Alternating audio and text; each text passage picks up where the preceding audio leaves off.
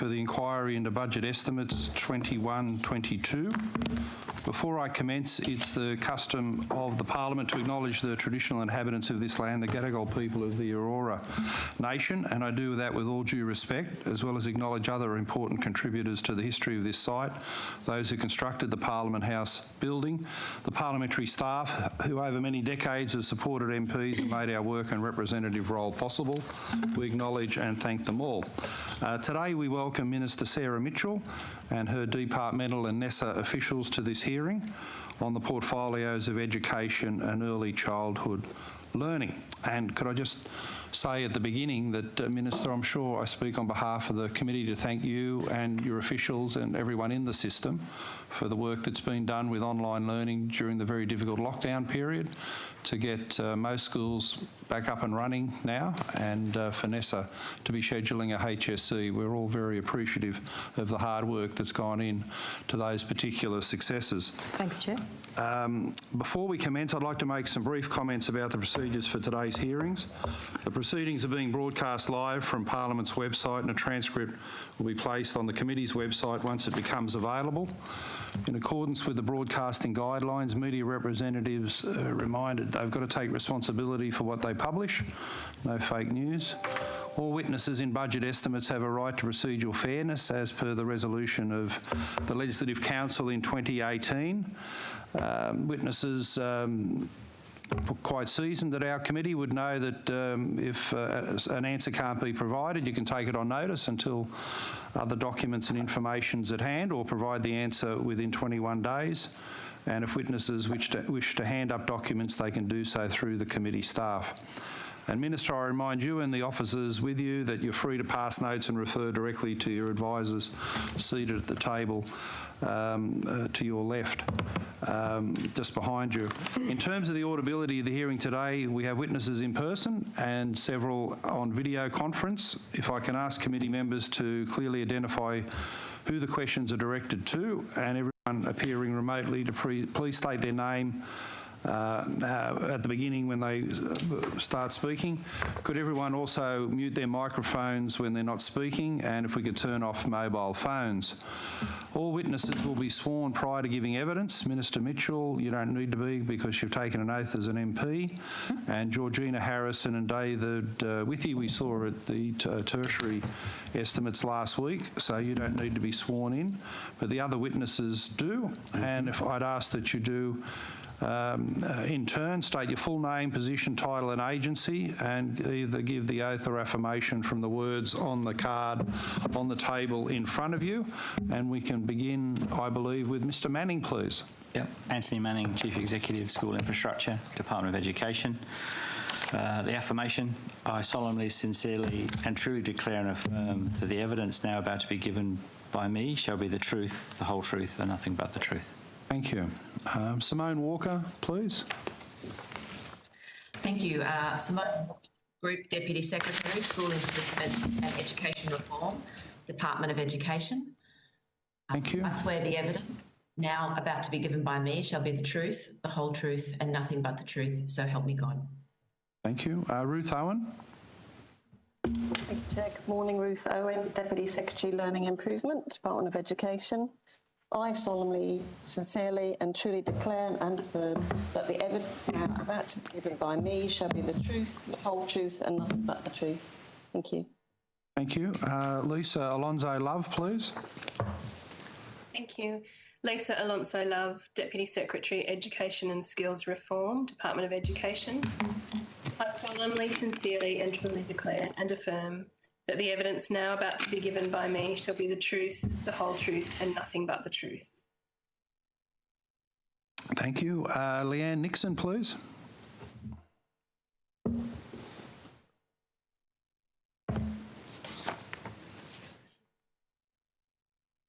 She's done? Is it there? Can someone ask her to maybe unmute?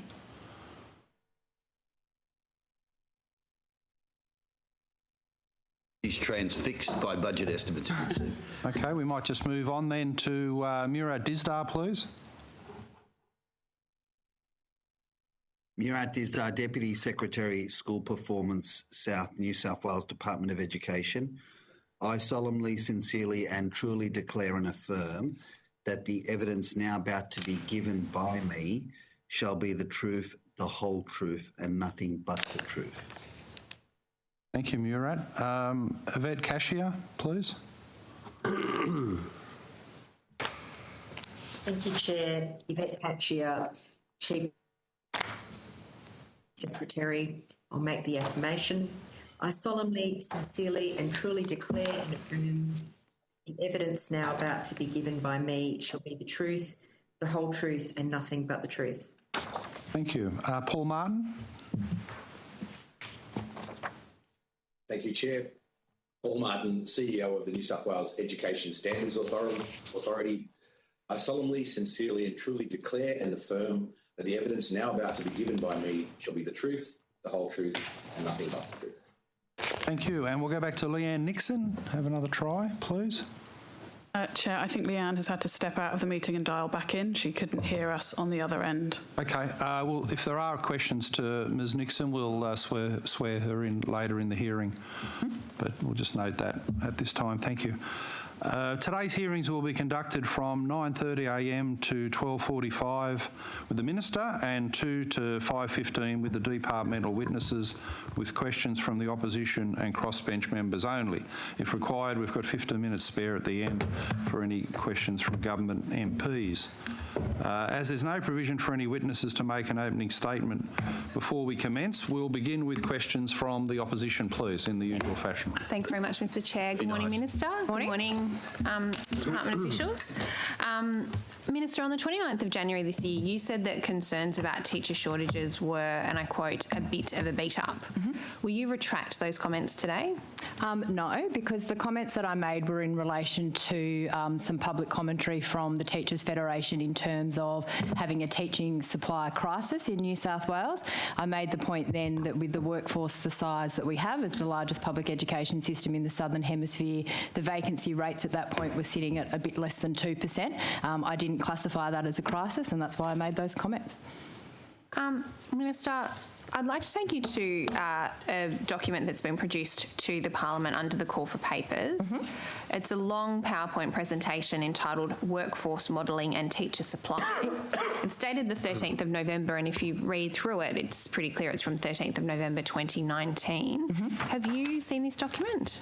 I may have. I don't recall. Yeah. Okay. Well, perhaps did you receive a presentation in relation to workforce modelling and teacher supply in November 2019? Can you recall that? I receive a range of presentations in relation to teaching and workforce supply. I have weekly meetings with the department where we speak about a range of issues. So I've had multiple conversations with our department team about teacher supply and our strategy going forward, as you would expect as Education Minister. So, Minister, when were you first briefed about the impending issues? Let's call them issues for now. I would probably characterise it as a crisis, but let's call it issues. Agree to disagree. But there's significant issues with the future of workforce supply. When were you first briefed on that? Yeah, so as I said, during my time as Education Minister, I've had a range of briefings and meetings with the department around teacher supply and our strategy going forward. I believe in that call for papers that you're referring to. I think there are 186 documents that you received, which all show the development and the work that the department has done in terms of our policy on teacher supply going forward. You'd be aware, I would hope, of an investment in this year's budget of $125 million into our teacher supply strategy going forward, and a range of initiatives. So there are many documents, as I said, that were part of that call for papers that talk about what was the work that was done, what were the issues that were identified, but most importantly, what is the solution that we need to work on going forward. And that, of course, culminated in our budget announcement this year for that teacher supply strategy and that publicly available document. So, Minister, I'd like to, I'm going to provide you with a copy of the presentation. But don't we get one? You give one to the Chair. Sorry, we've only got two today. It's a very long presentation. Yes, I tell you what. I'll take you to page 2 of the slides, which is entitled Executive Summary. And it says at the bottom of the third bullet point, our current strategies are insufficient to address this problem. When were you first briefed that your current strategies are insufficient to address the future problem? Well, again, if I can just refer to what I said earlier, you're talking about a document you said from the 13th of November 2019. And so I make the point, as I did before, that there's been a range of policy work and development that's been done by the department in relation to managing these issues going forward. As I said, this is the work that has culminated in our teacher supply strategy, which has recently been released publicly. It's proven to be the catalyst for our $125 million investment in terms of teacher supply, and I think it wouldn't surprise anybody in the committee that, of course, we look at what we need to do for teacher supply both now and into the future. That's the role of the department and the role of government. But Minister, when were you first briefed about the problem? That's what we're trying. You've given two very long answers now. I'd like you to cast your mind back. You became the minister after the election. When were you first briefed to say we are going to run out of teachers? Well, again, I don't agree with the premise of your question in terms of running out of teachers. As I said before, as Education Minister, I meet weekly with my department to talk through a range of issues. On many occasions, that has, of course, included teacher supply and strategies going forward. That's to be expected. Minister, I'm going to stop you there and I'm going to take you to two further pages into the document, which says, current, quote, best analysis shows an aggregate supply gap in the next 3 years. It goes on to say that by 2024, the gap will be 748 teachers, and in 2025, there will be 2,425 teachers. That will be the gap in supply in New South Wales. When were you first briefed? When were you first told about this impending crisis? Well, if I can again reiterate with respect to Ms Housos what I've said before, I receive regular briefings in relation to these matters. There are a range of documents that you got through that call for papers dated later on, which then go through the policy development process. There's documents from June 2020, from November. Minister, we will get to those. We will get to those. You can't pick a point in time and use that. Point of order. Point of order, Mr Khan. My point of order is the witness, the minister, is answering the question and the Honourable Courtney Housos is starting to interrupt halfway through the answer. The minister is entitled to complete her answer before Ms Housos jumps down her throat. But to the point of order, I have asked a series of questions along this line. I have given the minister ample time to answer. I am now asking very specific questions, trying to drill down on a specific piece of information. The minister is now talking about what is going to happen in the future. I am asking, when was she first advised about this problem? We will get to the other documents later on. We've got them here. We'll get to those. We've got a long day ahead. But we would like to know, when was she first advised? I am merely drawing her back to my actual question. Well, yes. Okay. I'll rule to say that witnesses need to be relevant to the question that's answered, but they also have some latitude. And I'm pretty firm here as a chair in terms of irrelevant answers or filibusters or whatever it might be. So I think the minister should have an opportunity to answer that question, please. Well, like I said, I'm briefed regularly by the department about a range of issues, including teacher supply.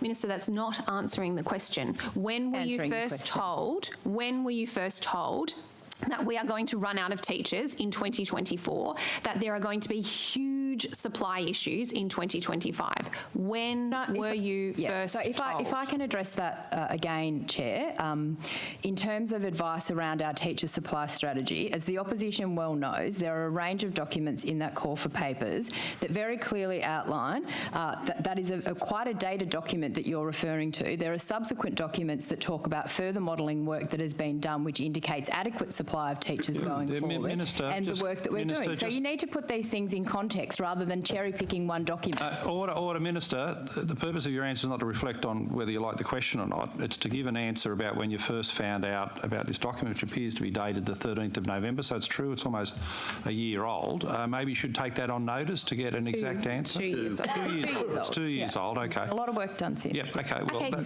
but can maybe take it on notice as to when you were first briefed about this 13 November. I'm happy to take it on notice as to when that document was presented to me. That's fine. Okay, thank you.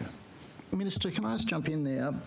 The document, actually, the 2019 document talks about a sort of two-pronged strategy, one with a rapid teacher supply strategy and then a longer-term teacher supply strategy. We've seen the longer-term teacher supply strategy released this year. What happened to the rapid teacher supply strategy and why hasn't? Yeah, so I'll ask the Secretary to make some comments in relation to this issue as well. But can I say, in terms of the teacher supply strategy that's been released, you're right, it really is looking at issues and opportunities for us across a range of timeframes. Some of the work in that, particularly around international recruitment, will begin next year. That's in line with the Productivity Commission's recommendation as well. So I think it's important to make that point that there are some elements of that strategy which will begin implementation from next year, including some of the pilot programs for scholarships, for retraining opportunities, for retraining SLSO. So it's not correct to say that everything in that strategy is long term. There will be some immediate Are those immediate measures, Minister, going to be sufficient to meet the gap that's identified in the document from November 2019? Yeah, sure. I'll get the Secretary to make a comment in relation to that. Sorry, Minister. Do you have an opinion on whether this will actually address? I'll take the point of order. Yeah, there's been a referral. We'll hear from the Secretary and then the opposition can ask another question. Ms Harrison. Would you mind repeating the question, please, Mr Diadam? The question is whether the measures in the teacher supply strategy that are going to deal with sort of immediate, those kind of more immediate measures, are they going to be adequate to meet the gap that's been identified in this 2019 document, which is 748 teachers in 2024 and 2,425 teachers in 2025? Thank you. And so firstly, we have, as the Minister has indicated, continued in a policy development process since those documents were drafted. We have validated the modelling around our teacher supply. We have asked Deloitte Access Economics to do that for us in 2020 to ensure that we were very clear on what issues we might have. And the reviewed modelling with much clearer assumptions has demonstrated to us that we will not be short of teachers at an aggregate level at that time. So if you move forward in that policy development cycle to where we now are, we have, and I know in the papers that were released to you, documents that are clear that we currently have and will maintain to 2025 a minimum supply of teachers required to operate the system. So we do not see that as a crisis. We have capacity. We have more teachers in the system than we have ever had before. We have one teacher for every 15 students. And so that is partly why we would not categorise this as a crisis. We've had a number of strategies running over a number of years. There was an initial election commitment at the last election that we have been delivering on and are on track to deliver to bring additional teachers into the system above and beyond the general level of recruitment we would expect each year. And so we have been at work on this. We have released initiatives before the teacher supply strategy was published. We've undertaken the Fast Stream programme, which is about making the profession attractive to new graduates as something that they can see career progression within. That was hugely successful in its pilot phase. We have both new teachers entering that programme. We have existing teachers entering to have that career path. So we do see that we are making progress on this issue, that we have strategies in place that are delivering. And I would point you to the later documents in that 180 documents that you were provided that show where we have ended up where we ended up with in terms of that analysis of the teacher supply requirements. So I might ask the Minister then, you're confident that we will not have a teacher supply crisis as identified in that 2019 document? Yeah, well, as I think the Secretary's outlined, that policy development work has shown that we've got the adequate supply of teachers that we need through to 2025. But it also says, well, it also, again, cherry-picking documents, the important point was around that. It was if we do nothing, there would have been challenges. We have done quite a lot. We've invested, as I said, $125 million into that teacher supply strategy. We've got a range of initiatives to attract and retain teachers. And of course, that's on top of our election commitment for 4,600 additional teachers over 4 years, which we are well on track to be delivering. We've always been committed to boosting teacher numbers. That's not a surprise. Can I ask about the teacher supply strategy document that was released?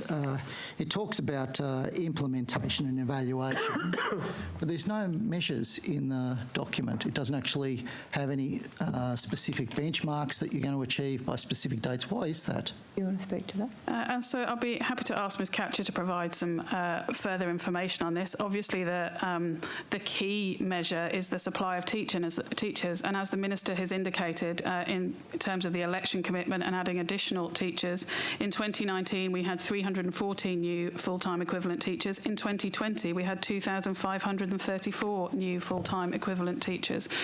We are delivering on those increases as we see the need in the system, and Ms Catcher might be able to provide you with some further information on the key data that we'll be tracking. Thank you, Secretary. Yes, thank you for the question. I think the answer is that what you would be looking at in that bundle of documents is a strategy, and then flowing from that strategy is, are the more tactical programming implementation plans that flow from that. So by way of illustration, which would help the committee, I think, if we take one of the initiatives being something like recruitment beyond New South Wales, we're already recruiting qualified teachers from beyond New South Wales in the system. That's one of the few readily available sources right now. So you mentioned rapid supply. And this is important to look at given the time it takes to grow a local undergraduate. And then it would flow through that program. Ms Catcher, can I just bring you back to the question, which is why weren't the measures included in the document? I mean, it's a strategy. How are we to assess the success or otherwise of this strategy if there's no clear benchmarks and no clear timeframes for when those benchmarks should be achieved? They may not be in the documents you're looking at, I suppose, is what I'm... But this is a public document. How are we supposed to assess? Point of order. The witness was asked a question and was attempting to answer, was no more than 5 seconds into her answer when she was cut off by the Honourable Anthony D'Adam. Now, there's no way that we'll let the witness... Okay, yeah. I understand. We'll let the witness answer, please, Ms Catcher. Thank you, Chair. So each part of the strategy obviously has a program implementation plan and a set of key milestones. Ms Catcher, can I ask you then for those documents same to point be of order provided is being to taken. I think you need to give the witness another, 45 seconds or so to provide an answer. She answered. Well, I think she was still... Ms Catcher, I think, was still going. Look, can I just make the point? The witnesses deserve the respect of providing an answer. I'll cut them off if it's obviously going on too long and taking up too much time. But at this stage, Ms Catcher, had you finished your answer there, please? I can finish it. I'm simply saying that there are a range of modelling documents that I think the committee has been referring to and talking to this morning. Modelling is the first part of the process. Doing the testing of the modelling is the next part. Formulating the strategy is the next part based on the modelling numbers of teachers that you require. And as the Minister stated, the modelling allows you to refine and hone in on the teaching specialisations and the regional locations you need teachers in. So Ms Catcher, can I ask you about that? So are you suggesting that there's modelling still underway, that actually these proposals are half-baked, they're not complete? No. Not at all, not at all. What I'm stating is the truth, which is that in any workforce, a range of top-down and bottom-up factors are going to drive workforce supply and demand, and that any good workforce modelling will always be continuously updating and updated depending on the various and data sources. Mr D'Adam, if I may, just in relation to your initial question, the strategy is clear in terms of the measure and requirement to add an additional 3,700 teachers on top of our 10 years. On top of our annual recruitment, additional on top of our current annual recruitment. So there are measures in the document that are clear in terms of how we will. There's one measure that you reach that benchmark after 10 years. That's so just to be how clear, we're to judge the success of this strategy. That is in addition to our annual recruitment recruitment. And as I indicated in a previous answer, in 2020, we already had additional 2,534 teachers. We are seeing other increases in our recruitment as a result of our recruitment efforts. And so those measures are there. That is the ultimate measure of teacher supply, is how many teachers we have. And so we're... In the right place, I think, is the wording. There's no way for us to assess whether the teachers are in the right place based on this document, is there? How do we know you're getting the teachers in the right place? And so, Mr. Diallo, we will know that based on where we see vacancies and have other internal measures that we monitor closely around the time taken to fill vacancies. We have a number of elements underway as a result of that strategy. We have the rural and regional incentives review to ensure that we're attracting teachers into the places we need them. We have the Fast Stream programme that includes a significant investment in our teachers and in their experience in a number of different settings. So we're very focused on making sure we have the teachers where we need them. So, Ms Harrison, you're happy to provide to the committee the implementation plans for the programs that are outlined in the teacher supply strategy? I'm happy to take that on notice and see what we can provide, yes. Thank you. Have those documents been completed? As I said, I'm happy to take that on notice and come back to you with the plans that we're able to provide. Can you tell us on notice if you have internal working documents of the department or whether they are publicly available? Well, sorry, just to that point, the Secretary's already said we'll take on notice and provide what we can. I mean, obviously there's internal working documents that government agencies would be doing as they implement this work, but we'll take on notice and provide what we're able to give. We are specifically interested to know whether you have an implementation plan in order to put this into practice. I think that's been pretty clear. Yes, and I think as Ms Catchier indicated in her evidence, that's exactly what we have. So I'm very happy to take that away and see what we can provide on notice. Can I just ask about the countries of origin? You've done modelling on that? Or where you're going to recruit teachers outside of New South Wales? Certainly we have looked at where we would want to target that recruitment activity in terms of bringing in international... Can you elaborate on where you intend to target? Ms Catch will be able to provide some further details. Obviously the factors we will be taking into account are similarity in context, proficiency in the kind of teaching and expectations we would have here in New South Wales, and of course anyone that we recruited would need to meet the New South Wales standards. High quality. Yeah, Ms Catchier, can you just finish off the answer, please? Which are the countries of origin? Yes, Chair. At this stage, and given all the factors that the Secretary's outlined there, we're looking at New Zealand initially, the UK and Canada, which, as the Secretary pointed out, systems, and obviously we need people to be able to be accredited when they join, and we need to obviously consider as well any current travel restrictions, etc. But they are predominantly the countries we're looking at. Thank you. Before we go to Mr Shoebridge for the next round of questioning, Ms Nixon is now online and needs to be sworn in, please.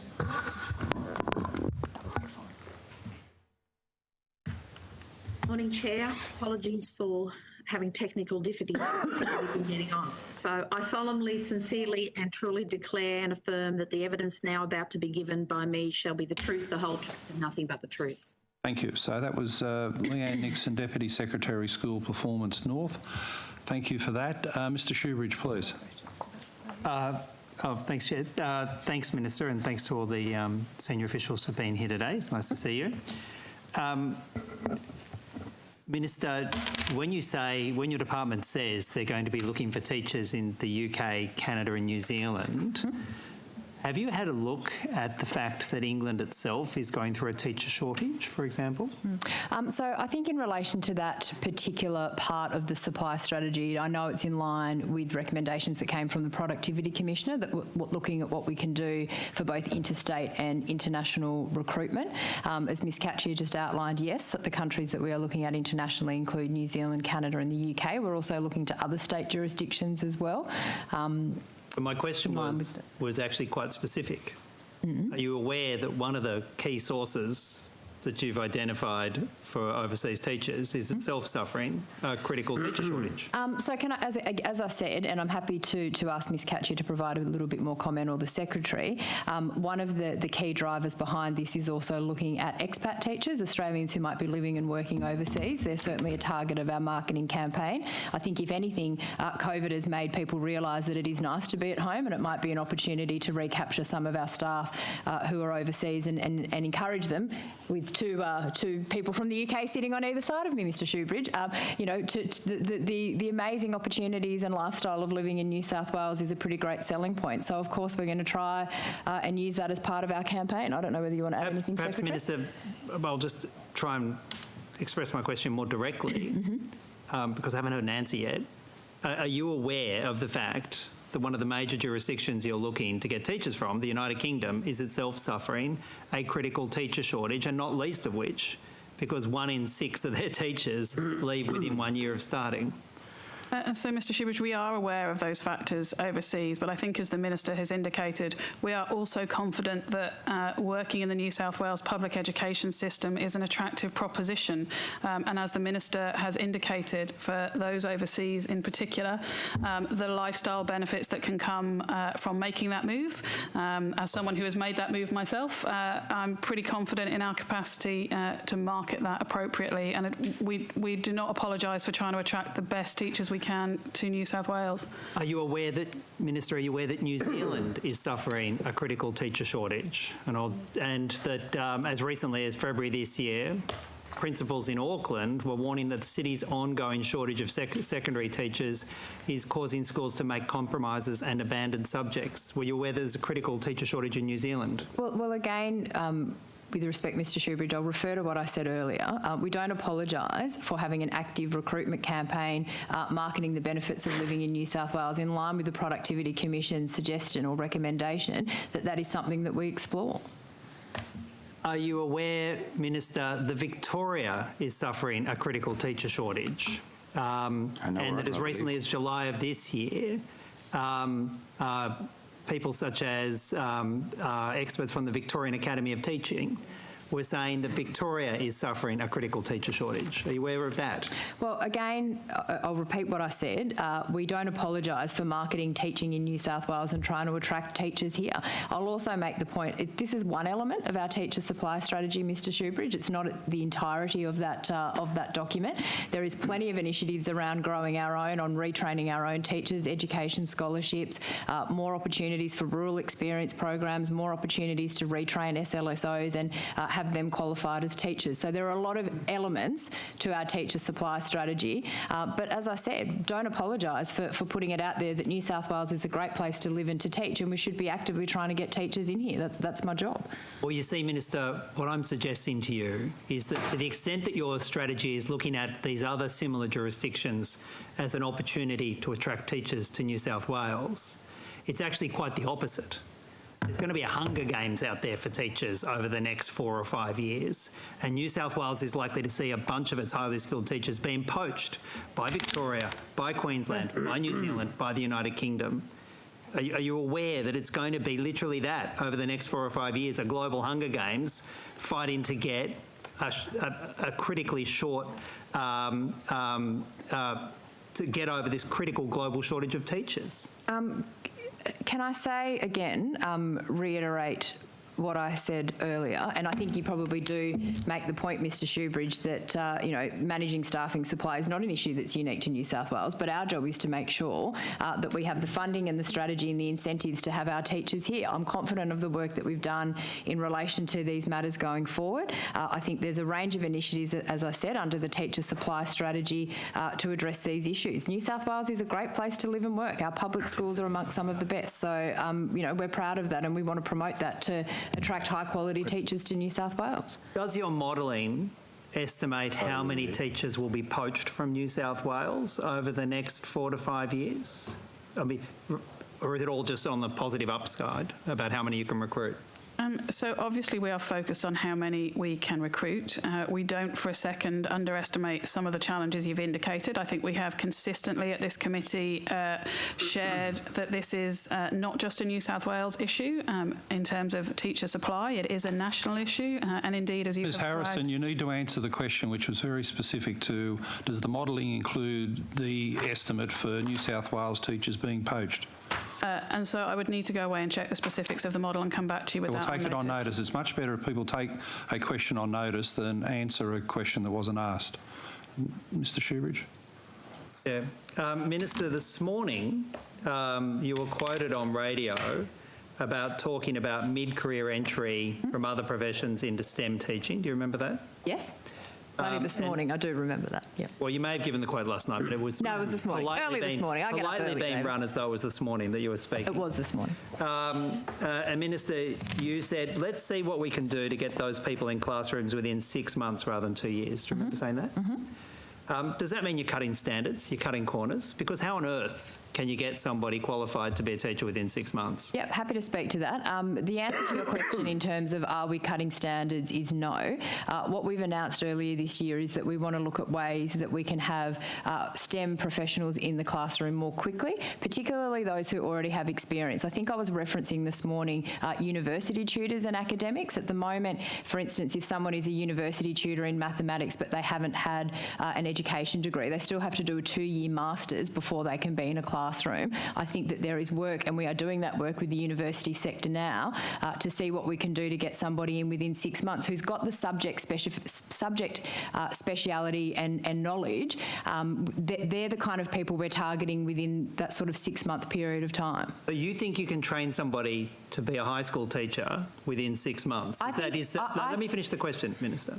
You think you can train somebody to be a high school teacher within 6 months. You don't think that's discounting the professionalism and the detailed study that's required to be a professional teacher in a high school or a primary school? As I said, Mr Shoebridge, we are looking at opportunities for mid-career transition. The specific example that I gave was that if someone is a university tutor or professor or lecturer teaching first, second year university students mathematics or science, I believe that there is a capacity to get them into a public education system in a classroom within 6 months, okay? So there's different bodies of work as part of that mid-career transition. I'm not talking about someone who has no experience in the education sector or no content knowledge. Of course, in that circumstance, you need to look at the appropriate qualifications. But I find it hard to justify somebody who might be already qualified, like I said, teaching first or second year university students science or maths, that we can't find a way to get them into a classroom before 2 years. There's no teaching qualification to be a tutor. There's no teaching qualification to be doing that at a university level. And I might note that your comments didn't have those qualifications this morning. Are you saying, do you so undervalue the profession of teaching that you think that somebody can pick up the skills of being a teacher with a short, sharp 6-month course? Is that your position as Minister? What I am saying, and again, I'll repeat what I said. Don't repeat. Well, I'm allowed to answer the question how I choose. My point was, at the moment, the 2 years master's degree can often be an impediment for people who are looking to make that career change. I have heard directly from principals and teachers who talk about what are the opportunities to get people in the system, to get them experience in the classroom much more quickly, to get them in paid roles earlier on to help address this, particularly for people who are mid-career, who have financial pressures, who often have families, who might want to come into the teaching career, but it is too difficult to take 2 years' time out unpaid to do a master's. My point is, if you have people who are, particularly in the university sector at the moment, which we know has been hit quite hard by COVID, if there are people who have experience, who are, as I said, academics, professors, have that skill set, why wouldn't we be looking at what we can do to get them in the classroom? And I don't apologise for finding innovative ways, not at all reducing quality, We have very high standards for our teachers in New South Wales. That will continue. But it's about making sure that we've got the supply and pipeline that we need going forward. Thank you, Minister. Coming to my round of questions, I'll table a document, and if the Minister could be shown a copy of it. It's the Ashcroft High School Strategic Improvement Plan, 21-24. And Minister, you've spoken extensively of the importance and your high hopes for strategic improvement plans as part of the school success model for lifting student growth and attainment around the state. Were you expecting that these plans would be somewhat standardised, that each school could be compared to other schools? In terms of the school success model, sorry, Chair? No, the strategic improvement plans, like the one you've got in front of you there from Ashcroft. Yeah, so I mean, obviously, as part of school success model, we have worked with all our schools to set those targets, as you're well aware, and we've spoken about that before. In terms of the specific work that school communities have done for their strategic improvement plans, I know that Mr Disdar is quite familiar with this particular school, so I might get him to answer that question. Well, I'm asking you generally, were you expecting these to be in a standardised format so we could compare school plan against school plan around New South Wales? Well, like I said, the school success model is what gives us that opportunity to compare schools and outcomes, and that's certainly been my focus. But I'll see. No. Well, we'll come to Ashcroft and the details in a moment. Were you expecting that every school would have to be accountable for their results in 2022? That the targets would all be for next year? Yeah, so there's a range of targets, obviously, Mr Chair, that have been set through school success model. Some we've had to baseline, obviously, so like the phonics check, for instance, has only been brought in from this year, so there is some data sets that we need to capture going forward. But all the schools have had their targets set, and we'll continue to track and monitor how they're performing against those targets. But were you expecting that all schools would have targets for 2022 that they were expected to meet? Well, again, it depends on the particular target. Some we've had to baseline this year, as I said at the No, I'm not talking about the baseline. I'm talking about for when the target would be judged as successful or unsuccessful for next year. Yeah, so what I can say in relation to that, and again, I'm happy to let the Secretary, Mr Disdar, speak to this too, because they've done a lot of work with the school communities in terms of the implementation of school success model. But like I said, we already are tracking our schools in terms of who is working towards and meeting those targets, who are exceeding. We've already identified our ambassador schools. So that work continues and is ongoing in our school communities in terms of those targets that have been set and the trajectory that schools are on. And Minister, were you expecting the strategic improvement plans could be understood by parents so they would know what the targets were and what the hopes were for the academic growth of their children? Look, I do think it's important that that parents understand the priorities of the school and the areas that school community is working to achieve. As a parent, that's what I'd like. As a parent and the Minister, can I take you to this document on page 3, the third column, target 2? Do you expect that parents in Harrison Street, Wilberforce Street, Maxwell's Avenue, Ashcroft can understand that material there, specific trial matrix including 1 QT plus whole person, 2 QT plus FOR, faculty identified skills, and the gobbledygook just goes on and on? Minister, can you give an explanation to those parents in Ashcroft as to what that means? Yeah, no, look, and I think you make a very relevant point, Chair. The Secretary has just reminded me, of course, that a lot of school communities also do, sort of more parent-friendly versions and communications in terms of the areas that the school is focusing on. Like I said, Mr Disdar might be able to provide a bit more specific information in relation to Ashcroft. I'll come to Mr Disdar probably this afternoon, but I raised this in the council chamber in the MPI debate with you, Minister. What have you done to try and give parents in Ashcroft, a heavily disadvantaged area, an understanding of what these targets are supposed to mean and how the school might be implementing practical means to help their children learn to read, write, get good leaving results and get a job? Yeah, again, I would ask if Mr Disdar could address this with respect, Chair, because as I said, I know it's a school community that he's very familiar with. Mr Disdar. Thank you, Minister.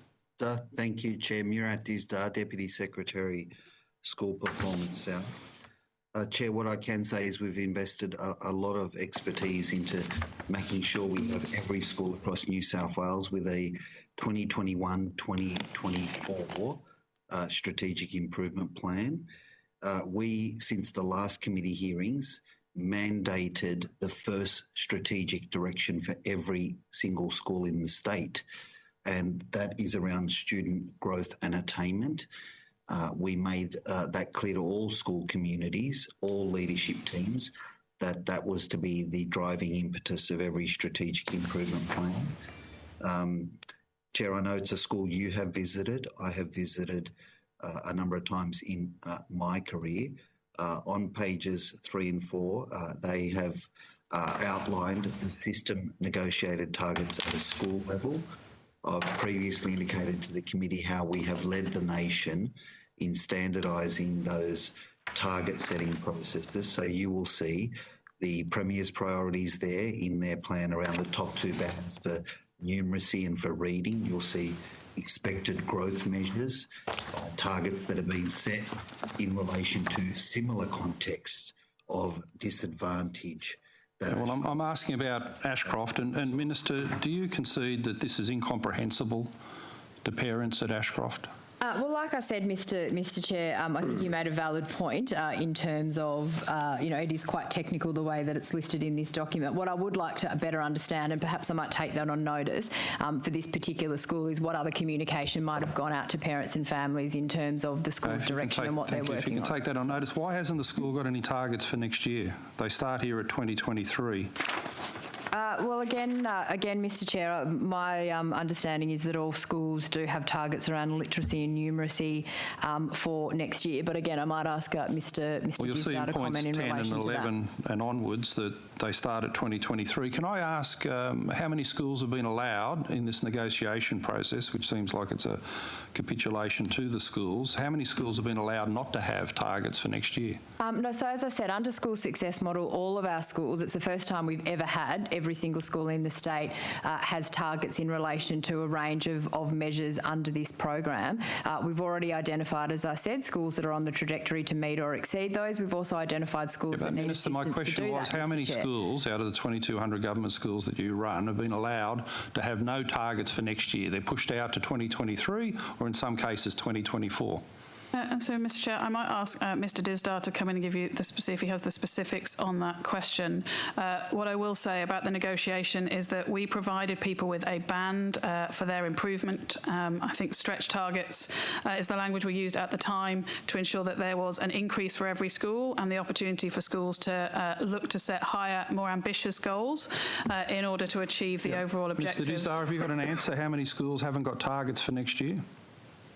Yeah, I'm happy to help with this question, Chair. Firstly, if I take you back to Ashcroft. No. You need to help by giving me an answer to my question. How many schools haven't got targets for next year? I know Ashcroft doesn't. The document's in front of us. What about the other 2,200? Well, I don't support that summation because Ashcroft does have 2022 targets for the top two bands for reading and numeracy, Chair. And the 2023 targets you refer to are the expected growth targets. There are different maturation years for different targets that we've set across the system.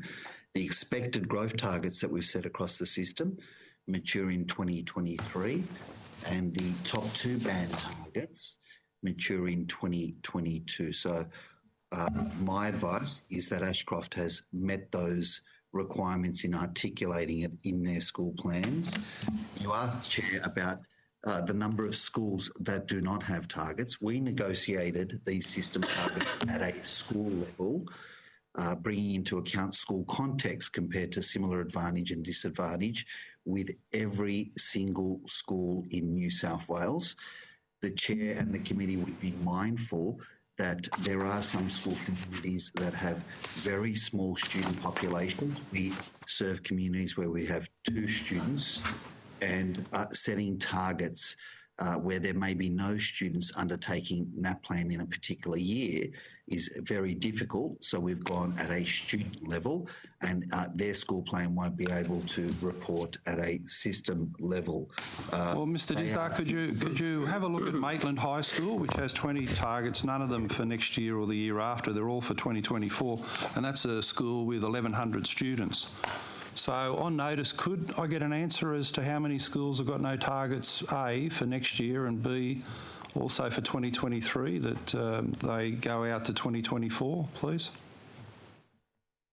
Chair, I'm happy to take your question on that, but I do want to stress for the committee that every school, its strategic direction one is around student growth and attainment. Yep. And outside of very small school populations you won't see a report. No, well, Maitland has 1,100 students, you see. It's a high school in a major population centre.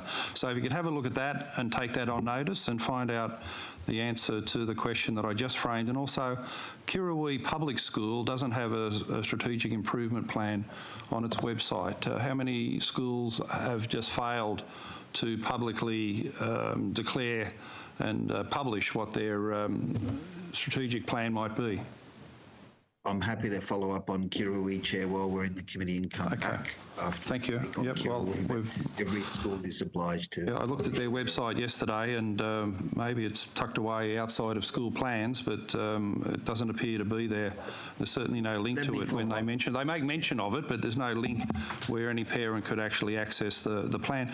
Minister, just looking at this Ashcroft plan at point 10 in the third column on page 3, it reads, increase the proportion of students meeting or exceeding expected growth for NAPLAN numeracy in 2023 by at least 8.2% from the 2016-18 baseline. Why is the baseline so dated that from 2016 to 2023, it's 7 years of judging what the progress might be? That is just about 1% per annum. Why does the baseline go back to 2016 instead of 2019?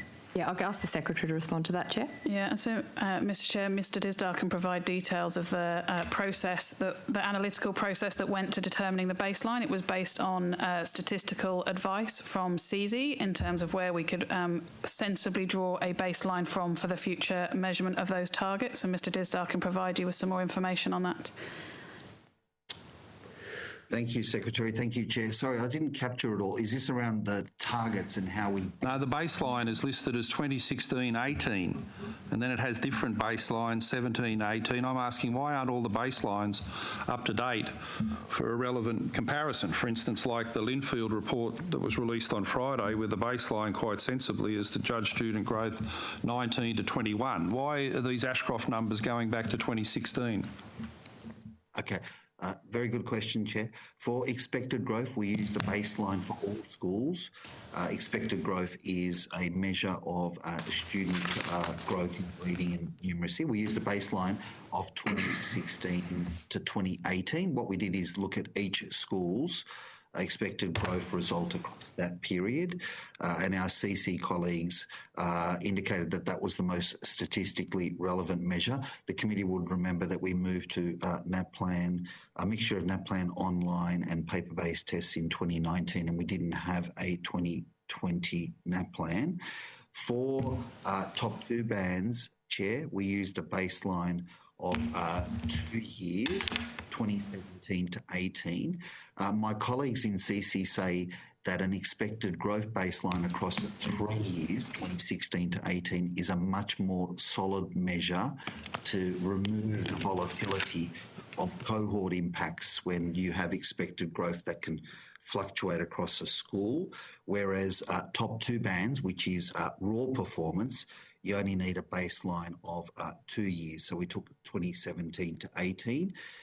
The committee will remember the complexity we had with the rollout in 2019, so we wanted to avoid that in setting the targets, and that's why there's a variance in the baseline, and we respected the professional expertise and advice of our CC colleagues on this.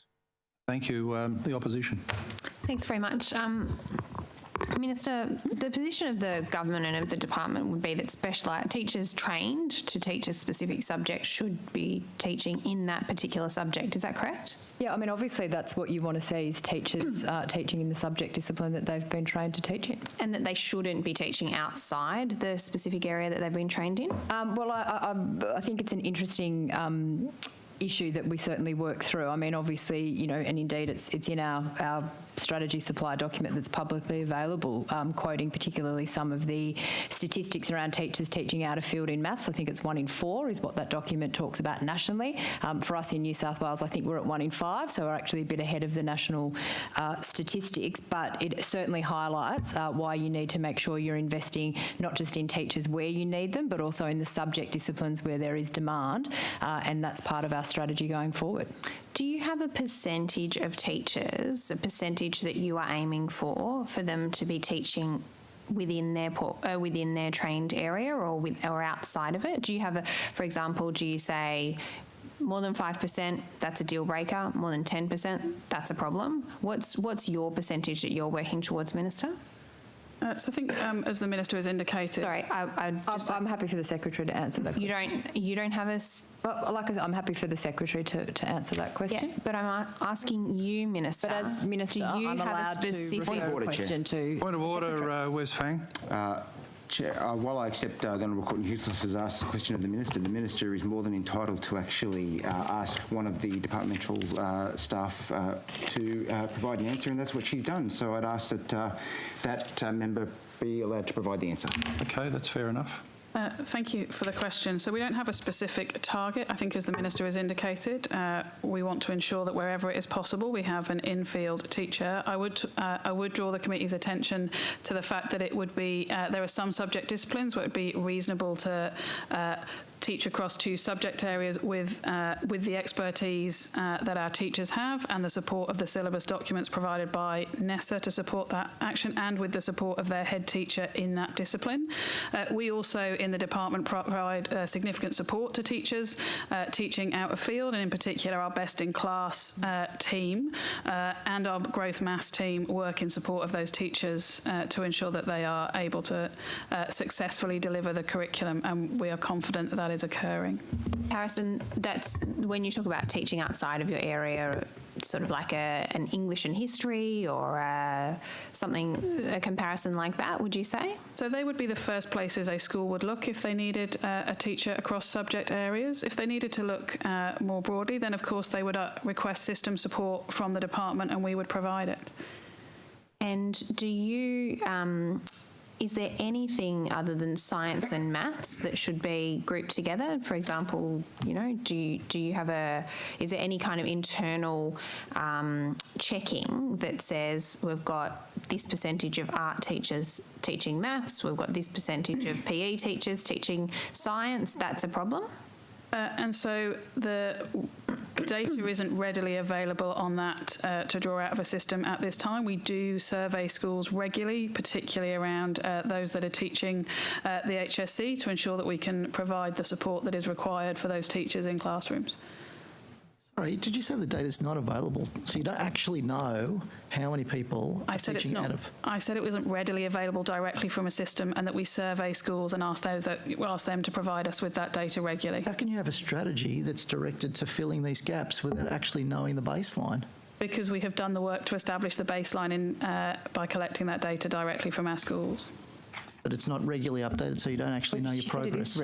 So we regularly undertake that work on a cycle to meet our needs, and we will continue to do that through the implementation of the strategy. And how many times are you going to be surveying your schools each year? And so we wouldn't do it multiple times in a year. We are conscious of the teachers and staffing tends to be set for a year in a school, so we would look to do that as we need to in the cycle. And Ms Catcher might be able to provide you with some further information on our approaches there. I think, as the Minister indicated earlier, we've been leading the nation in our understanding of this data at a system level and have been working cross-jurisdictionally based on the analysis we've been able to do to support other jurisdictions. So Ms Catcher will be able to provide you with some further information. How often are you surveying schools, Ms Catcher? Thank you, Ms Housos. We survey them on an annual basis, and in reference to what the Secretary just referred to there, at the department level, New South Wales Education is leading the country by using timetabling data to understand teacher supply and demand at that subject level. Thanks very much, Ms Catcher. We might come back to that this afternoon because we have got limited time with the Minister. So, Minister, do you have a percentage, after listening to all of that you think is acceptable or not acceptable? Well, as the Secretary indicated, there is no set percentage. I think what is important for me as Education Minister are the range of initiatives and the funding that we have to deliver those initiatives to get more teachers in areas not only where we need them geographically but also in the subject areas where we're seeing high demand, and that absolutely includes subject areas like STEM. Again, this shouldn't be a surprise to any of the committee. It's something we've spoken about publicly before. I've spoken about it in the House many times, and a lot of our initiatives through the teacher supply strategy look at addressing some of these issues, particularly around retraining opportunities for our staff. Again, that's something that stakeholders have raised directly with me, looking at what we can do to make sure that support's available. And again, as the Secretary outlined, things like our Best in Class program, some of the maths work that's being led by Eddie Wu and others, there's a lot of support for teachers who are out there working for us. Yes, but fundamentally they're teaching in areas that are outside of that they have been trained in. We've got 1 in 5 in our country schools who are teaching outside of, when it comes to maths, a fundamental skill. That is an issue. You would acknowledge that that is an issue. Yeah, which is why we're addressing it, as I said, through the teacher supply strategy and a range of initiatives to help address this problem. And look, can I also just finish my answer? Yeah, the Minister just finished. Yeah, and you've particularly called out rural and regional schools. As members of the committee very well know, as someone who lives in a regional community, as somebody whose eldest child goes to a regional public school, these are issues that are very close to my heart. I think it's incredibly important that we see investments in our regional workforce and making sure that we have the teachers that we need where we need them. That's why we've got, as I said, the strategy. That's why we've got the $125 million investment in this year's budget to address these exact issues. That's why we've done the work to inform the strategy so that we can address these issues. So, Minister, what is the acceptable? I accept your personal passion for the area, but what is then the level that you will consider acceptable? Well, what is the level that when you will have seen that you have achieved what you are seeking to do to address with the strategy? Yeah. When will you say, yes, we have actually achieved success? Well, as I think the Secretary mentioned in an earlier answer, the strategy very clearly talks about those extra 3,700 teaching positions in areas where we need them, in subject disciplines where we need them, on top of our annual recruitment, on top of our election commitment for additional teachers as well. That's the clear benchmark that we're aiming to hit through this strategy, and it's all publicly available. It's all Minister, on the website. I wanted to return to the PowerPoint presentation that I provided you with earlier. If you turn to the appendix, which is right at the very back, 1, 2, 3, 4 pages from the back. This is a very long presentation about workforce modelling and teacher supply. Yep. But it's not until the appendix that it actually makes what some might say is the elephant in the room, where it says, however, the right financial incentives can be effective at attracting applicants. Minister, have you considered paying teachers more? Well, can I say in relation to financial incentives, and this is specifically referring to our Teach Rural scholarships, again, as part of the teacher supply strategy, but also our rural and remote incentives, which has also been released this year and is very much linked to the supply strategy.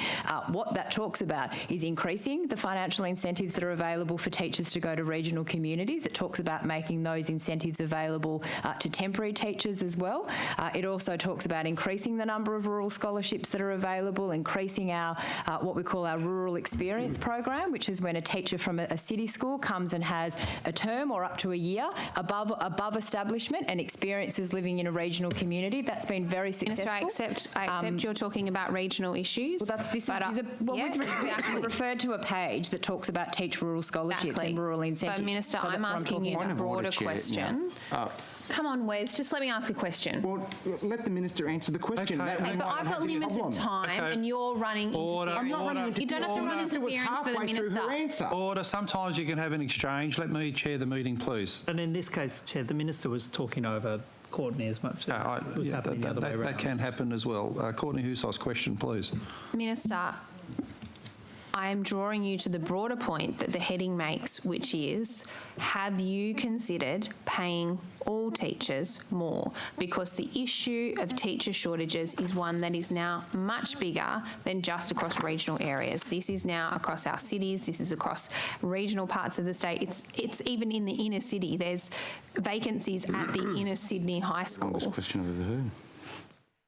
Minister, have you considered paying teachers more? With respect, you're referring to a document here, like I said, that speaks specifically about rural, and I have addressed a lot of the initiatives that we're doing. In terms of teacher rates of pay, members of the opposition and indeed members of the committee would be very aware that we're currently undergoing an award negotiation with the Teachers Federation in relation to these matters. It's not appropriate, nor am I going to provide a commentary in relation to that in this setting. They're matters that will be dealt with through that award process. We also clearly have a wages policy in New South Wales that is in effect, and those negotiations continue between the department and the Teachers Union. Mr. Have you approached the Treasurer about seeking an exemption from the cap in the wages policy? Well, as I said, I'm not going to provide a running commentary to the committee about any negotiations or deliberations, but I'm happy to say, I'm happy to share with the committee, the government wages policy exists and the negotiations will be done in line with the government wages policy. So the Treasurer doesn't give you whatever you want? Order. It's opposition questions. Minister, the teacher supply strategy is a $125 million strategy. I wonder if I could take you to a bit of some of the details in relation to each of the programs in the strategy. I wonder whether you could tell me how much of that $125 million is dedicated to the program relating to retraining teachers. Yeah, I'll ask Ms Catcher if she's got the breakdown of that. I don't have that document with me. Don't know how much each... Well, no, as I said, there's a number, as you've pointed out, there's a number of initiatives under that. There is a breakdown. I just don't have those figures with me. I'll see if Ms Catcher's got that, or we can take it on notice, or unless the Secretary wants to comment. Ms Catcher would have those numbers. I might just see if she is there. Thank you, Secretary. Thanks, Minister. I will come back to the committee today on that. I will have the number, but I don't have it to hand right this minute. If that's the case, Ms Catcher, can I get you to take on notice the costing breakdown for each of the programs in the teacher supply strategy, and also can I also get figures in terms of the numbers? So for the retraining of teachers, how many teachers will be retrained under the teacher supply strategy, and how many per year across the... Happy to take that on notice, and I think it's also useful for the committee to understand and appreciate. So that $125 million allocation is over a 4-year period. There are obviously some elements of that which the document very clearly calls out that we want to pilot in terms of the numbers that we want to do, how we want to start that from next year, and then look to grow in terms of what we see as most successful. And I think the retraining element is really important. I'm also particularly excited about 2 other areas: the opportunity to retrain our SLSOs, our student learning support officers who already have experience in the classroom, give them the opportunity to upskill and do their teaching degree. I think that's a really, really great initiative. And also our Grow Your Own, where we want to target final year high school students in regional communities, give them support in the year out of school to work as an SLSO, and again, provide them with opportunities for scholarships to do their teaching degrees as well. So there's some really good stuff that we're trialling from next year that I think it gives us that chance to establish what is most effective, how we can make those programs work, and then look at the opportunities to expand as well, as I'm sure you'd appreciate. Do you know how much you're allocating to the Grow Your Own? I'm happy to provide that in that breakdown that we'll allocate for you. Can I ask about the strategy? Obviously looks at recruiting externally and deals with some measures in relation to developing your workforce. But I wanted to ask about exits. And why the strategy doesn't address the question of teachers exiting the profession. Why is that, Minister? Yeah, I mean, I might ask the Secretary to provide some comment, but what I'll say initially, again, this is the strategy about growing that supply. You know, we do obviously are aware of the number of teachers that for whatever reason might leave the profession, and I think the other point of that is the work that we want to do around making sure people understand that teaching is a really rewarding career. It can give you pathways into a lot of opportunities, and I think really reframe the setting of how teaching is perceived, the opportunities and the professional development opportunities that come as part of that. You'll be well aware, of course, that we've got fewer students electing to study ITE degrees, and we really need to get to the bottom of why are people not seeing teaching as an attractive career, and we want to reverse that and address that issue as well. So I think it is a complex... But you know, that's a very simplistic approach. I'm telling you from the experiences and conversations that I have with multiple teachers and principals, professional development and support career pathways is incredibly important. important. Referencing our fast stream, which we announced this year, for 50 of our best and brightest to go on a leadership pathway to be a principal within 10 years, we had more than 200 applicants for those 50 positions. That tells me very clearly that if you give opportunities and incentives beyond financial that are about, opportunities for career progression, advancement, school leadership, mentoring, that is what teachers want. They want to be treated like the professionals that they are and have that career opportunity. And I think that's what needs to be called out, because there's a real disconnect at times between the public narrative that comes from some and the reality on the ground and the passion and the opportunity that comes with being a teacher in our public system. And that's the message that I want to get out there, because it's important. Minister, can I ask you about the casual supply? Has the government's COVID tutoring program compounded the problem with casuals? It's interesting with that particular program. Can I say that we have had overwhelming support from our principals and teachers for that program, and indeed during the learning from home period, the number of principals and teachers that I met with, without doubt, the number one question was, will we continue it? And the answer obviously is yes. Can I say of the 7,500 positions that have been available through that program this year that will continue next year, yes, casual workforce are used as part of that. We've also tapped into retired teachers, final year university students, and also using our school learning support officers as well. So our teachers and principals have been able to operationalise this in their schools. They see the benefits of the program and they've been able to manage staffing accordingly. Minister, is the high degree of contingent employment, casualisation, temporary contracts, is that a factor that's contributing to teacher exits? That's compounding the problem of teacher supply? I'll ask Ms. Katchia to comment in relation to that, because my understanding is that we're actually seeing more permanent roles, but I'll ask her to go through some of that data. Thank you, Minister. Thanks for the question. I think starting the answer by articulating that it's important to have a range of workforce supply, so casual and temporary workforce. So we actually welcome the fact that we do have casual supply. They provide a very important service in our schools when teachers are undertaking professional development, when they are absent for some reason. So that's casuals are very important.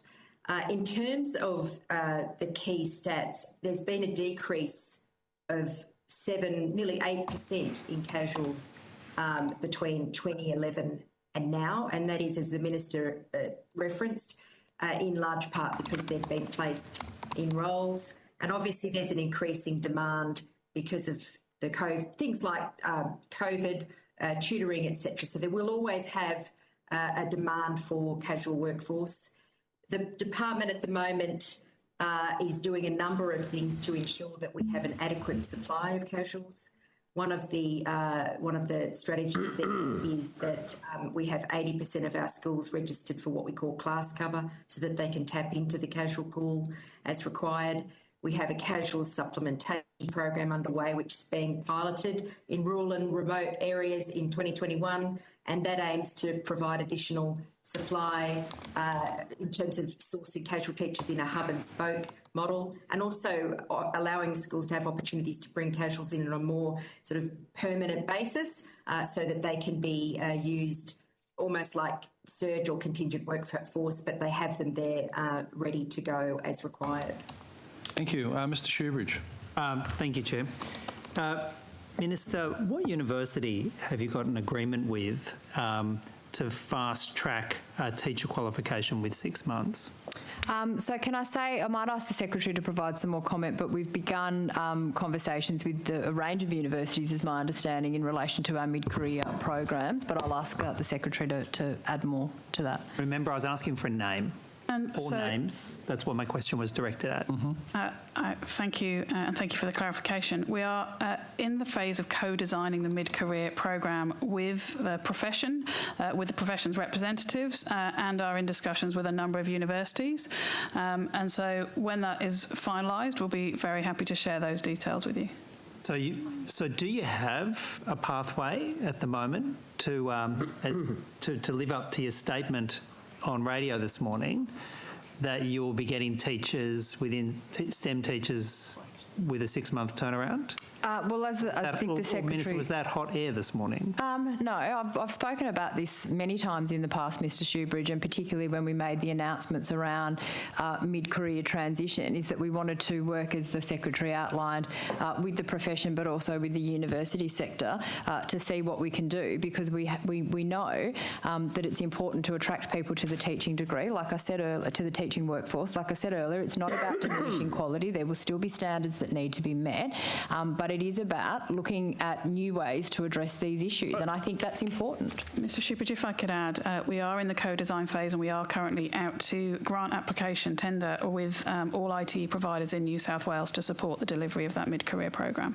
So who are you designing a 6-month teaching qualification degree with? Who are you designing it with? It's a simple question. You should be able to tell me.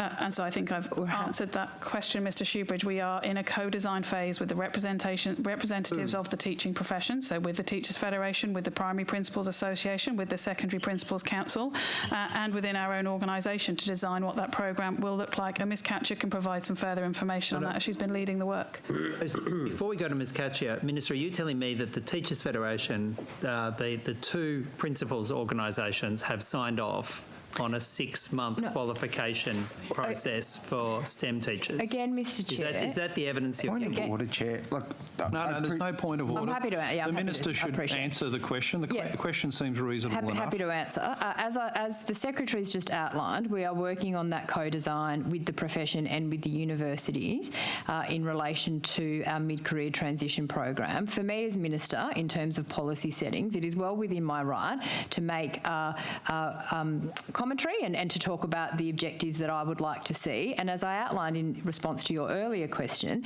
depending on the context and the experience of the individual... Well, with respect, Chair, I want to answer the Point of order, question. Mr Shoebridge. My question was whether or not the Teachers Federation and the two principals organisations had signed off on a 6-month qualification, and the answer is just not even approaching it. Yeah, Minister, it can be answered yes or no, as the Teachers Federation signed off. Well, like I said, we're still in that co-design process. So the answer is no, and you well, that work's still underway, Mr Shoebridge, but I don't apologise for a policy intention to get trained STEM experts in the classroom more quickly. I think that's what good government should do. You don't apologise for pretending that you can teach... You can train somebody in the profession of teaching within 6 months from a standing With all start. due respect to your question, Mr Shoebridge, I made it very clear in your earlier line of questioning that what this is about making sure that we want to have the teachers that we need in the subject areas where we need them. Again, in conversations I've had directly with principals and teachers, and particularly a roundtable we had in southwestern Sydney earlier this year prior to the COVID pandemic, there were active conversations with a group of principals about what are the opportunities to give people experience rather than being, 2 years in between studying and being in the classroom. And again, I don't think that it is a bad thing for us as a government to be looking at different initiatives for mid-career attraction, and we might agree to disagree on that policy setting, and that's fine. Have you considered paying people a decent bursary or other payment so that they can get a comprehensive 2-year master's degree? Have you considered actually helping people do that and pay them for the 2 years master's degree? So again, Mr Shoebridge, that's exactly my point. As we co-develop this program going forward, there are already scholarship initiatives that do exist in terms of STEM recruitment. But can I say more broadly, the intention behind this policy is about having qualified, highly trained staff in our classrooms who are accredited by NESA, who meet all the necessary requirements. My point around having people who are already experienced in subject areas and have experience in education settings. We have we should be looking innovatively at how we address this. And as I said, we can agree to disagree. You're repeating yourself. Well, but it's still relevant. Minister, how much have you paid in scholarships this year to attract STEM teachers, and how much was paid last year to attract STEM teachers? I don't know if the Secretary's got that, or we can take it on. We can provide the details of that on notice. We have a number of it was a question about a figure. I'm very happy to provide it on notice. Not a chat. Yep. Minister, the vacancy rate for teachers over much of this year was about 2%, is that right? That's my recollection, yep. Just under, I think. What's the current vacancy rate? I'll ask the Secretary to provide that, but also put the context around the additional... No, I just want the vacancy rate. No, but there's a context that's important, the vacancy David. rate. I'm allowed to answer the question. Yeah, but the question is, what's the vacancy rate? Yeah. And so Ms Catcher will have the specific number on hand. It's between 3 and... Ms Catcher, the vacancy rate. With respect, Chair, if the Secretary could finish her sentence before she was interrupted. If it's telling me the vacancy rate... Well, I think we're just after one number here, which is the vacancy rate, and the Secretary's referred it to Ms Catcher. So, Ms Catcher, can you provide us with that number, please? I'm going to have to raise a point of order in that instance. Point of order, where's Fang? What the Minister and the Secretary have both indicated is that the figure has a provision on it, and that they're also seeking to not only provide the figure but the provision, and I think that is appropriate given that the answer does have a provision. Well, that's all they were asking to do. Let's see what Ms Catcher says, please.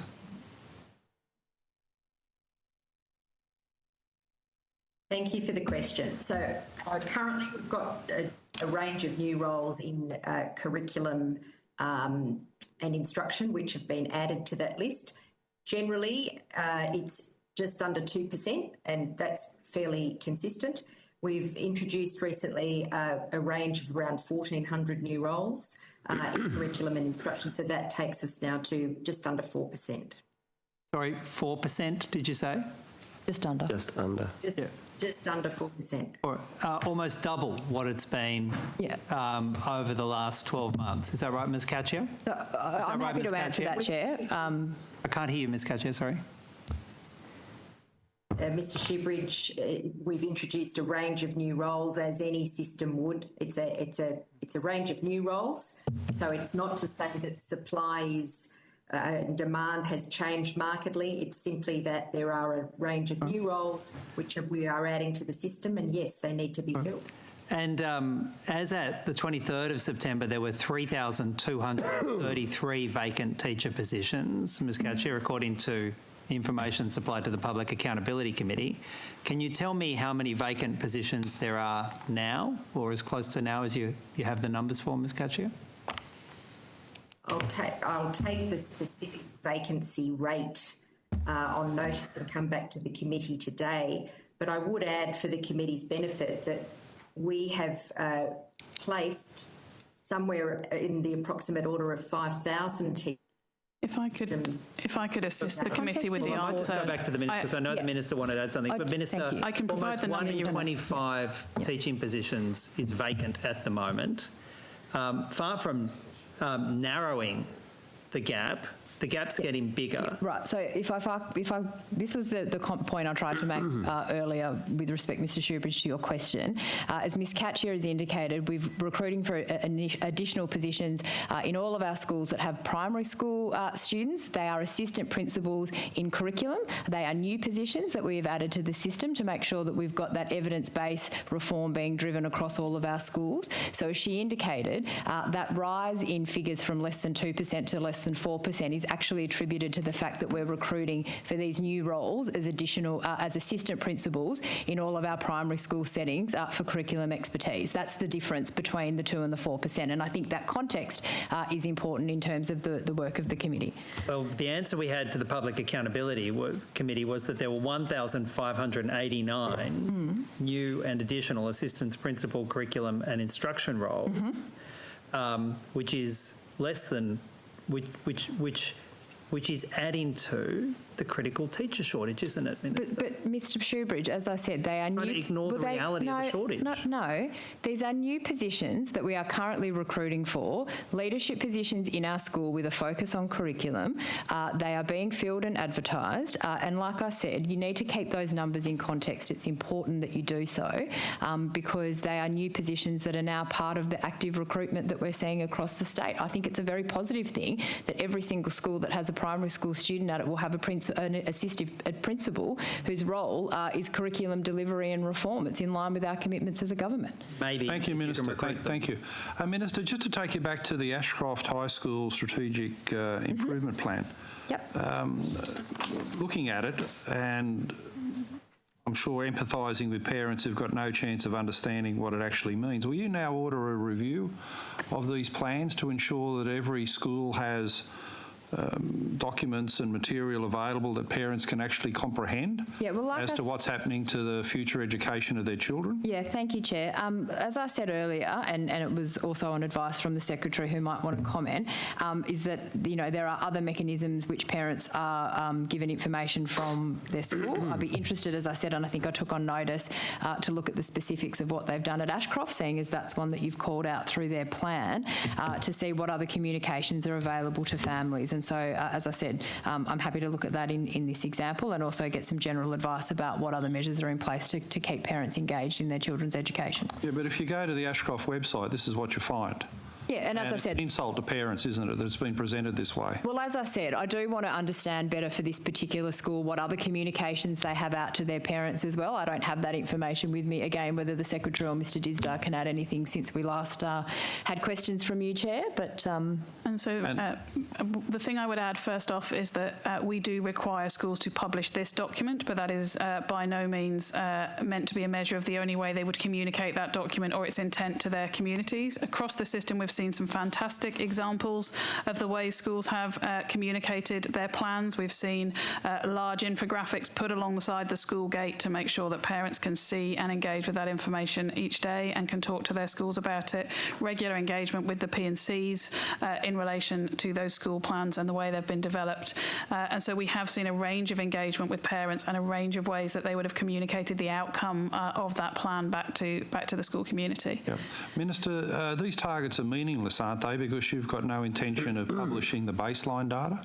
Well, I, with respect, don't agree with the premise of your question that they're meaningless. I think the fact that these targets, as I said earlier, are in place for each and every school across the state. We are actively tracking how our schools will meet these outcomes and providing support to schools who don't meet those required targets. It's a system-wide reform that we've never had in public education in New South Wales. It's about that shared responsibility and accountability and making sure that the single goal for everybody in education is to improve student outcomes no matter what school they're at. Given that the credibility of every target is directly linked to the baseline data, why aren't you going to publish the baseline data? So whether you can see here, say for Ashcroft in point 10, the 8.2% numeracy growth is a valid target. It's too strong, too soft. Parents can make a judgment because they'll know the baseline. Why won't you give that information to parents and communities?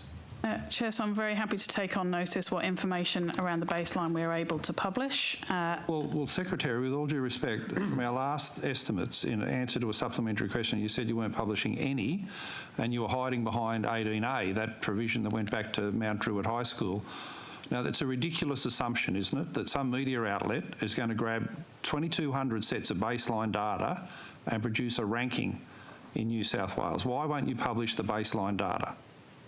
And so I think, as you've indicated, Chair, in relation to our supplementary answer from the last hearing, our current position and advice that we have received is that we're unable to do so because it will enable school performance to be compared in a way that is not in line with the Education Act.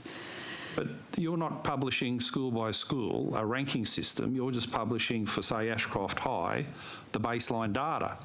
So why are you assuming that that publication will end up in some ranking system that contravenes 18A? The proposition's ridiculous, isn't it? And so, Chair, that is the advice we've had and the advice we've followed. Advice from who? So that is the legal advice we have had in relation to the section that you have indicated in the Act, that we are unable to provide that and publish it in that way. I am happy to take on notice further consideration to see what may be feasible in relation to publication back to communities. But I think our focus and our very clear focus for the leadership team of the organisation is to ensure that we're focused on achieving those targets. Minister, do you think that advice is credible, given that no media outlet is going to take 2,200 schools and sets of baseline data and publish a ranking system as per Section 18A? Most of these media outlets now can barely get enough stories. Now, they've got one journalist working on 5 stories a day. This is a nonsense proposition, isn't it? Well, with respect, Chair, I think that advice, that legal advice, is credible. There is certainly an opportunity for media outlets to do that. This is something that is part of the Act for a range of reasons. But as the Secretary said, happy to take on notice the specifics around that advice and come back to the committee. But do you acknowledge, at this stage at least, that these targets have no meaningful statistical basis and understanding by parents unless the baseline data is known? No, I think it's important that school communities and parents understand what we want to see in terms of student growth and expectations of that achievement. As I said in response to your earlier question, that happy to take on notice what other information has gone out to school communities in terms of those outcomes. And I think that as a parent, you know, and I suspect other parents would have this same view. You know, I think it's about growth. You want to know that your child is improving each and every year that they're at school, and I think that's an important part of these data sets. Well, to put yourself in the shoes of an Ashcroft parent here in point 10, what do you think they would understand by an 8.2% targeted growth rate if they don't know what the baseline is? So again, in specific reference to Ashcroft, but also more broadly, as I said, happy to provide more advice to the committee on notice in terms of information that goes out to parents in terms of, you know, student outcomes and growth. So at a disadvantaged high school in a disadvantaged area, wouldn't you consider the 8.2% over a 7-year period to be paltry? No matter what the baseline is, and I suppose we can sort of make our own guess about that, 8.2% is just 1% improvement per annum. And if you're doing a baseline from 2016 and the target's not assessed until 2023, over 7 years, there's actually some students who are outside the NAPLAN cohort, aren't they? The NAPLAN starts in year 3, it finishes in year 9. That's a 6-year period. So there's some of them in the 7 years who drop out of the statistical calculation. And so thank you for the question, Chair. One of the things I think Mr Disdar was indicating earlier is that we have set the targets relative to the performance of other schools of a similar demographic and cohort to Ashcroft. And so if Ashcroft is performing well, then it's is close to the higher end of the performance in that cohort, it will have a smaller target because it's already performing well in relation to the students it serves. And so that is the context in which we've set those targets. So you will see schools that have large increases as a result of that, and you will see schools who are seeking to develop that continuous improvement and drive performance every year, performance improvement every year, but they won't necessarily have such a large step change required in their performance for a particular indicator. Can I, also make the point, Chair, that the point of school success model is that there are a range of targets. So, I mean, you've mentioned the NAPLAN ones, which is true, but we're also looking at things like HSC attainment. We've got pathways that we want to track, so not just how students finish school, but where they go in the 5 years after and what education success looks like, who's gone on to work, who's gone on to further study, who's employed. That's data that we've never captured before, but we're going to be working to make sure that we can do that as well. So I think context, again, in terms of the whole range of targets is important in terms of what's a successful education and what are the student outcomes that we see. Yeah, given that the targets and student growth is most critically important in disadvantaged high schools, the ones where you're doing the targeted support program by and large, why aren't their baseline published at a minimum? Why don't we just publish a subset of the 2200, therefore not breaching 18A of the Act? And I, Chair, will refer you to my previous answer. We're very happy to take on notice what's possible in relation to that. Okay. Just moving to a different subject. Minister, are you familiar with the Sydney Distance Education High School? Not intimately familiar with it, no. Did they play an enhanced role during the online learning, as you'd expect, given that they're a distance education high school based at Woolloomooloo? I know that the distance education team, particularly out of Dubbo, were very much involved and I think also had done a bit of work around some of the support that was provided to schools given their experience. I'm not sure about the Sydney. I don't know if the Secretary wants to comment on that. We'll get some information in the morning tea break. I've got a complaint from a parent on the Central Coast that I'll run past you in my next round of questions. But we're at 11 a.m, so we'll break for 15 minutes, please, for morning tea and COVID safety and whatever. So thanks very much. Thank you.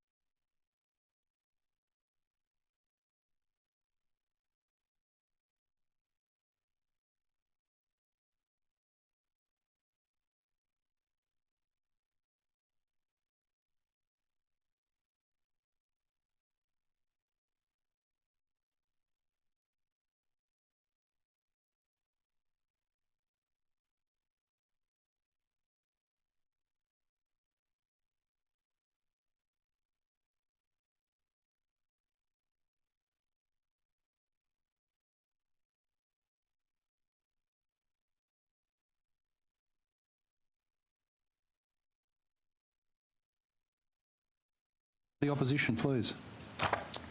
Minister, I just want to bring you back to the question of those curriculum assistant principals. So is it the case that these are all permanent positions, is that right? Yes.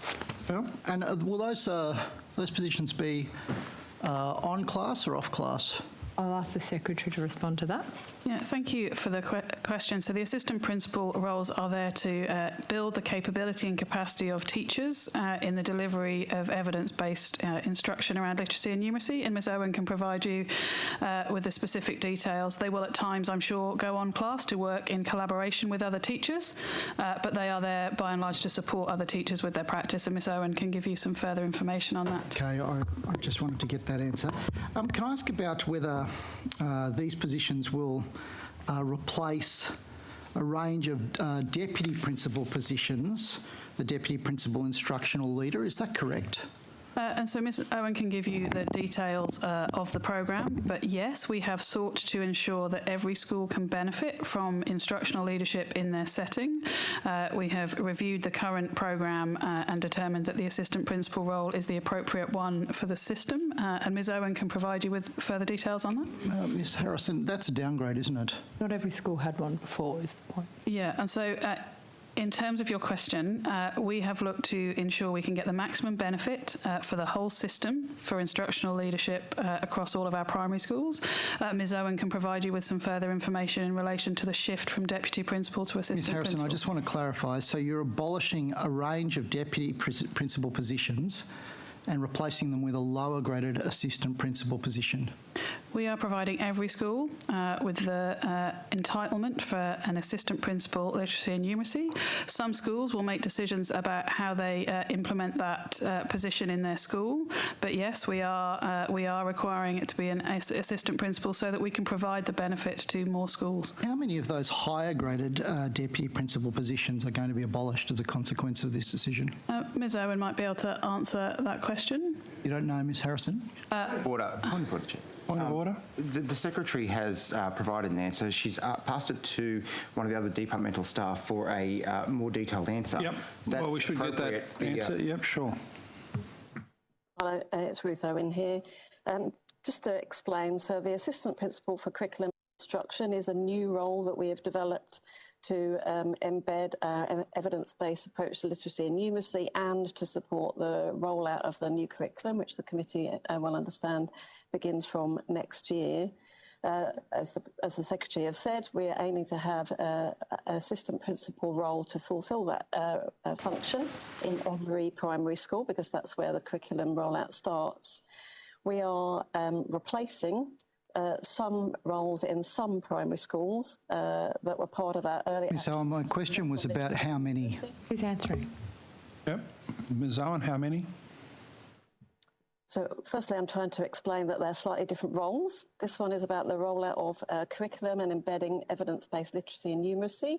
The deputy principal roles that I think you're referring to were in, I think, and I will confirm on notice, about 400 schools had early action for success instructional leader roles at a deputy principal, but they were a different role, just to stress.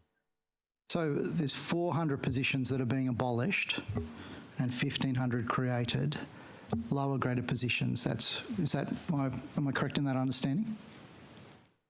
I would stress they're different roles, but the early action for success roles have come to an end. That programme has been overtaken by our new investment in curriculum and literacy and numeracy, and our commitment is to make sure that every primary school has an assistant principal. Yes, I understand that. Can I ask, so what is the expectation in relation to how you'll manage the current occupants of those 400 positions?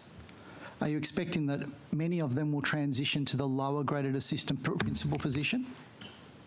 That offer has been made to those individuals. So they'll take a pay cut? So just to be clear, Mr D'Adam, those deputy principal roles were temporary in the system. These are permanent roles, and we will be supporting those individuals to make either a transition into the assistant principal new role, if they have the suitable skills and expertise in the way that Ms Owen described the new role, or they will return to their substantive position in the system. Minister, do you think that's an appropriate way to treat our teaching workforce. Well, can I say in relation to that, I know... On permanency, you can take a pay cut. Well, if I could answer the question, I think the key part of this initiative, as Ms Owen and the Secretary have indicated, is that Early Action for Success program was due to finish. I think, Ms Owen, you said that was in about 400 schools. These new positions will be in every single primary school and our central schools, those who have primary school students attending. This is about making sure every school has the benefit of having someone in the school leadership position that is responsible for that delivery. Can I also say that, and again, I don't know whether Mr Disdar or Ms Nixon want to provide any commentary, but certainly in terms of conversations with the schools who did have deputy principals in those roles, working with them to see what that transition might look like in those local school contexts and how they want to make that work in terms of their staffing allocations. But Mr Disdar or Ms Nixon, did you want to provide anything further on that? I'd actually move on to another topic if that's okay. We can deal with this. Minister, it's Murat Disdar here. Ms Owen. Mr Disdar, I'm going to Sorry, Mr Disdar. move on. We can deal with... A committee member wants to move on to a separate So I'm topic. going to tender a document, if that's possible, and provide a copy.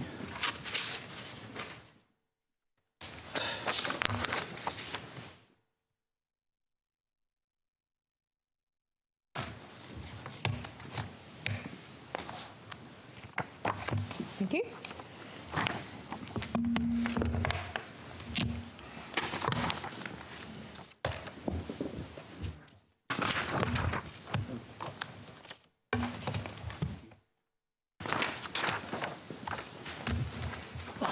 Thank you.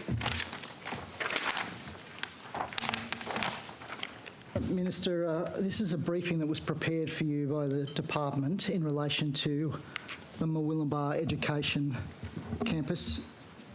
You saw this briefing, didn't you? Well, it hasn't got my signature on it, but I'll assume that I did. Was this the briefing that preceded the decision around the announcement? Mr Manning, you might be able to answer. Well, I'll let Mr Manning have a look. I mean, as I think I've outlined when I've had questions about this new campus in the House before, we had a range of considerations and discussions around the way forward for the Murwillumbah community. That's your signature on it, isn't it, Mr Manning?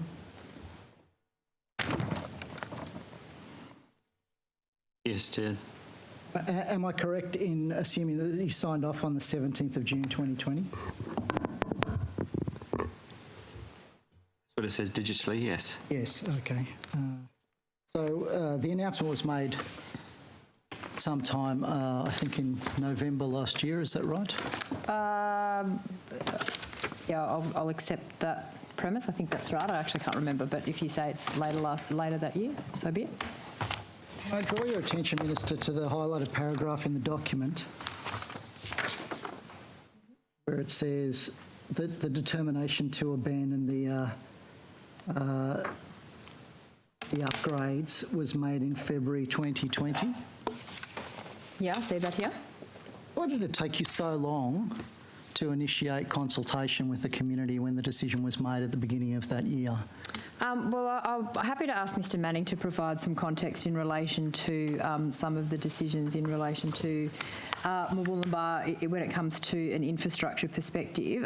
Can I say that there was a lot of work that had been done in terms of what was the best opportunity, particularly for the students at Murwillumbah. That's always been the driving force behind this project and the investment that we needed to make. But in terms of some of the strategic review of the schools package and the work that was done, I'll ask Mr Manning if he can provide some comments about that. Can I just draw you back, Minister? So the decision was made in February 2020. That's a decision that you made, is that right? Well, it says the determination was approved in February 2020. Approved. Approved by whom? In terms of that. By you? I'll have to take that on notice. I have to take that on notice, to be honest, because I just need to check what that's actually referring to. Well, it's clear that a determination was approved to amalgamate Murwillumbah Public School, Murwillumbah East Public School, Murwillumbah High School. Well, she said she's going to take it on notice. Yeah, I want to take that on notice just to check what it is that's actually referring to, Mr Chair. Okay, Mr Manning, can I ask you about the commentary in the preceding paragraph where it says the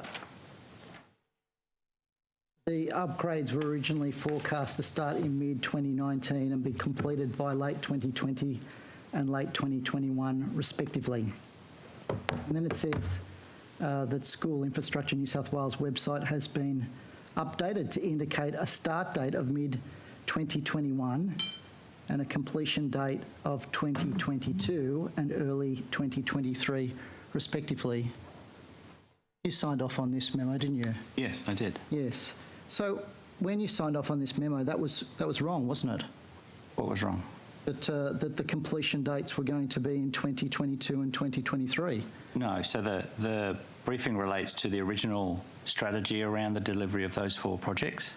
What we were able to do and how we were able to deliver them. If you remember, there was a great many projects committed in a very short period of time, and the organisation was working its way through scoping all of those and understanding those in a greater detail and working out how we would program them through into construction. With this one, as part of that analysis, we looked at, in conjunction with school performance, the opportunities around amalgamation as an alternative strategy to run with this. And so there was work done to assess the individual projects themselves, and we reprogrammed and reprofiled around if that was going to be the case, that's how those things would roll out. But subsequently, we looked at other options as part of what we do around infrastructure. It's clear, Mr Manning, that this was signed off in June 2020, that the determination had been made to amalgamate, so those upgrades weren't going ahead, were they? If I could just provide a bit of extra context as well, Mr. Chair. My question was, no, but funding. Well, I'm allowed to answer the question. The Minister. Order. If the Minister chooses, she can provide the information to the committee, but it must be directly relevant to the question, please. Yeah, so the advice I have is that the funding decision for that particular project followed in October 2020. So this was a brief that was obviously earlier. I think you're taking one document again at a context at a point in time when there was significant work that was done in terms of the funding decision, which didn't come until October 2020. Sorry, can you just clarify the funding for what project? The Murwillumbah Education Campus that we've The funding for the amalgamation. Yeah, so as I said, the advice that I have, so that document indicates that decisions had been made, that was the pathway we wanted to go down. Yes. Then, of course, we need to go through that process in terms of funding. The advice that I've got is that funding decision was made in October 2020. So again, as you would expect with all infrastructure programs, there's a timeline in relation to it, and taking one document out of context, I don't think is particularly helpful. So, Minister, can you now remember when you just made the decision to close the schools? Well, again, I don't agree with the premise of your question. We've made the decision to build more than $100 million worth of investment in public education in Murwillumbah by building that new campus and bringing the schools together on one site. Okay, when did you make the decision? Well, like I said, the advice that I have is that was a decision that was made, I think, in July is the advice that I'm getting from my office. And again, going through then that funding and approval process, I'm told that decision was made in October 2020, that we had the funding available to deliver that campus. I still don't quite understand. If you've made a determination to amalgamate, it's quite clear. Determination was approved in February 2020 to amalgamate Murwillumbah Public School, Murwillumbah East, Murwillumbah High School and Wollongong High School.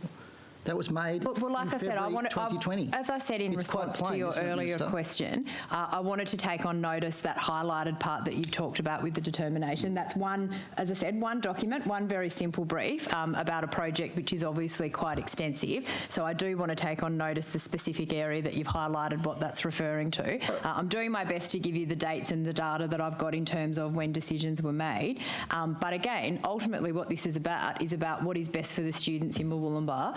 It's about investing properly in public education infrastructure on the North Coast, and it's a commitment that we're proud of. Well, I don't understand, Mr Manning, how you could possibly say that the completion date for the upgrades is at 17th of June 2020, you advised the community that those upgrades were going to be completed in 2022 and 2023. That was a lie, wasn't it?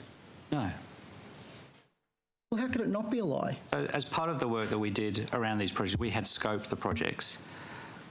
So the original commitment was around the 4 individual projects, and the work had been done to scope those projects, to understand them. That means that we could roll them through in 22 and 23.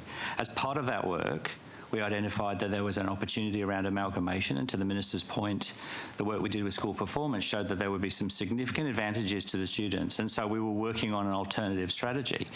That still was subject. That was still subject to an approval. And until a change is approved, we would be working on the original strategy as well. So to the Minister's point, we need to go back and understand exactly the details around this context. But no, from a perspective of project delivery, you quite often have a plan A and a plan B. We were very clearly directed around the original strategy and the original project, and as part of doing that work, we discovered the amalgamation. We were still working on the fact that if the amalgamation wasn't actually something that was going to go ahead, we would roll through the original commitment in 22 and 23 with the dates that we were comfortable we could deliver those on.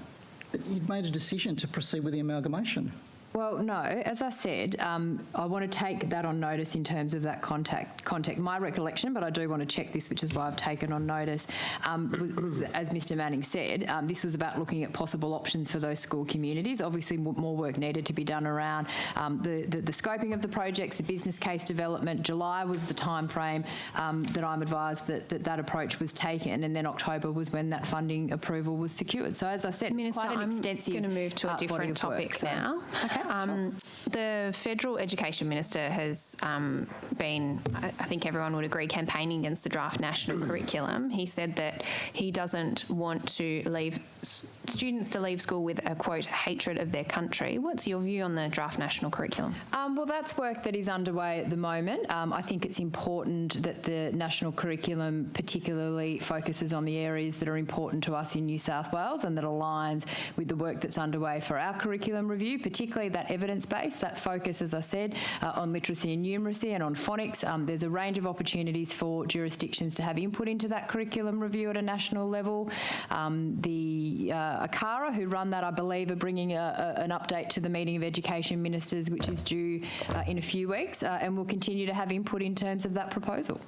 And have you seen the revised version of the draft curriculum yet? Well, we've certainly seen iterations of it. As I said, there's more information that is due to come to Education Ministers' meeting in, I think it might even be next week, within the next couple of weeks. Okay, and are you looking at implementing large parts of the national curriculum, or are you looking at going our own way, given that we've just completed our own curriculum review? Yes. So what we have in New South Wales in relation to the national curriculum is an adopt and adapt approach. So we're able to, of course, make things fit in our context in New South Wales. I think certainly for us going forward, as I said, those really key parts of our curriculum review that we've already implemented around the decluttering, around that focus in the early years on literacy and numeracy, I'm happy to say, and I think I made some public comments about it, earlier drafts from ACARA did indicate that some of the what I would call key fundamental skills appeared to have been pushed back to later years, which I didn't agree with. I've met with ACARA a couple of times to talk through New South Wales's position. My recollection too is that there was a submission from all three school sectors in New South Wales as part of that review, and those discussions are ongoing. We'll make sure that what is adapted fits to our context and is aligned with that evidence-based approach that we're taking to our curriculum review in New South Wales. And do you believe that the draft curriculum as it's currently drafted does teach a hatred of Australia? Well, like I said, final documents have not been presented to ministers as yet. My personal view is I think it's really important that our students have a proud understanding of Australian history. They're proud of the country that they live in and they're proud of who they are, and I think that's in line with what everybody in this country would want to see. I'm going to pass back to my colleague. Mr Manning, just coming back to this briefing note, so if it's not incorrect, isn't it misleading of the community to suggest that those projects are being proceeding as not at all, because the briefing is around a final business case that had yet to be approved, that was seeking additional funds in order to deliver that. So until that business case is signed off and approved and the funds are available, we stay on track with the original project. The fact that we saw value in doing a different project that would give the population of Wollongbar a significant lift as part of the spend was entirely reasonable. So this briefing, as you see, refers to a business case which is yet to be submitted that sought additional funds, and so we would continue to be on the original track for the original project until such time as we got that approval and it changed. But you're scoping, you've effectively decided to go a different direction. shouldn't the advice to the community be something? So it was entirely subject to a final business case that had to be approved and endorsed. So we were simply looking at alternative options that we thought worth driving for, that would give a better outcome for the students of Murwillumbah, and something that ourselves and school performance had worked on extensively to get to that point. But until we had approval, the original project stood. Mr Shoebridge. Oh, thanks, Chair. Minister, you'd be aware of the Teach Us Consent roundtable that was held only a couple of months ago? Yes. And that has prompted ACARA to make further proposed revisions to the curriculum regarding the teaching of consent and respectful relationships. Yes, that's my understanding. Where are we up to in getting those changes accepted and embedded in the curriculum? Yep. So as I just outlined earlier, I think you might have been out of the room at the beginning of the questions from Ms Housos, not about this specific, but about the Australian Curriculum Review more broadly. Education ministers are due to meet in a couple of weeks. My understanding is that we will receive further advice from ACARA in relation to their work on the curriculum. I think certainly I met with ACARA, I believe it was last week, is my memory, and they indicated to me that they had been in consultation with people like Ms Chanel Contos around the opportunities to include more explicit teaching of consent in the national curriculum. It's something that I raised directly with other colleagues at a previous meeting of education ministers. We certainly have it in the New South Wales curriculum. It was not as explicit in the national curriculum, and I think that opportunity is there, and the advice I had from ACARA is that is part of what they'll bring forward. But again, I need to have that conversation with colleagues in that context, as you'd appreciate. Yeah, Minister, look, I want to acknowledge that you have been a positive influence in this space. So, and also Chanel Contos, obviously, the extraordinary work she and those around her have been doing. But I'm a little bit concerned that your answer is suggesting that simply what we've got in New South Wales will now become the national curriculum rather than embedding more detailed, specific consent-related material in the New South Wales curriculum. Am I wrong in that? No, look, I don't think that's what I said. I mean, there's two separate processes. Which is why I'm giving you the chance. Yeah, happy to. So, there's different processes.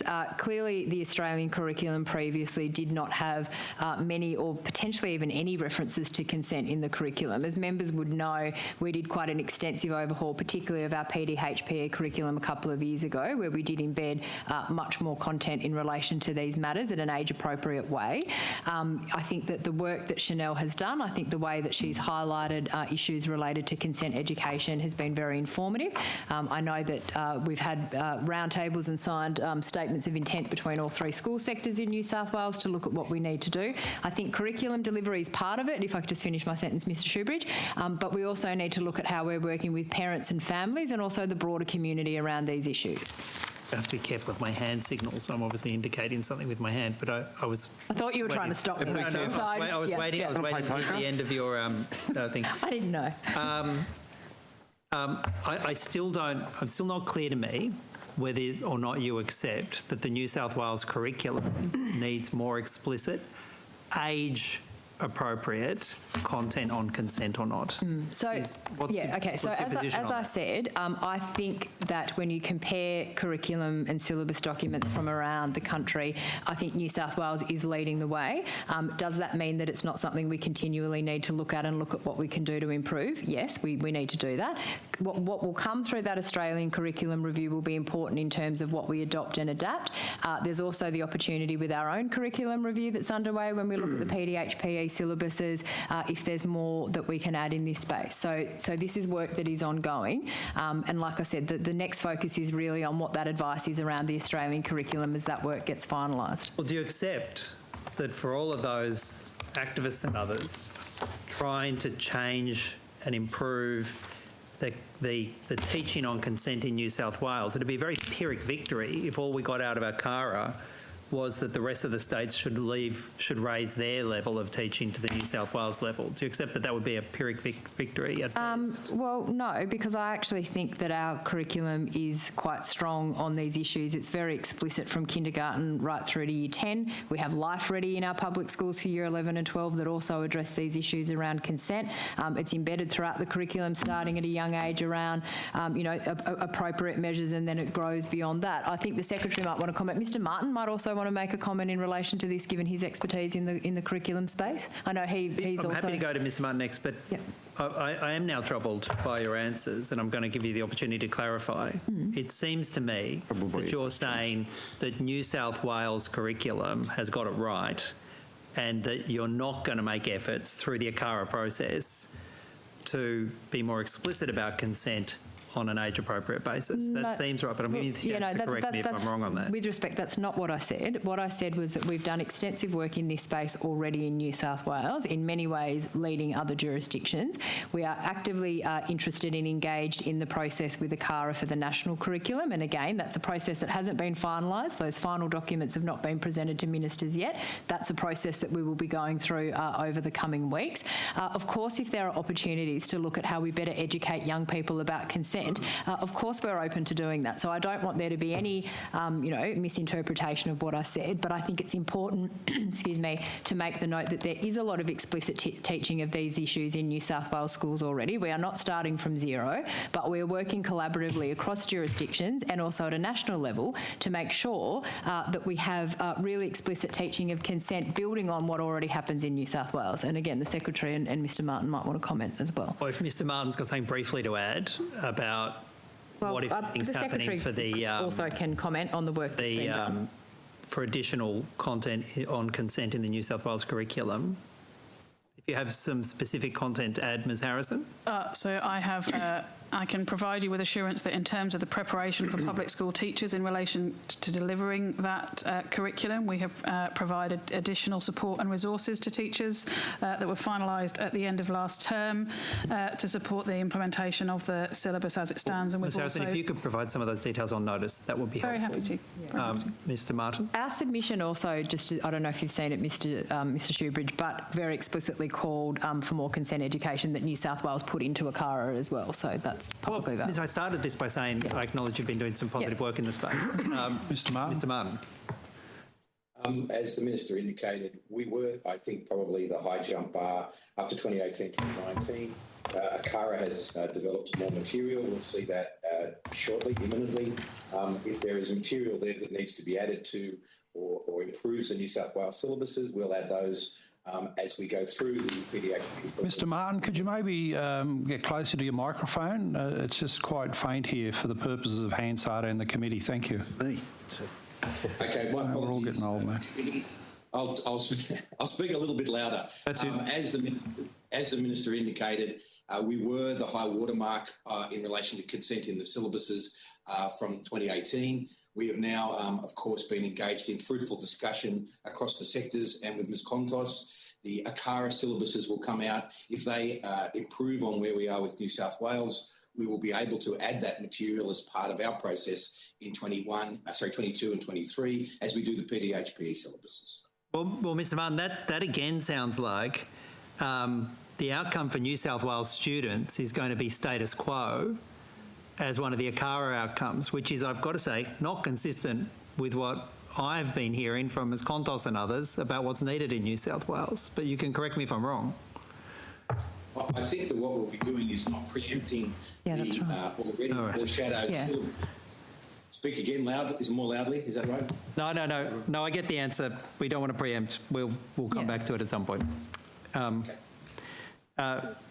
Minister, do you have any updated data on the number of expulsions over the last year? And if you do have the data, some commentary on how that relates to lockdowns. Yeah, I'll see if the Secretary can pull that up.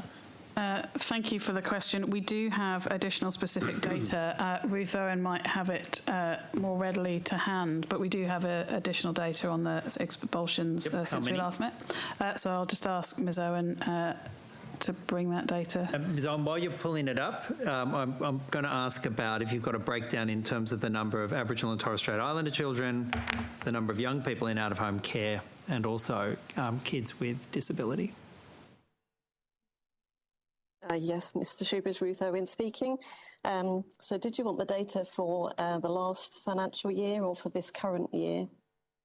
Well, maybe you could give us both. If we've got a whole year data for the financial year, that would be useful. And then if you've got the current numbers to date. Obviously, this year is, state the obvious, halfway through. So 2020 data for suspensions across the New South Wales system, 63,604 students. For this year, up to the end of semester 2, end of term 2, was 40,648 students. If you'd like me to give the same information with the breakdown of students with a disability, I think you asked for. Yes, please. 2020, yep. 2020 data is 32,608 students across all year groups across the state. Half-year figures up to the end of semester 1 in 2021 is 21,645. If you'd like me to go on, Aboriginal students who've been suspended, the data for 2020 is 18,465. Up to the end of semester 1, 2021, it's 11,707. Finally, a breakdown of students who were suspended who have English as an additional linguistic diversity. 2020 data, 6,957 students were suspended. To the end of semester 1, 2021, 4,264. And if I could just add, suspensions across the system were down 14% on 2019 data in 2020. And I think your original question, Mr. Shoebridge, went to expulsions. Only 275 students were expelled in 2020 and 270 students in 2019. Yeah. Thank you. What were you Sorry, could I just try and work out what that second number was? You said initially at the end of term 2, and then you said to the end of term 1, Ms. Owen. Was it semester 1? Apologies. Okay, so it's halfway through the year. Okay, thank you. Minister, just to seek some elaboration on Mr. Shoebridge's points about consent education. The existing programs, Love Bites and Respectful Relationships, how do we know they're achieving positive outcomes? Thank you for that question, Chair. There's some work that's underway from the department, and I might ask the Secretary to comment about that, about evaluation of providers and who's coming in, particularly in some of those wellbeing programs, and I'll ask the Secretary to comment on that. Yes, thank you. And Chair, I think since last time we met, when we last met, we talked about wanting to create a panel of approved providers in this space to support schools. We have been through that process for our wellbeing providers who provide external services into schools, and have created a panel of approved providers to support schools. That was a rigorous process that required those applying to demonstrate how they were going to meet, how they demonstrated the evidence and impact of their work, and Ms. Owen can provide some further information.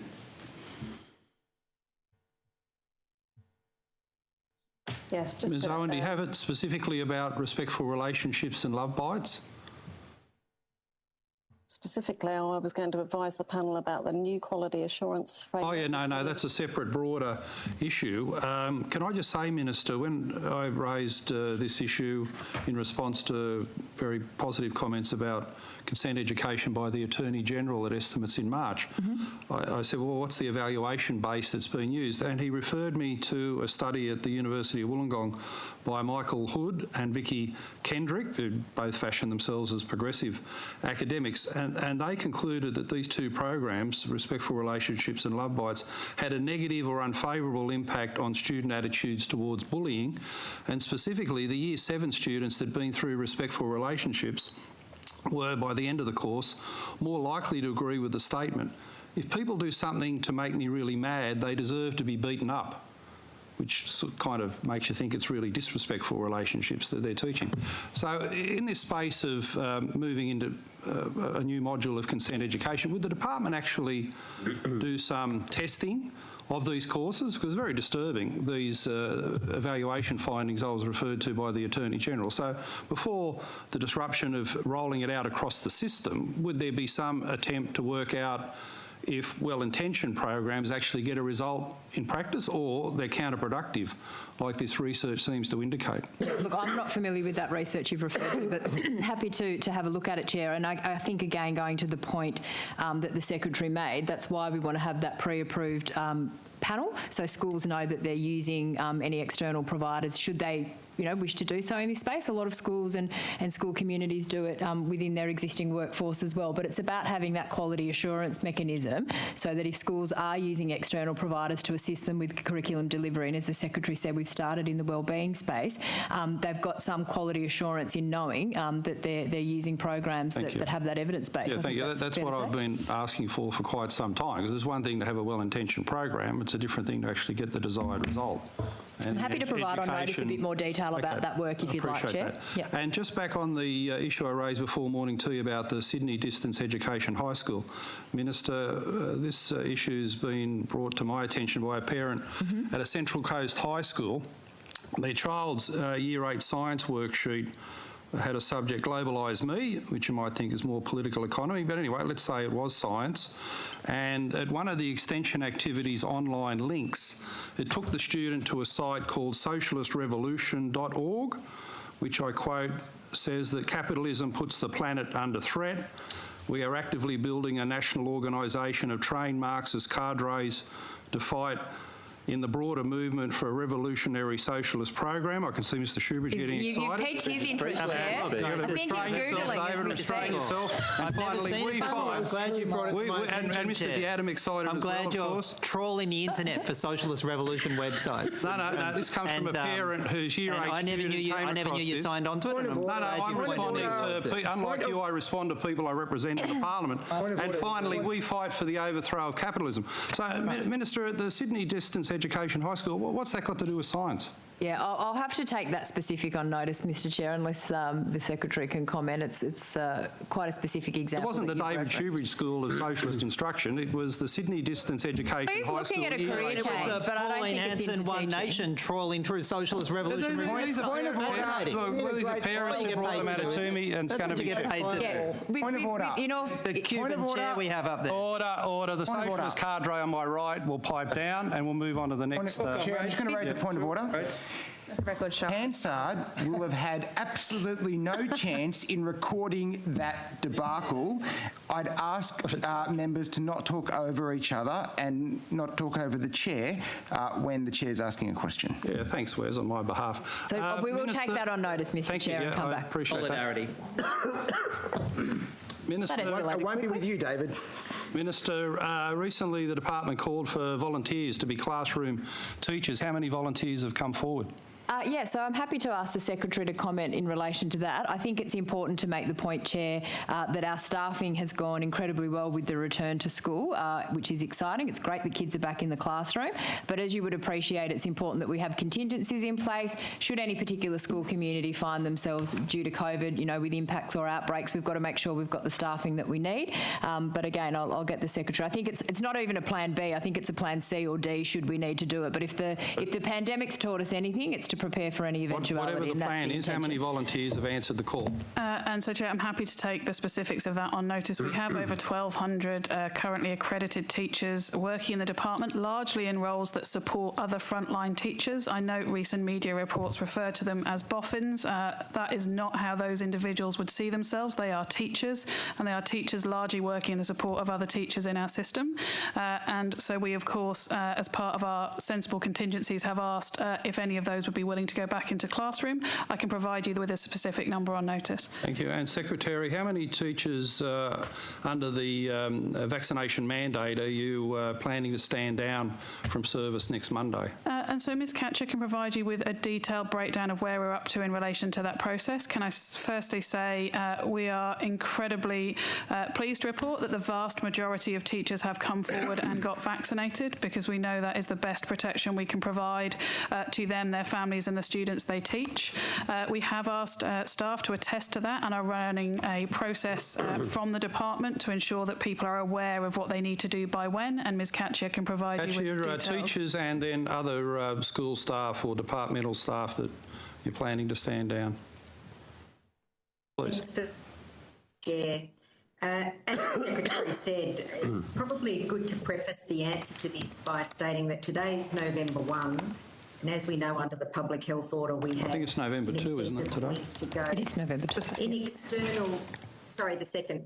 external jurisdictions such as New York, which has also mandated vaccinations for teachers, it's been the experience that a lot of teachers will go and get vaccinated very late towards the date of compliance if they are reluctant. So prefacing that and noting that this is very much a moving piece. In terms of staffing, I'll also pass in a moment to Mr Disdar because he and Ms Nixon have been working on contingency planning in conjunction with School Workforce Directorate, which is in People Group, to make sure that our schools are staffed appropriately. And so I will then now turn to the numbers. So we have 97% compliance for full vaccination as at 1 November. And we have about 4,900 have unattested as yet. But again, I don't think that's surprising. Many will likely do so in the coming days. That's 4,900 teachers, is that right? That they are the ones who have unattested as yet. 4,900 teachers. And what about non-teaching staff? So there's a range of different cohorts of non-teaching staff, so they would be corporate and PSSE staff. 95.7% of those are fully vaccinated as they've attested to date. In terms of short-term temporary SAS, 96.6% of those that have attested are fully vaccinated. In terms of school admin and support, excluding short-term temporary SAS, 96% of those who've attested are fully vaccinated. What does that mean in terms of numbers? You said 4,900 for teachers. What's the comparable number for non-teaching staff? So nearly 74,000 teachers have attested that they're fully vaccinated. Nearly 26,000 school administration staff have attested that they're fully vaccinated. Nearly 2,500 short-term temporary staff have attested that they are fully vaccinated, and 95.7% of corporate staff, which equates to about 5,500, have attested that they're fully vaccinated. What about those that haven't? I'm asking for the third time now for non-teaching staff. What's the aggregate number? It's difficult to give it in an aggregate because, as I said, the numbers are moving and they'll likely be Okay, you can take that on notice, please, but it's 4,900 teachers and... Chair, as at 1st of November, if that assists you. Yep, sure, yep. The opposition, please. Thanks very much, Mr Chair. Minister, there's a new report today, this time from the Federal Parliament, recommending that there should be one full-time equivalent school counsellor for every 500 students. In New South Wales, the ratio is 1 to 709. Given what we've been through in the last couple of years between COVID and bushfires and drought, will you now commit to increasing the number of school counsellors to 1 to 500 students? Yeah, so I'm only aware of media reports of that particular, I think it's a parliamentary committee in the Federal Parliament that have produced that report. I'm happy to read it and have a look at it. As you rightly outline, it's been released today. Can I say, in relation to our commitment to school counsellors, obviously we have our election commitment to deliver a full-time counsellor to every single public high school. In addition to that, as a full-time student support officer as well. That rollout is well underway and is progressing well. I think it's also important to make the point that I think there are a range of measures that we need to have in place to support our young people. During the COVID pandemic, we had, I think it's more than 3,000 of our department staff who are non-teaching, our psychologists, our support officers, our counsellors who were able to provide that support to our students in terms of wellbeing during learning from home. We also have a range of other initiatives in the community, and again, I think that's incredibly important. Certainly what we hear back from our school communities and our parents is that we've got to have a multi-levelled approach to mental health and young people. And I do want to commend the work that my colleague, the Honourable Bronnie Taylor, as Minister for Mental Health, is doing in this space. Some of her announcements around, community initiatives, opportunities for further training. We've made mental health professional development mandatory for all of our staff as well. So I do think it's a bit simplistic to look purely at student ratios. We are actively increasing the number of school counsellors in our school counselling workforce in line with our election commitments, but there are also a range of other initiatives in place to support student wellbeing, and I think that context is also important when we're talking about a very serious issue. Yeah, Minister, I accept that it's a very serious issue. Things have moved on significantly since the election commitment that you announced. There seems to be consistent report after consistent report. There's an ongoing campaign from, I know, from the Sunday Telegraph, saying that there should be one counsellor for every 500 students. I'm just going to give you one more opportunity to actually commit to that today. Well, as I said, one of the other elements of the Sunday Telegraph's campaign was mandatory professional development in mental health for teachers, and we've delivered that. I think it's important that we look at the full range of support that's available to a student. We look at what is available. There's certainly more counsellors being trained and put in schools under our government than ever before. I think that's also important. We're investing in that workforce by providing opportunities for people to retrain as counsellors as well. So we are actively working in this space alongside our colleagues in mental health and in the community to look at what we can do to support students. And again, many students will feel comfortable and want to approach their school counsellors. Others might want to have that conversation with a, trusted sports coach or someone outside of their school context. And I know the work Minister Taylor's done around some of that mental health first aid training, peer support. It's just very simplistic to look at this in only one lens. We've got to look at the whole supports that are available to young people in our community, including in our school settings. But Minister, do you actually think that one school counsellor can effectively serve 709 students? Do you actually think that is a fair assessment of the support that a counsellor can provide? So if I can just put this in context, in 2015 we had 790 school counsellors in the New South Wales system. As at the 5th of October this year, we're up to 1,154. So we are seeing an increased investment in school counsellors.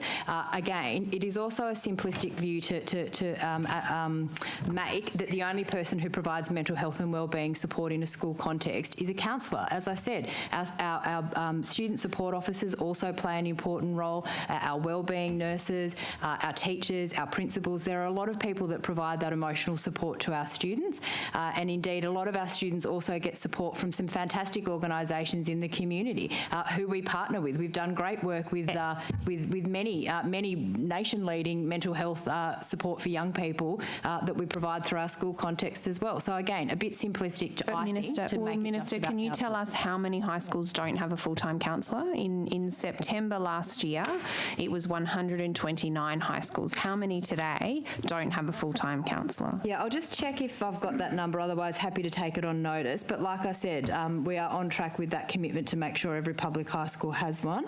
I don't know whether the Secretary's got the number. And so I think, as you have indicated, Minister, we have grown from 790 positions to 1,154 positions as at the 5th of October this year. As the Minister has indicated, we are making progress in all of those, and we currently have a small number of vacancies across our high schools, and I'm very happy to provide the specific number on notice to you. Do you track that data by school, Ms Harrison? We would be able to get that data by school, yes. The ratio of students to counsellors?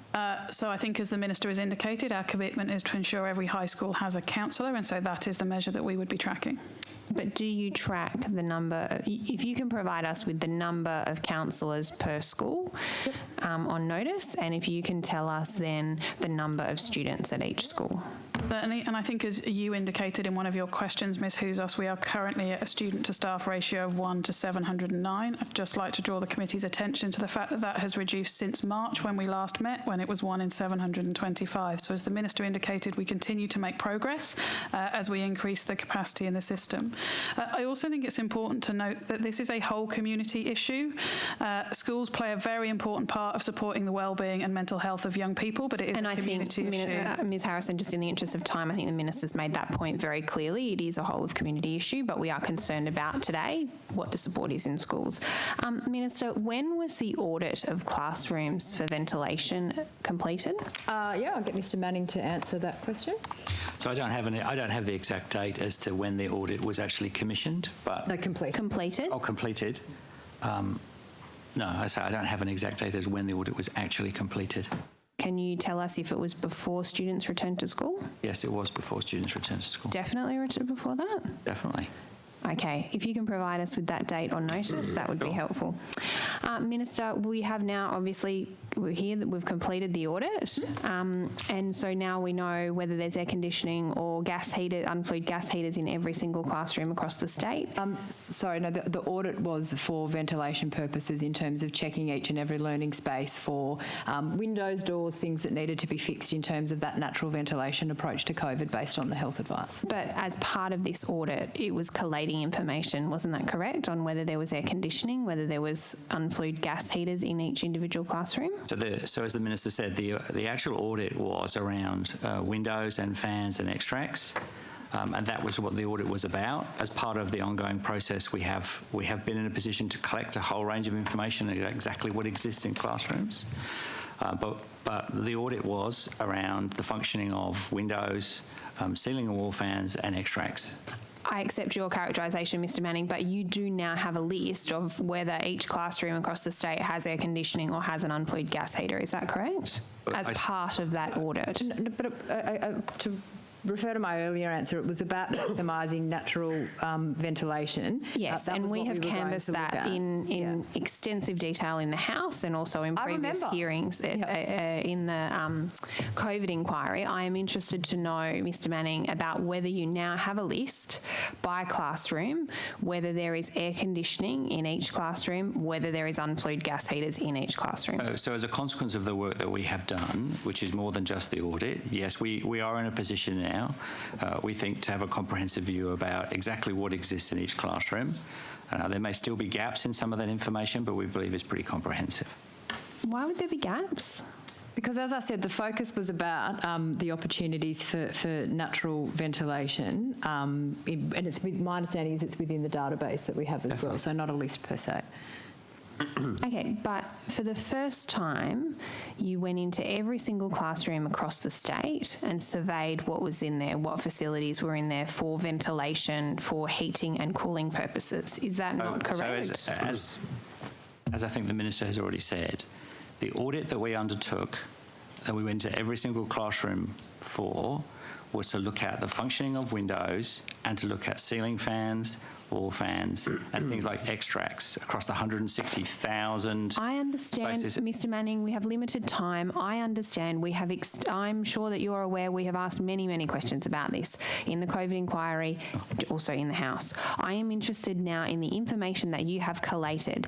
Did you collate whether there was air conditioning or unflued gas heaters in classrooms whilst you were conducting this audit? Conflating two issues. The purpose of the audit, as I said, I am not asking about the purpose of the audit. I am asking about the information that was collated. Yep, okay, the Minister should... Obfuscating. Well... No point of order. The Minister can finish her answer, please. Well, as I said, that wasn't the purpose of the audit, Mr Chair. The member might not like the answer, but that's the answer. The whole point was going in and looking at opportunities for natural ventilation in line with health advice in terms of a safe return to school for COVID. Minister, I am not asking about the purpose of the audit. I am well across the purpose of the audit. Can you tell us whether you now know if there's air conditioning or unflued gas heaters in classrooms across the state? Yes, we can.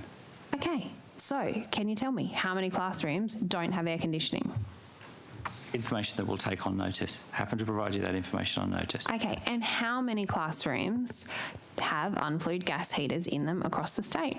Yeah, and happy to take that on notice. You don't have that information with you today? Don't have that information to hand. How many no. classrooms did we go in? 160? Well, there are 160,000 spaces, but more than 70,000 learning spaces that we went into as part of that process. So, no, I don't have all that data to hand. Okay. Happy to Mr. take it Manning, on you notice. should be able to get a number for us for this afternoon, though, surely. Well, with respect, Mr. 21 Chair, days. Yeah, that's been taken on notice. There's quite an extensive, large number of classrooms and learning spaces in New South Wales when you've got the number of public schools and infrastructure that we do. We've taken it on notice and we'll respond in due course. Mr. Manning, perhaps you can also take on notice how many classrooms have air conditioning, how many classrooms don't have air conditioning, and how many classrooms have unflued gas heaters, and across how many schools for each of those, please.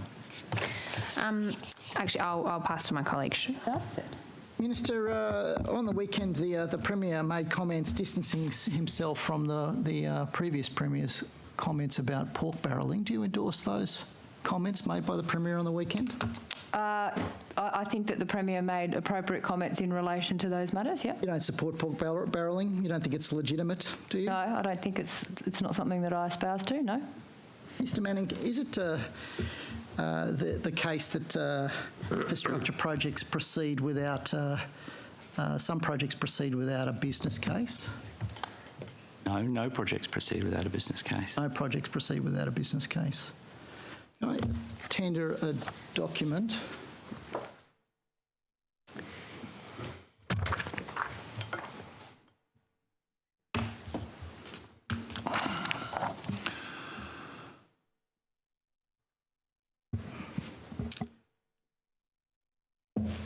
Mr. Manning, can I ask you about the Engadine School Hall project?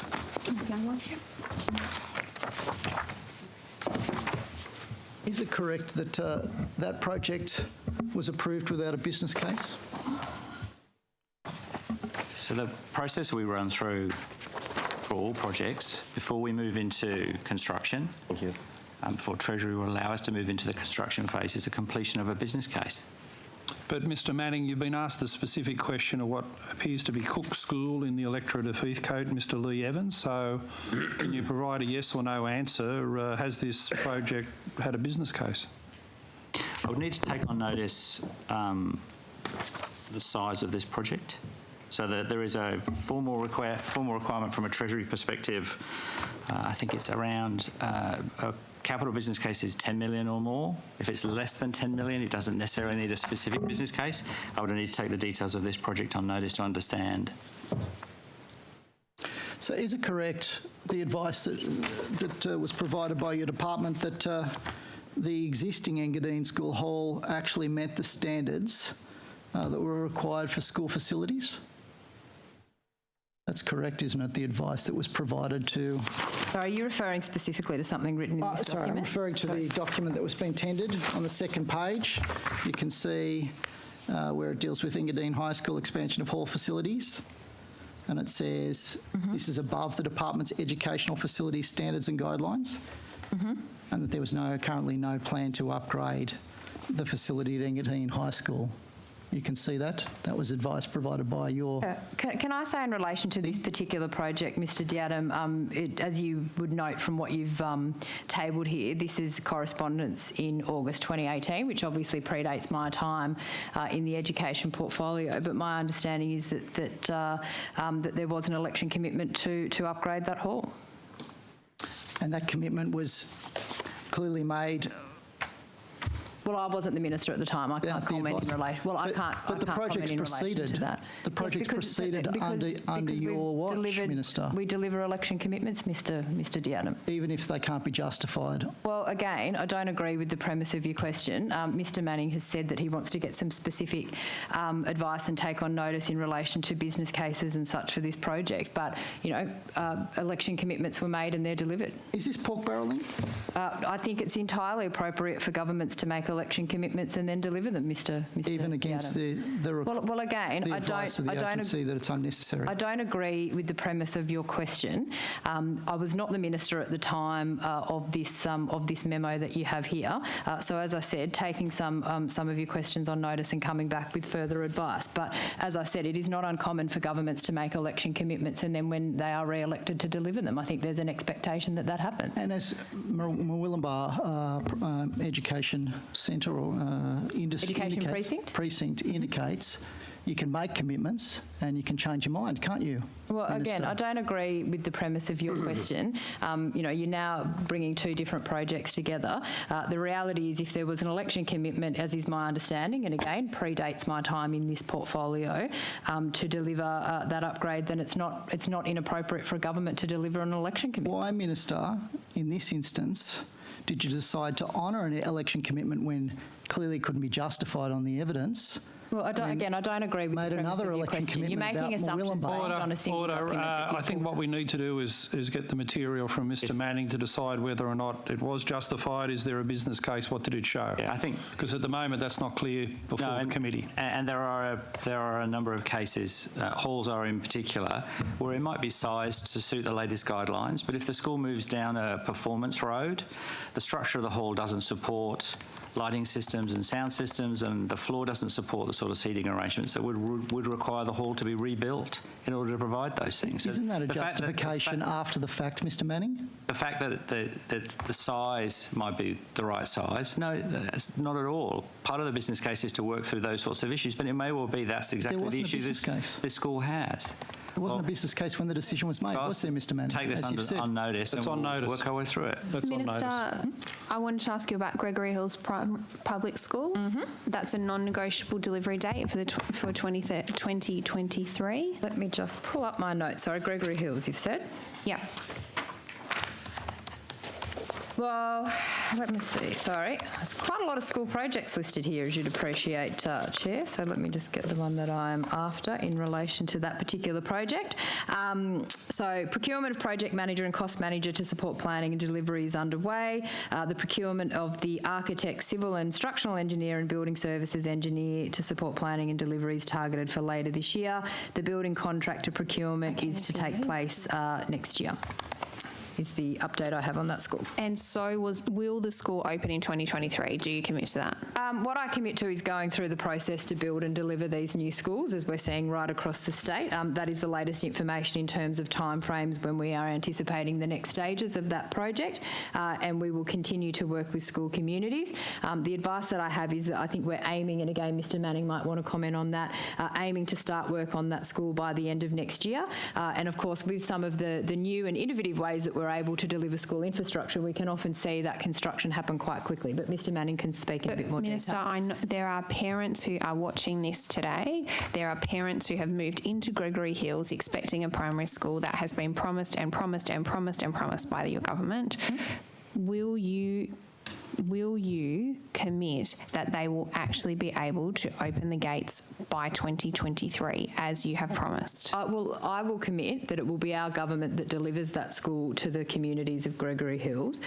It has been a commitment from us, I think, since 2018. I know previously members of the opposition have floated about a 2012 date. The reality is we are going through the processes now. We will continue to keep that community updated. We are forecast for work to begin, as I said, in the latter stage of next year, and Mr Manning might want to provide some more opportunities, or more information, I should say. We'll come back to that this afternoon. My time is about to run out. I just wanted to ask you a final question about the selective high school in southwestern Sydney. Yep. Has a site been purchased? I'll get Mr Manning to talk about where we're up to with that in terms of identification of that site. Yep, happy to. So I think at the last estimates we talked about this school, we've identified that due to the selective nature of it, the transport infrastructure is really important to us. And so Leppington Town Centre has been identified as the preferred location for this school. We're currently working with a range of other agencies like Greater Sydney Commission and Landcom around that town centre master plan. And we expect that to be concluded towards the end of this year, so we can confirm a site beginning of next year. All of the sites that are in consideration are in government ownership already, so we're confident that we can move pretty quickly once that master plan has been put in place. But just to be clear, you don't currently have a site. So we know You've identified some places that you'd like to do it, but you don't actually have one physical site that you've purchased or that you've acquired yet. The government owns all of the land under consideration for the master plan, so government already owns the site, yes.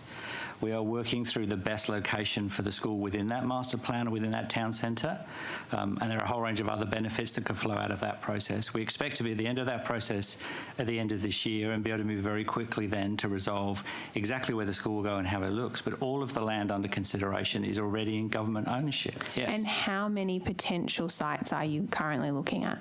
There are really only a couple of opportunities for us within that master plan as it sits at the moment, and they're all within cooey of each other. So Two? The proximity to the railway station is key. 3? We can come back in the staffing session. Mr Shoebridge, please. Thanks, Chair. Minister, I think at the end of last year, public schools were sitting on about $1.3 billion of unspent money. Do you know how much they've got in the accounts at the moment? Yeah, I'll ask Mr Withy to provide that update for you, Mr Shoebridge. Thank you, Minister, and thank you for the question, Mr Shoebridge. We calculate the amount of accumulated funds that is held within schools on an annual basis, so we do so at the end of that seem to be any Australians employed by the education department. School year. As a result, the number... We should take this up in government question time.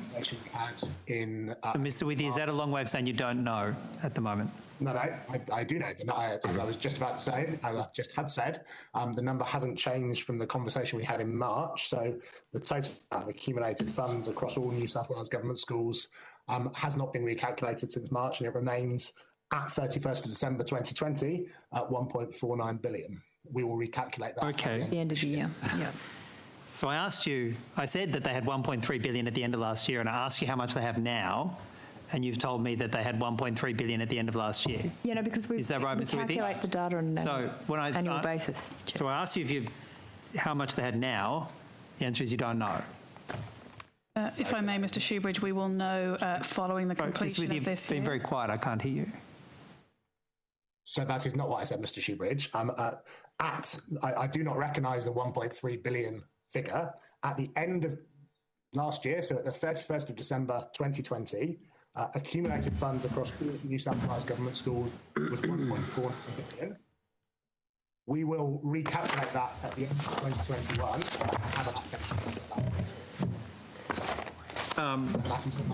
that is in line with how we've approached this throughout time.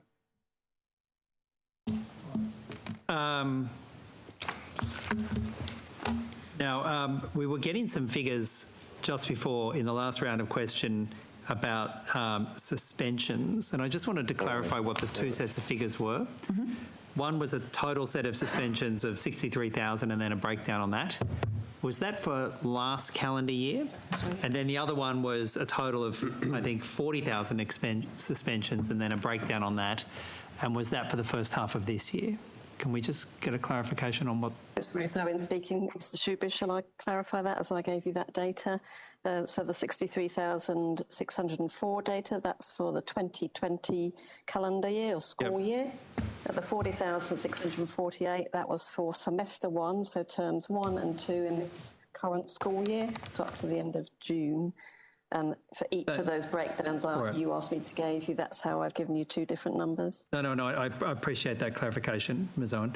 Ms Owen, on the face of it, that's showing a very substantial increase in suspensions, because if we track a full year at 40,000, it's going to end up something like 80,000, not 63,000.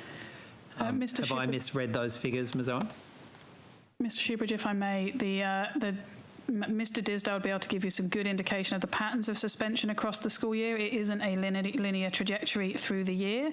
Often schools, in trying to establish a good start to the year, will set very high behaviour standards and ensure that we... If Ms Owen, who gave me the data, can give me her position first of all, and then if there's something that's been missed, Mr Disdale can do that. I think if you're extrapolating the data from the beginning of the year to the latter part of this year and compare it to last year, mathematically that's correct. I just refer you to the fact that last year wasn't a normal year in terms of attendance, so suspensions will have been impacted both this year and last year due to learning from home due to the COVID pandemic. But the Secretary was telling me earlier that it was a good thing that suspensions were down last year. And but are you now saying that that was actually just due to the nature of last year rather than any actual significant change? Ms Owen. If I could just clarify what I said in my answer, Mr Shoebridge, I said that suspensions were down 19% from 2019. That is the COVID interruption to the school year was shorter than that, and so was not 19% of the school year. We are focused on behaviour and on the use of suspensions in our system. We have been doing so, and we hope we are making good progress. As I indicated previously, to extrapolate, yes, as Ms Owen says, you would get, if you took a linear extrapolation, higher suspension numbers. But as I indicated, and I'd be happy to come back to you with the profile of this data to test that assumption, we would not expect the suspension data to be linear throughout the year. All right. Well, I'm more than happy to get some further information on notice, so I appreciate that, Ms Harrison. Minister, you must look at those numbers, though, and wonder what's going wrong when more than half of the suspensions in New South Wales public schools are for students with a disability. You must look at that and think something's wrong. Yeah, Mr Shoebridge, I do, and that's why we're doing the work, as you know, on the student behaviour strategy to really look at what we can do to minimise the number of students who are suspended, but also the over-representation that we see of students who have disability, of students from Aboriginal backgrounds, of students from rural and remote schools. They are disproportionately represented in those suspension statistics, which is why we're doing the work to improve the behaviour strategy and have better supports in our schools. Well, you know, more than a quarter of the suspensions are for First Nations kids. More than half the suspensions are for kids with disability. There'd actually be a fair number of suspensions where both of those categories are done. You were meant to have the new behaviour policy in place at the beginning of this year. When can we expect it? Yeah, so we have released the draft of that, and then the policies and procedures will be implemented, and we'll start that work with school communities. We had originally planned to do that work during term 4 of this year, and again, Miss Owen can speak about that because her team have been working in this space. Obviously, with the disruption of the school year with COVID, our focus at the moment is on getting our students back into the classroom and supported. So there are a few initiatives that we've pushed to the beginning of next year, purely to be able to have time to implement these and get them in correctly. I can say, though, that we have started the engagement of our behaviour specialists to help support our school communities, and there is already support and advice out there in relation to the behaviour strategy, again, which will be built on from next year going forward as well. Minister, despite all the talk last year, despite the draft policy being distributed, the numbers are telling us the system is failing kids who have disability and First Nations kids. That's what the numbers are telling us, isn't it, in terms of suspensions? Yeah, which is why, with respect, Mr Shoebridge, we have developed this new strategy going forward. It's about making sure that we do, reverse some of those numbers, that we provide better support for these kids. And again, I know I don't need to tell you, and certainly not other members of the committee, starting down a trajectory of suspension, very, very clearly, there's a lot of international evidence and other evidence and research in our own context about what that means for life outcomes, what that means for a range of measures. You'd be well aware of that, Mr Shoebridge, which is why we want to have this new strategy in place to better support our students and our staff. But you'd committed to have that strategy in place at the beginning of this year. We now see that it's slipping again. It's not even going to be implemented this term. That's not showing the kind of commitment to get the kids who, some of them most need to be at school. Yeah. Kids who have disability are going to face other difficulties in their life. First Nations kids, we know systemically how discriminated they are against. And under your watch, they're getting suspended from school. They're not getting that chance to even get started. Well, can I say under my watch, we're developing and going to be implementing this strategy to exactly address that issue that you raised. We've got extensive consultation. We've had public consultation opportunities throughout this year, met with a range of stakeholders in relation to these issues. We need to get this right, and we owe it to these kids to get it right. I remain as committed as ever to this policy, this strategy, I should say, because I think it's incredibly important, and we'll continue to work with the sectors and with families and advocacy groups as we implement it. But this strategy was meant to be in place for this year. If I could... And this is another year of kids with disability and First Nations kids who have been failed because the strategy and the policies that implement it just haven't been prioritised this year, have they, Minister? No, that's not right. And so if I could add, the implementation of the strategy has started this year. We have 36 new behavioural specialists providing advice and complex case support across the system. They are in addition to a broader team of over 2,000 staff who are in schools supporting students, which includes our counsellors, psychologists and WIN nurses. We have delivered new professional development courses in behaviour support and management. We are improving access to specialist allied health behaviour support. We have new and enhanced resources, guidance and tools available for teachers, leaders and school staff. And we are looking at further co-commissioning of services to support schools with other government agencies. So the strategy is being implemented. The depth and detailed analysis and development of the new behaviour policy has been an ongoing piece of work, has been engaging our key stakeholders in that particular element of the policy. Okay, thank you. Minister, I'm working on the assumption you did your rapid antigen test coming into the building today, as we all do I've got my armband to prove it, Mr. Chair. Fantastic. Instead of standing down up to 4,900 teachers next Monday, why can't they also do a rapid antigen test to ensure there's a COVID-free environment in their school? Well, I think it's been fairly well documented that vaccination is one of the most important tools that we have when it comes to minimising the spread of COVID in all our settings, and particularly in our school context. There's very clear advice that we've received in conversations we've had multiple times with Dr. Chan and her team about vaccinating, and particularly in a school setting where a lot of children and in primary school setting are unable to be vaccinated because obviously there isn't one available to anyone under the age of 12 at this point in time. It's the best way that we can protect our students and staff. And I note that we've got rapid antigen testing here, but also in the guidelines when we had our return to Parliament, there were also recommendations that we're all fully vaccinated as well, Mr. Chair. So I think rapid antigen testing certainly plays a role. We're at the moment actually trialling it down in Albury, using it with our students and staff, but it's not in replacement of vaccination. Right, the trial in Albury, is that including unvaccinated staff? Well, as I said, that started this week. I don't know whether Miss Harrison wants to provide some comments. Yeah, so the first thing I'd say is the mandatory requirement for vaccination is to ensure our staff are able to go about their duties in a safe way. Even if a staff member undertook a rapid antigen test and was not positive for COVID, they would be in a classroom where there could potentially be a child that would put them at risk, which is why we have mandatory vaccinations in place. The COVID rapid antigen testing in Albury is being used in two ways. The first, which is underway now, is around surveillance in the community of the virus to ensure that we're able to contain the outbreak in Albury and to ensure that there isn't any further transmission in schools. We're also looking at how we use rapid antigen testing to limit the amount of time anyone needs to self-isolate as a result of being a close contact of a positive COVID case, so that we can get so there's no unvaccinated teachers in Albury who are being rapid antigen tested, and if negative... So as of Monday, they will be required to be fully vaccinated. But this week? Ms Owen might have further information on that in terms of the position in Albury this week. So I'm not aware that we have any unvaccinated teachers on site in our schools in Albury, but as part of the surveillance is available to both students and staff across all school sectors in Albury. So I'd expect unvaccinated students to be using rapid antigen testing. Thank you. Ms Harrison, is there a problem with the compliance verification for vaccination among teachers and other staff? I'm sorry, Chair, I'm not sure I understand. Is there a problem the department has identified in verifying that teachers are in fact double vaccinated to be allowed in the classroom?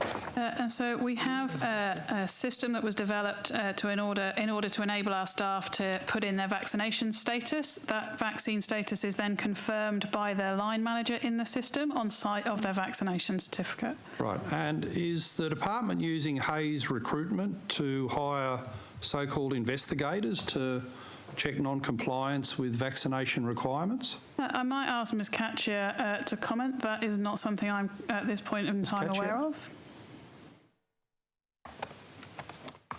Thank you. Thank you, Chair, for the question. Thank you, Secretary.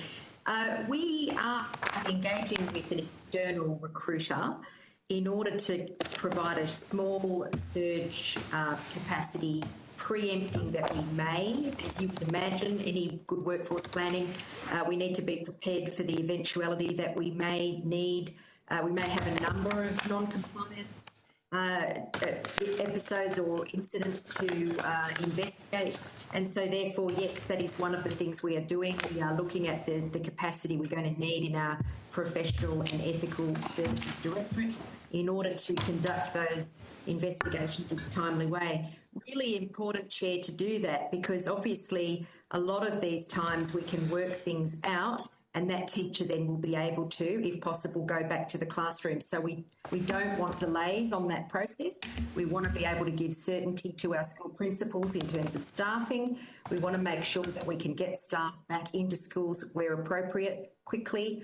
And Professional Ethics and Standards Directorate works very closely with our Health and Safety Directorate on the issues involving medical contraindication. So there's a number of reasons for non-compliance. And there are some small, sharp surge capacity and staffing required to make sure those investigations happen in a very timely manner. Right, and how many of these investigative positions are you recruiting through Hayes, please? That will depend, Chair, on what our numbers show us as we get closer to the date. So, right, what are you expecting? I'll take on notice the number today. As you can imagine, with a week to go, as I indicated earlier, Chair, the numbers are moving. So we will take that on notice. Okay, well, I'm looking at a Hayes recruitment ad for grade 7, 8 staff, so about $115,000 a year equivalent, where it reads, I'm currently recruiting for several temporary investigator positions with what turns out to be the Department of Education. These will assist the COVID-19 task force. They will specifically oversee COVID vaccination non-compliance with the public health order. The department is looking for individuals to start in November for an initial period of 4 months. These positions will be likely full-time working from home due to existing limitations in the office. So, Ms Catcher, can you actually explain what these investigators are going to do working from home that can't be done by your other staff, and what exactly is the problem with COVID vaccination non-compliance that you're trying to fix? Okay, certainly, Chair. I'll answer that question in turn. So we are using Contractor Central. I'm not. They may be using Hayes. As I said, I'll take that on notice and come back to you. There are 30, as I understand it, at present. I think that's a very small number, given the nature of the investigations that they will need to conduct. As you can imagine, when we start to unpack the reasons why a teacher or indeed SAS may be unvaccinated, there may be a variety of reasons for that, and we will need to go back and ensure that that person's able to remedy that. Sometimes they're required to go back and get further information from their health care professional. We don't want to compromise our existing investigations. As you can imagine, in a system of our size, we have a very large number of investigations that are conducted each year. We don't want those to be compromised in terms of timing, particularly given the recommendations of the Tedeschi review, which, as the committee would understand, was one of the recommendations made as part of that review. So we acknowledge that there's a time and a place for short-term surge capacity. There is a process that PES will be following. I'm happy to take the committee through that process, and we will make sure that those investigations occur in a timely way. So, as I said, we can make staffing decisions that best suit the outcomes that we require in our schools to meet our student needs. So what are these investigators going to do working from home? What, they ring a teacher up and the teacher's recorded as unvaccinated and they ask them why? And you said they try and remedy that. What does that actually mean?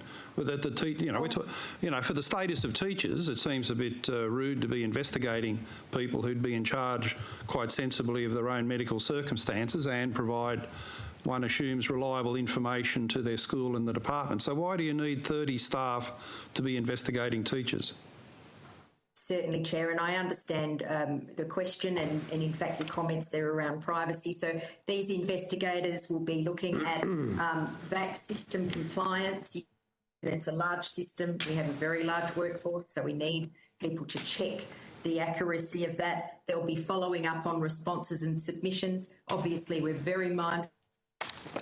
We've been very careful in our VAC system to make sure that staff are not uploading vaccination certificates. They are just attesting as to their status, and those things are being checked by principals. But in a system of this size, as you can imagine, there is a lot of work to do, and we need to make sure that work's getting done in a very timely way. Thank you, Ms Harrison. Is there any evidence of teachers falsely uploading vaccination certificates that aren't valid?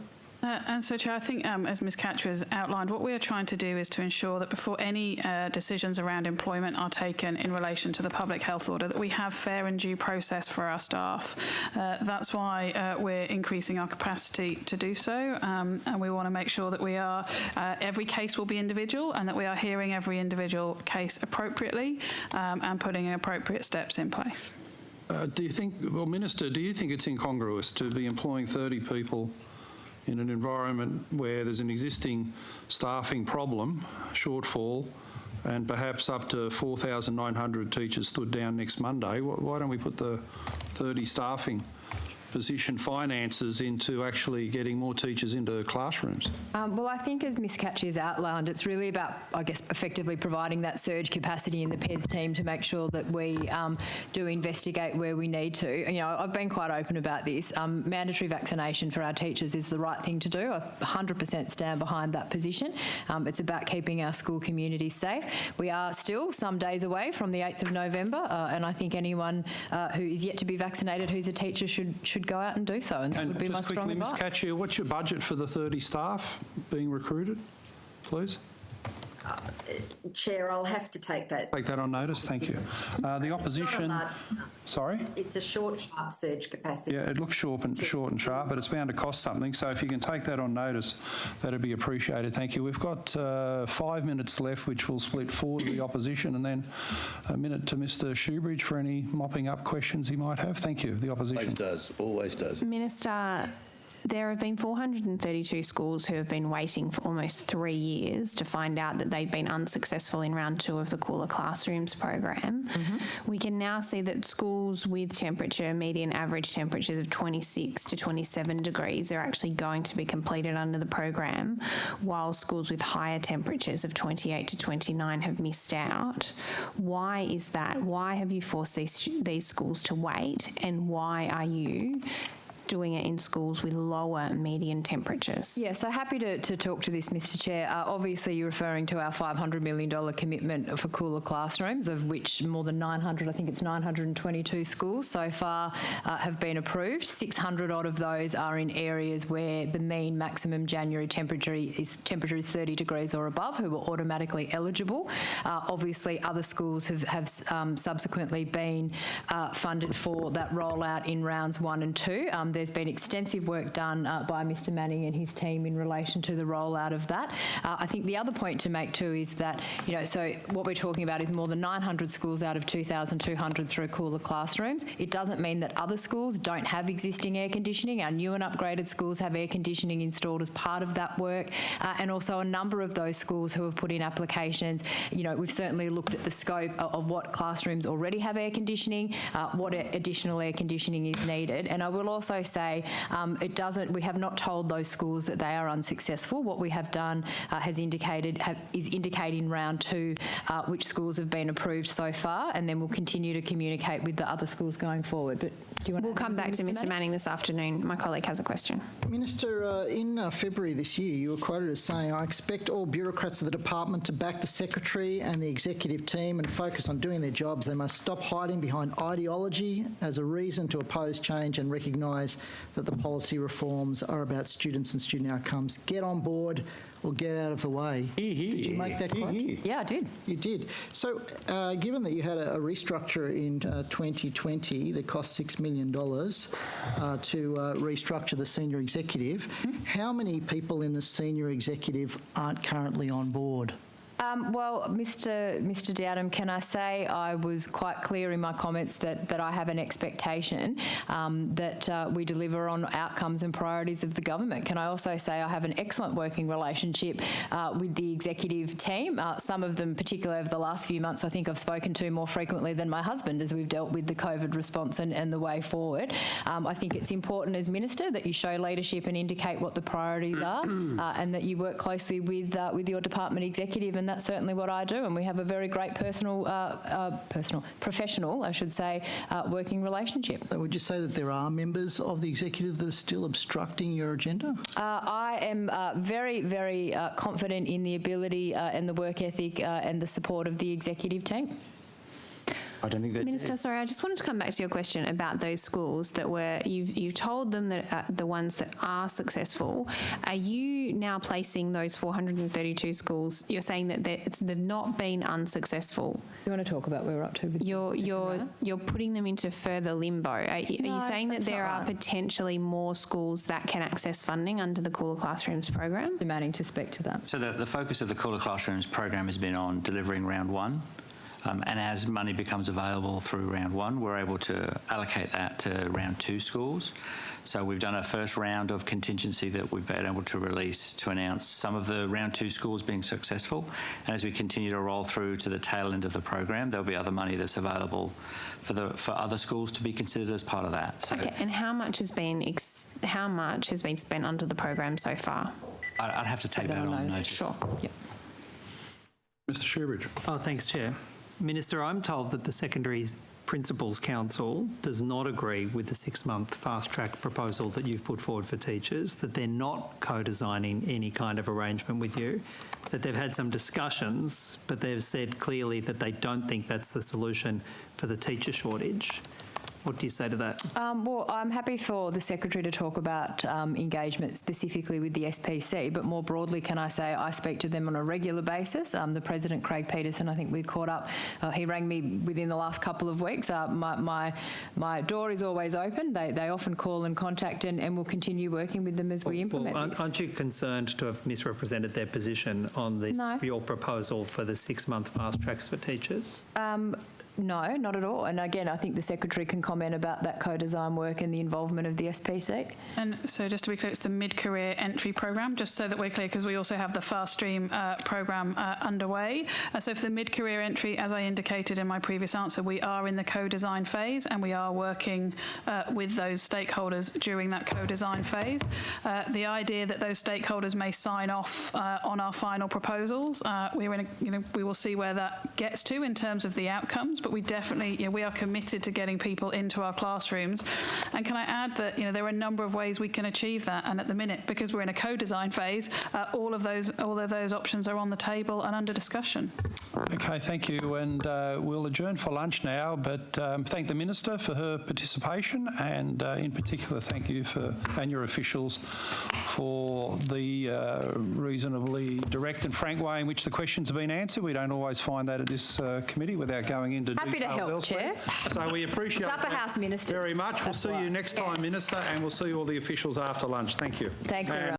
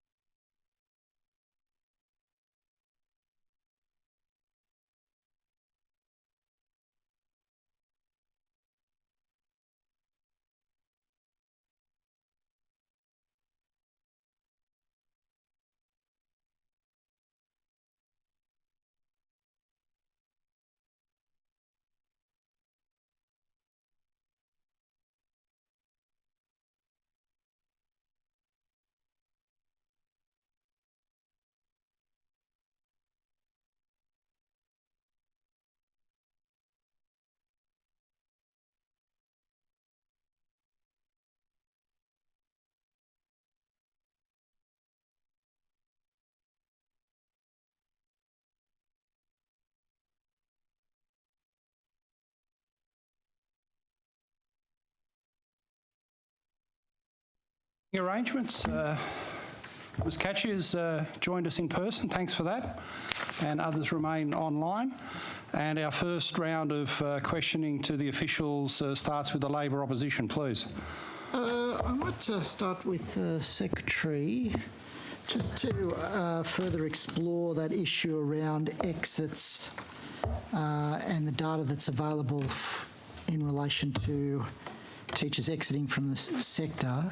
So what work is being done around how we might reduce the number of people leaving the profession? Yes, thank you for the question, Mr Diadam. First, the median tenure for teachers in New South Wales is around 12 years, which is a measure we look at to give a sense of whether or not we are seeing more teachers leaving the profession over time. We are, of course, looking at a number of initiatives that go to supporting our teachers in classrooms, both through the school success model and also through our programme to reduce the administrative burden to ensure that we're creating an environment in which our teachers can thrive.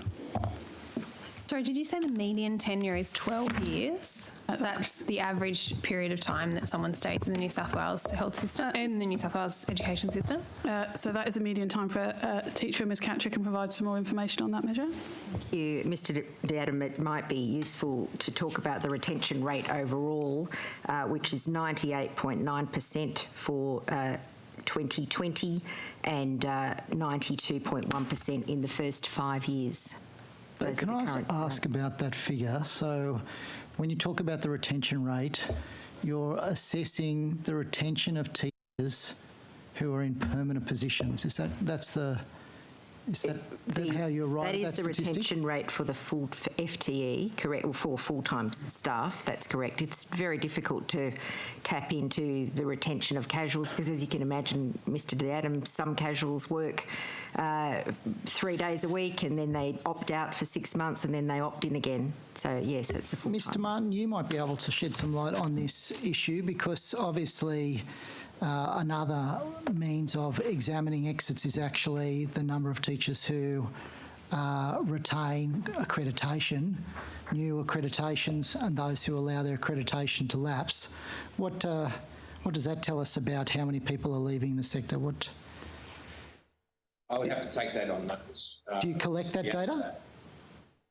We can identify the teachers who go on various types of leave of absence or allow their accreditation to lapse. We can do that over time and yearly, but we don't have that data in front of us. And is that data that you draw on, Ms Katcher, in terms of your analysis around retention? Yes, I'm happy, as Mr Martin said, I think that they're two different issues. So accreditation is a separate issue to deciding to leave the profession, as Mr Martin would agree, no doubt.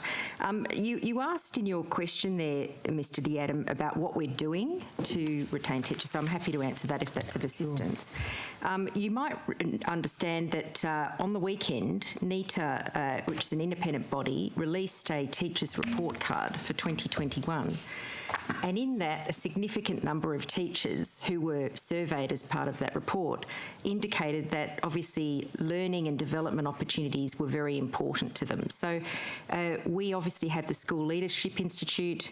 A significant number of people go through the programs in that institute. And the other piece that we're looking at in particular is attraction to teaching. So what are the things that really promote teachers, give them a sense of accomplishment and purpose in their career progression? Other programs like Fast Track and Mid-Career are also opportunities to do those things. I'm happy to go through a number of the course offerings in the School Leadership Institute, if that's of assistance as well. At this point, no. I'd like to ask about the analysis that's done in terms. Do you conduct exit surveys for permanent teachers who leave? I don't personally conduct them, yes, but the department obviously, and I probably refer more to my colleagues Murat Dizdar and Leanne Nixon on this, because a lot of that collection of information in terms of the reasoning behind a teacher's decision-making process to exit, be it for personal family reasons or to go to another job, etc., are collected as well at the local level. And so I think, Mr Diadam, this issue was raised in this committee's report into outcomes-based budgeting in education.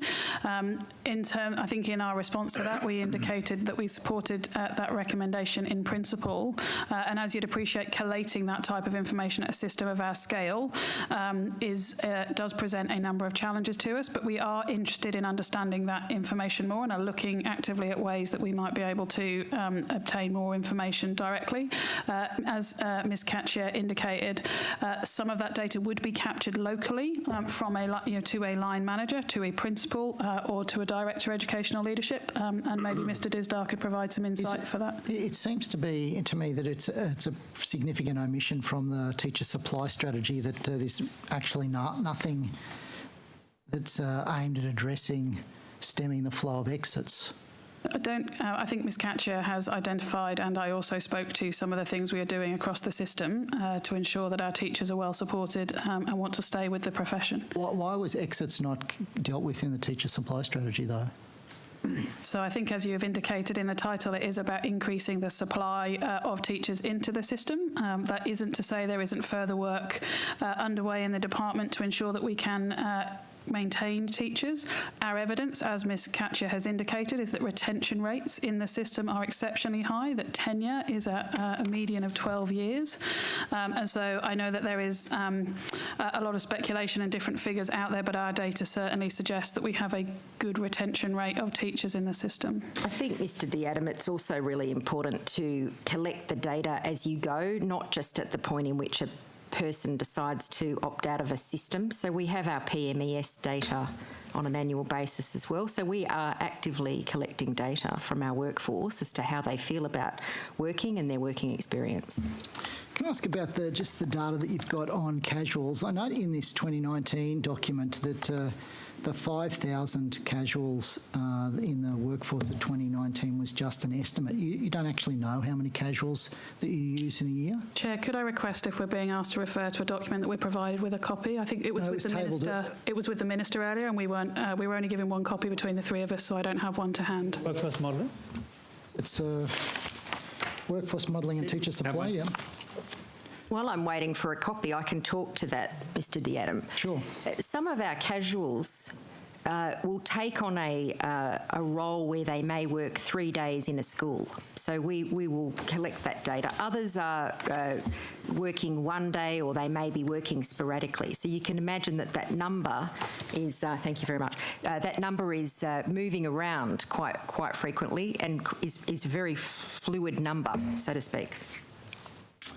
That, of course, but in terms of sort of an overall assessment, it's not very clear that you know how many casuals you might use in a year, and that seems to be a significant gap in the knowledge of the department. If it's not collecting that data, I suppose my question is why? I don't agree with that, Mr Diadam. With respect, I think that we, as I said, my colleagues, Mr Disdar and Ms Nixon, are very much in touch with what's happening on the ground, which is where really the data of casuals comes into play, because they form such an important part of a school's daily needs.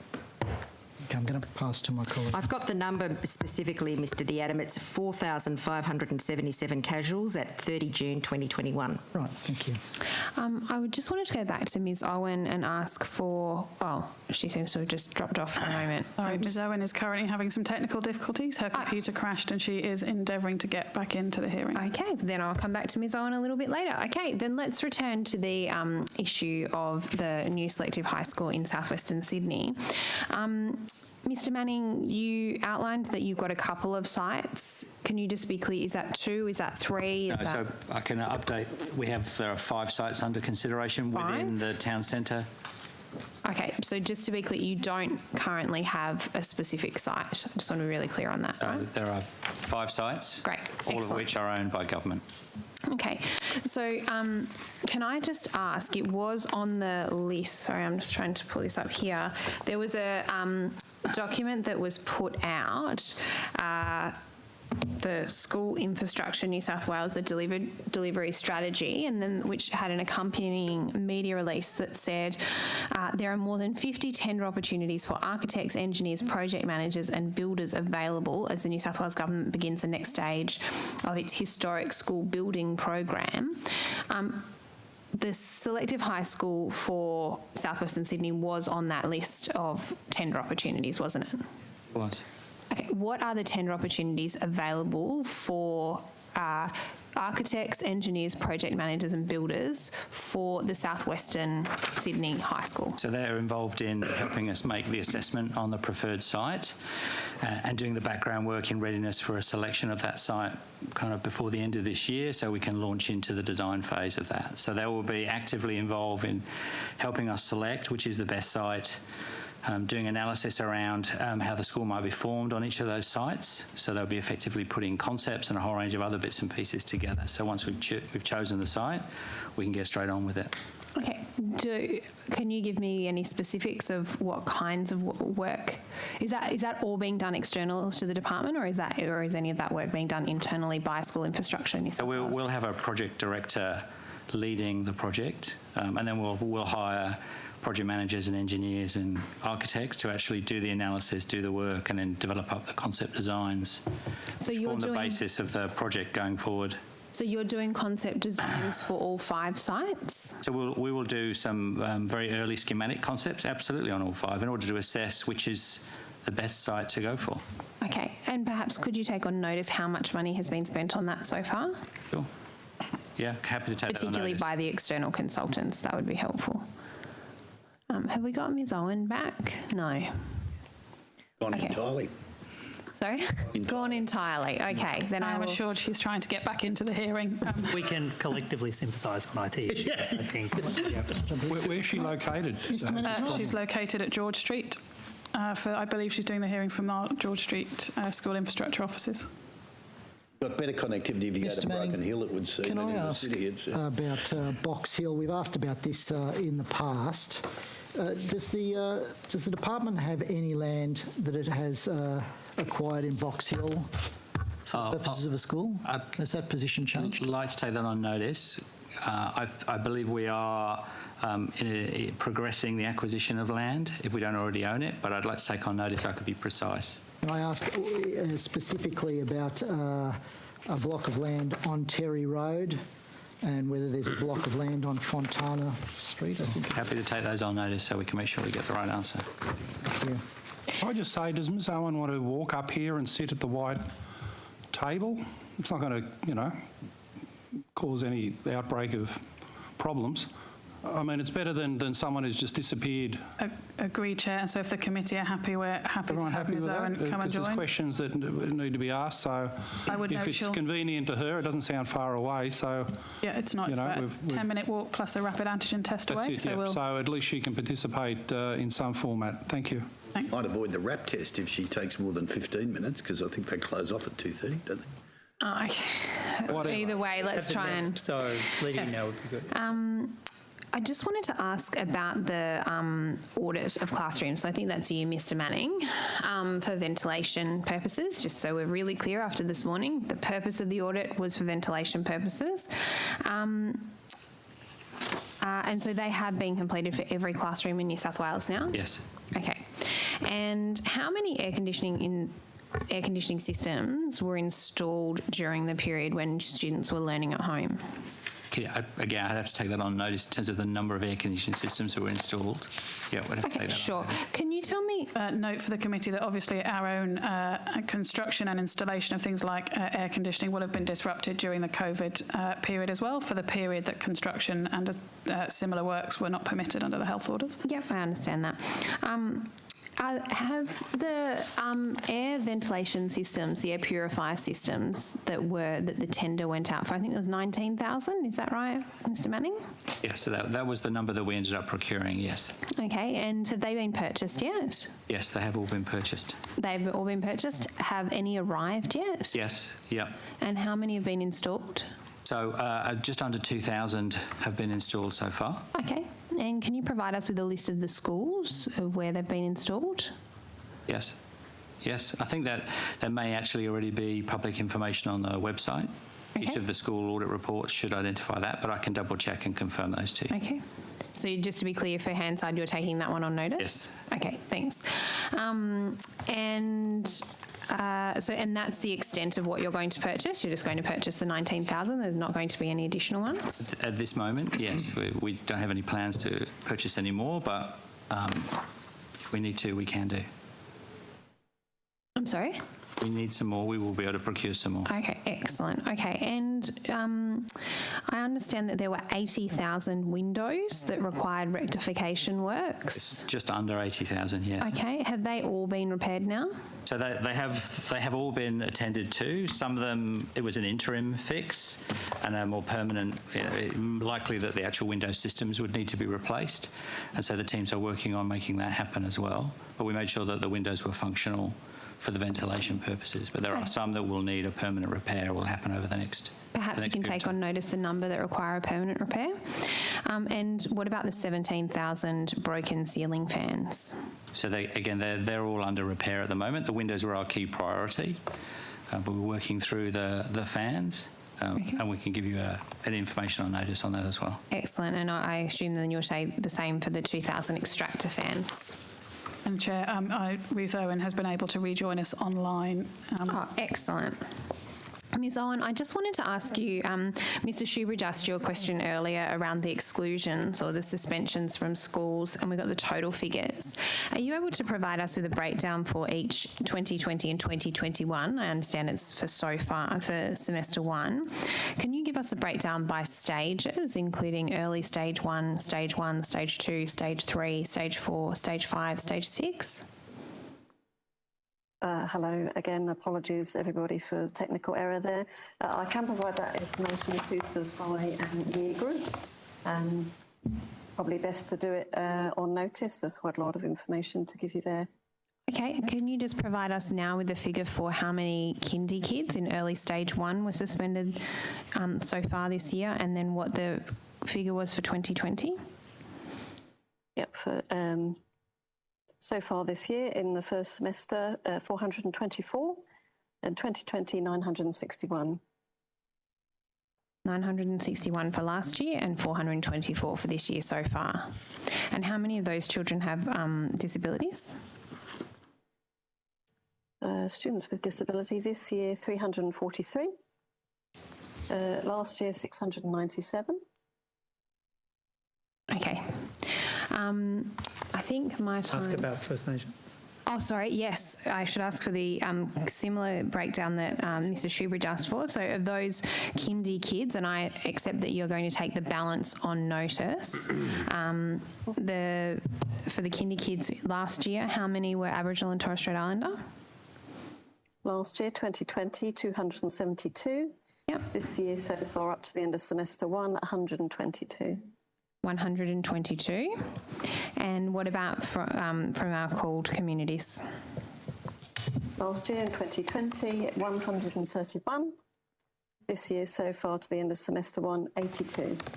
82 from called. Okay, how much longer have I got? Oh, I've got more time. Sorry. Okay, I'll pass back to my colleague. Oh, so I was going to ask the Secretary, what is the teacher success profile? Certainly. So Ms Catcher can provide you with further information in relation to the teacher success profile.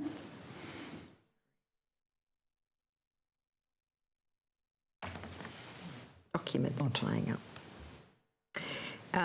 I will defer as well to my colleagues, Mr Disdar and Ms Nixon, in terms of, again, what happens within a school. But teacher success is part of a PDF profile process, a performance management process, etc., that's run through both our School Leadership Institute, but also our PES Directorate.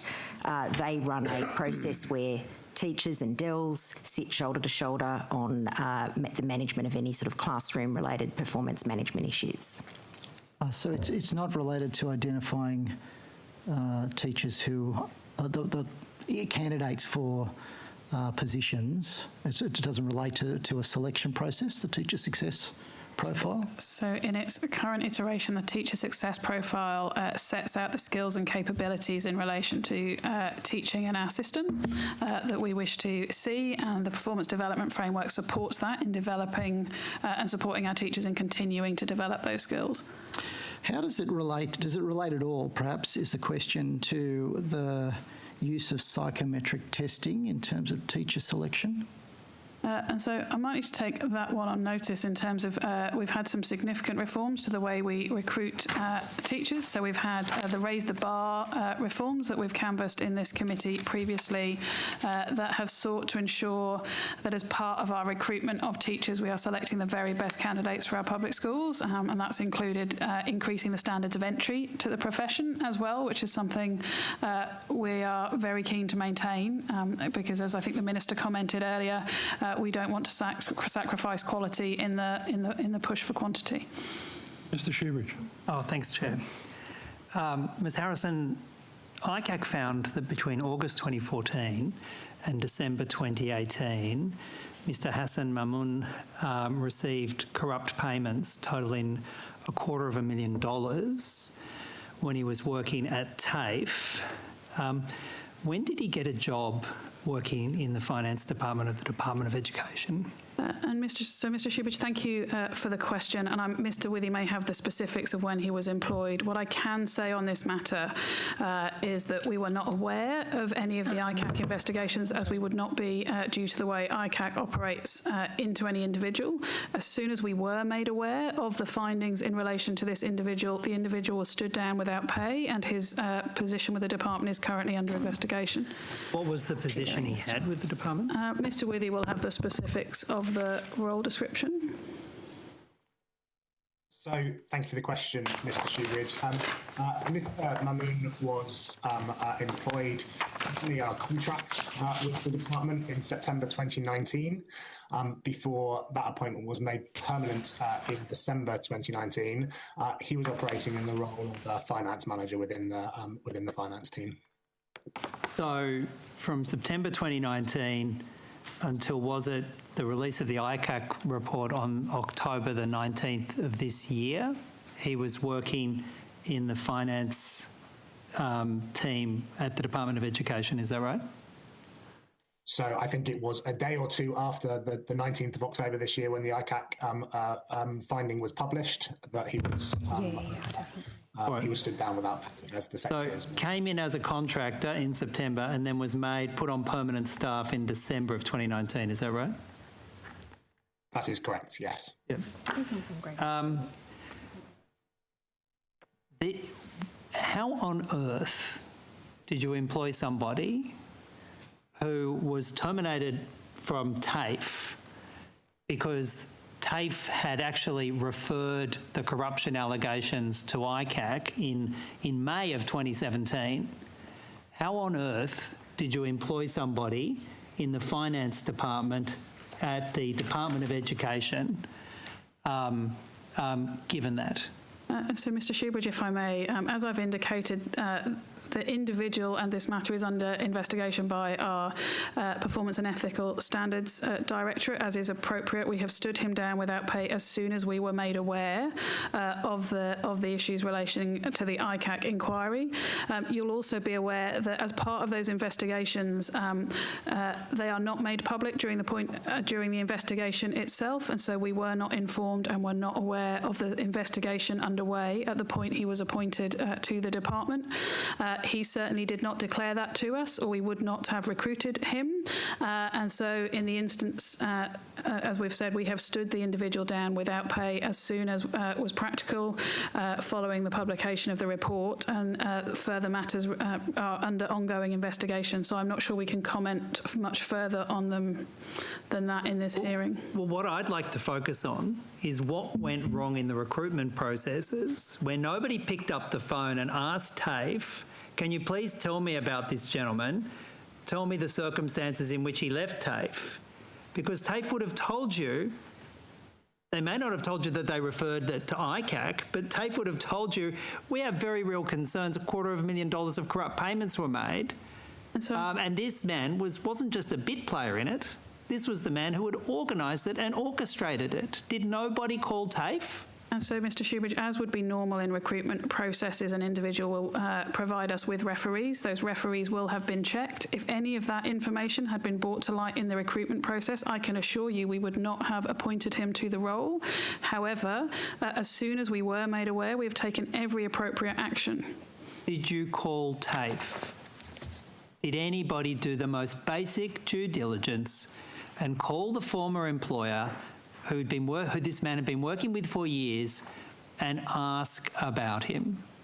That's directed to Mr Withy. Well, Mr Withy may know. I think they are very reasonable questions. They are part of the ongoing investigation that we are now undertaking, and it's very difficult for us to say any more while that investigation. Well, Mr Withy, it's not difficult. It's a direct question, and I think it's legitimate for Mr Shoebridge to get an answer. Did anyone call TAFE? So I do not have that answer at the moment. That is subject to the ongoing investigation that we are now undertaking. Well, Ms Harrison, surely you would want to know this, wouldn't you? If you've got a recruitment process that lets somebody who had been for 4 years obtaining corrupt payments in their former employment, their immediate predecessor employment with another public agency, if you don't even get the slightest concern raised in your recruitment process, you've got a problem, haven't you? So the first thing I'd say in response to that, Mr Shoebridge, is it would be expected and is required in our recruitment processes that an individual would declare such issues to us as part of it. We would also follow our own internal processes in relation to our recruitment, which requires an individual to provide us with referees. We would have followed up on those referee checks. It is not currently within our process, which I think we hope the investigation will lead to us reviewing those processes, that we would go outside those referee checks and seek individual opinion on an individual as a result of that. So I think that the individual will have been required to declare to us, as in part of their employment, whether there were any reasons they should not be considered for employment by us. That obviously didn't occur, and their referees did not raise any concerns with us. And as Mr Withy has said, subject to the investigations that are ongoing in the department, as soon as we were made aware, we have taken every appropriate action available to us, including standing him down without pay while that investigation is underway. So are you telling me that your recruitment processes at the moment, including putting somebody in charge of finances, doesn't involve checking with the former employer unless the person seeking the job nominates their former employer? That's the current process. Is that really what you're telling me, Ms Harrison? So I'm very happy to provide you with details of our recruitment processes and those that are consistent across the sector in relation to fair and due process as part of those in the recruitment process. The custom and practice is that individuals nominate their referees and we check those referees, and that the individual also has a responsibility to declare issues to us. Clearly that hasn't occurred in this case, and as I've indicated, I can't really add to these answers at this point while that investigation continues internally. Sorry, so your expectation is that somebody who had filched $250,000 in corrupt payments and was the subject of an investigation by ICAC, your integrity measures are that they should tell you. So that's the checks and balances you have at the moment, that they should proactively tell you that I just want to let you know I took $250,000 in sly backhand payments and I'm currently before ICAC, but I'd still like the job. That's your integrity checks. I guess the first part, I'll return to the start of my first answer here. There are certain provisions in place around any ICAC investigation that means that we would not be aware and that the individual would be assumed innocent and proven otherwise as part of that process. We were not aware of the ICAC investigation at the point that he applied for a role with us. We were not made aware of it during the recruitment process. As I've indicated, I'm happy to provide you with details of those recruitment processes and probity checks on notice. But until such time that there was either a criminal investigation with something that needed to be declared, we were unaware and would not currently be able to be made aware of that ICAC investigation in order to take appropriate action. Could I suggest one way of finding out this would have been to have picked up the phone and asked somebody in TAFE, because TAFE referred this gentleman and the corrupt conduct to ICAC in May of 2017, 2.5 years before you employed him without even doing basic due diligence. Did you accept that that might actually have been a sensible thing to do here? I accept that as part of our current process that we would like to look at that and understand the outcomes of this investigation before we give further comment on what did or did not occur in this case. Are you going to do an audit of files and activities in relation to this employee, given the concerns, well, given the serious corruption findings against him from ICAC? Are you going to do it? And given that he was employed in your finance department? But that is exactly the investigation that is underway now, Mr. Shoebridge. Right. And will you provide us with what the expected timeframes are for that investigation? I will provide you with any further details I'm able to on notice, yes.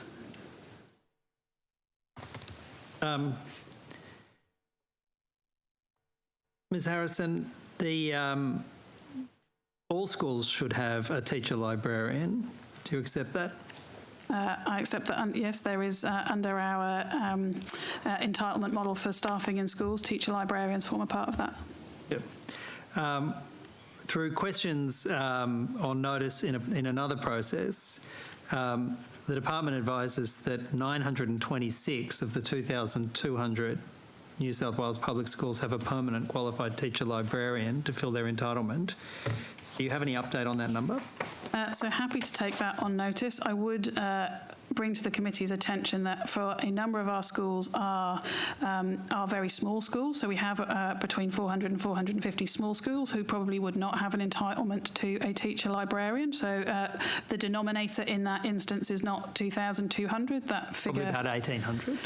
Yes, and also then there would be some environmental education centres and others included in that figure. So I'm very happy to come back on notice with the number of teacher librarian positions in relation to the appropriate schools. Well, it would appear that about half, on using that basic maths, only about half of the schools that are entitled to a permanent qualified teacher librarian actually have one.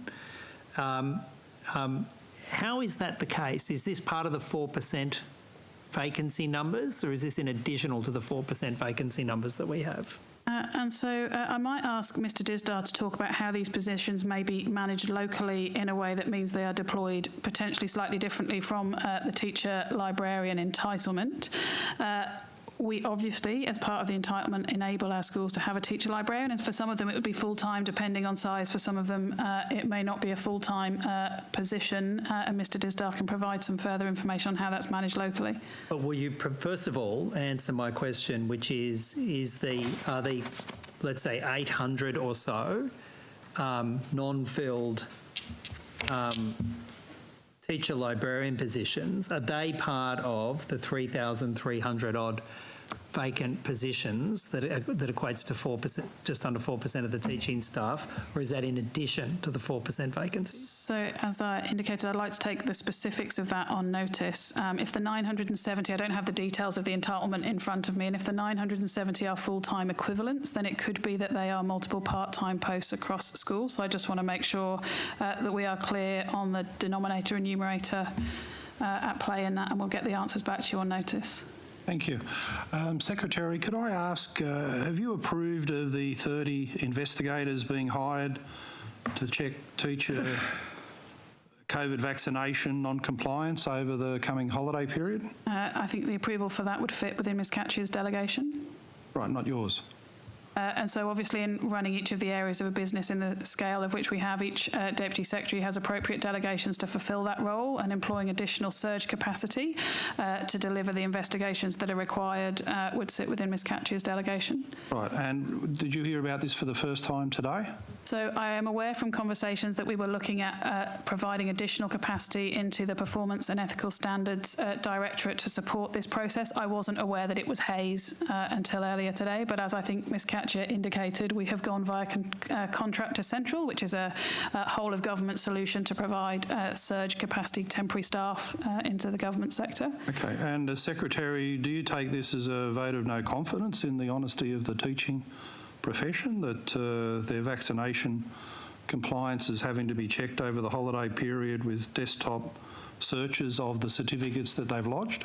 And so firstly, Chair, I would indicate that these investigations are going to be to support the process from the 8th of November for those that have not attested to whether or not they are vaccinated or not, and may be required to look into some of the medical contraindications that staff have provided in relation to that, because there is a very tight definition from the federal government around appropriate medical contraindications that can be used.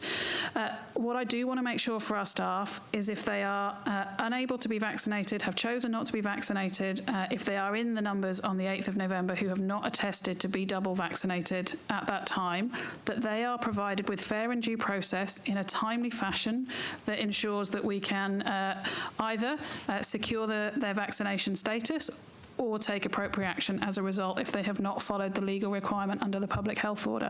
Right. Ms Catcher, you indicated earlier on before lunch that there was also going to be checking of the validity of the vaccination certificates, is that right? Correct. Right. So that's part of the role. How do they do that from home on a computer? The same way we've all been working at home, Chair, for quite some time. So there'll be certain things to be followed up from an administrative perspective that can easily be done using a computer. I don't know whether they'll all be working from home. I'll have to take the exact arrangements of where they'll be working and how they'll be working on notice.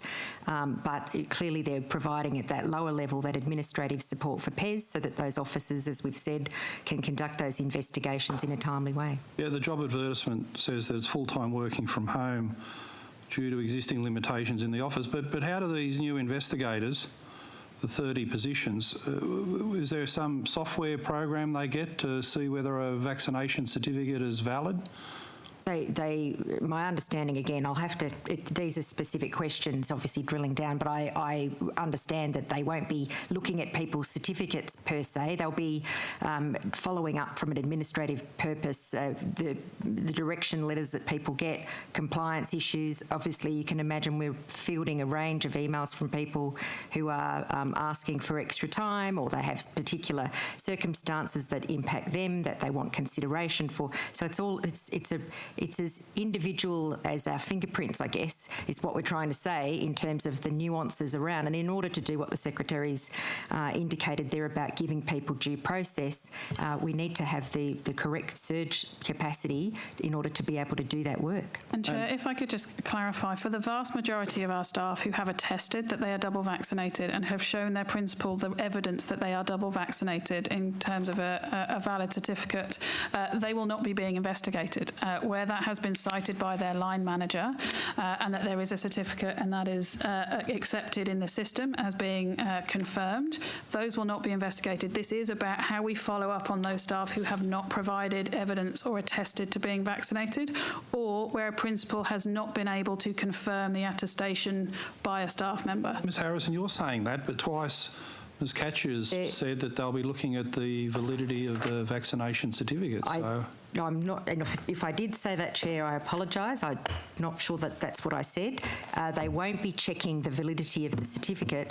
They will be checking all of the things that are required when there is non-compliance by the 8th of November. Okay, and what expertise will they have to check on medical contraindications? The medical contraindications are being handled and managed by a Health and Safety Directorate.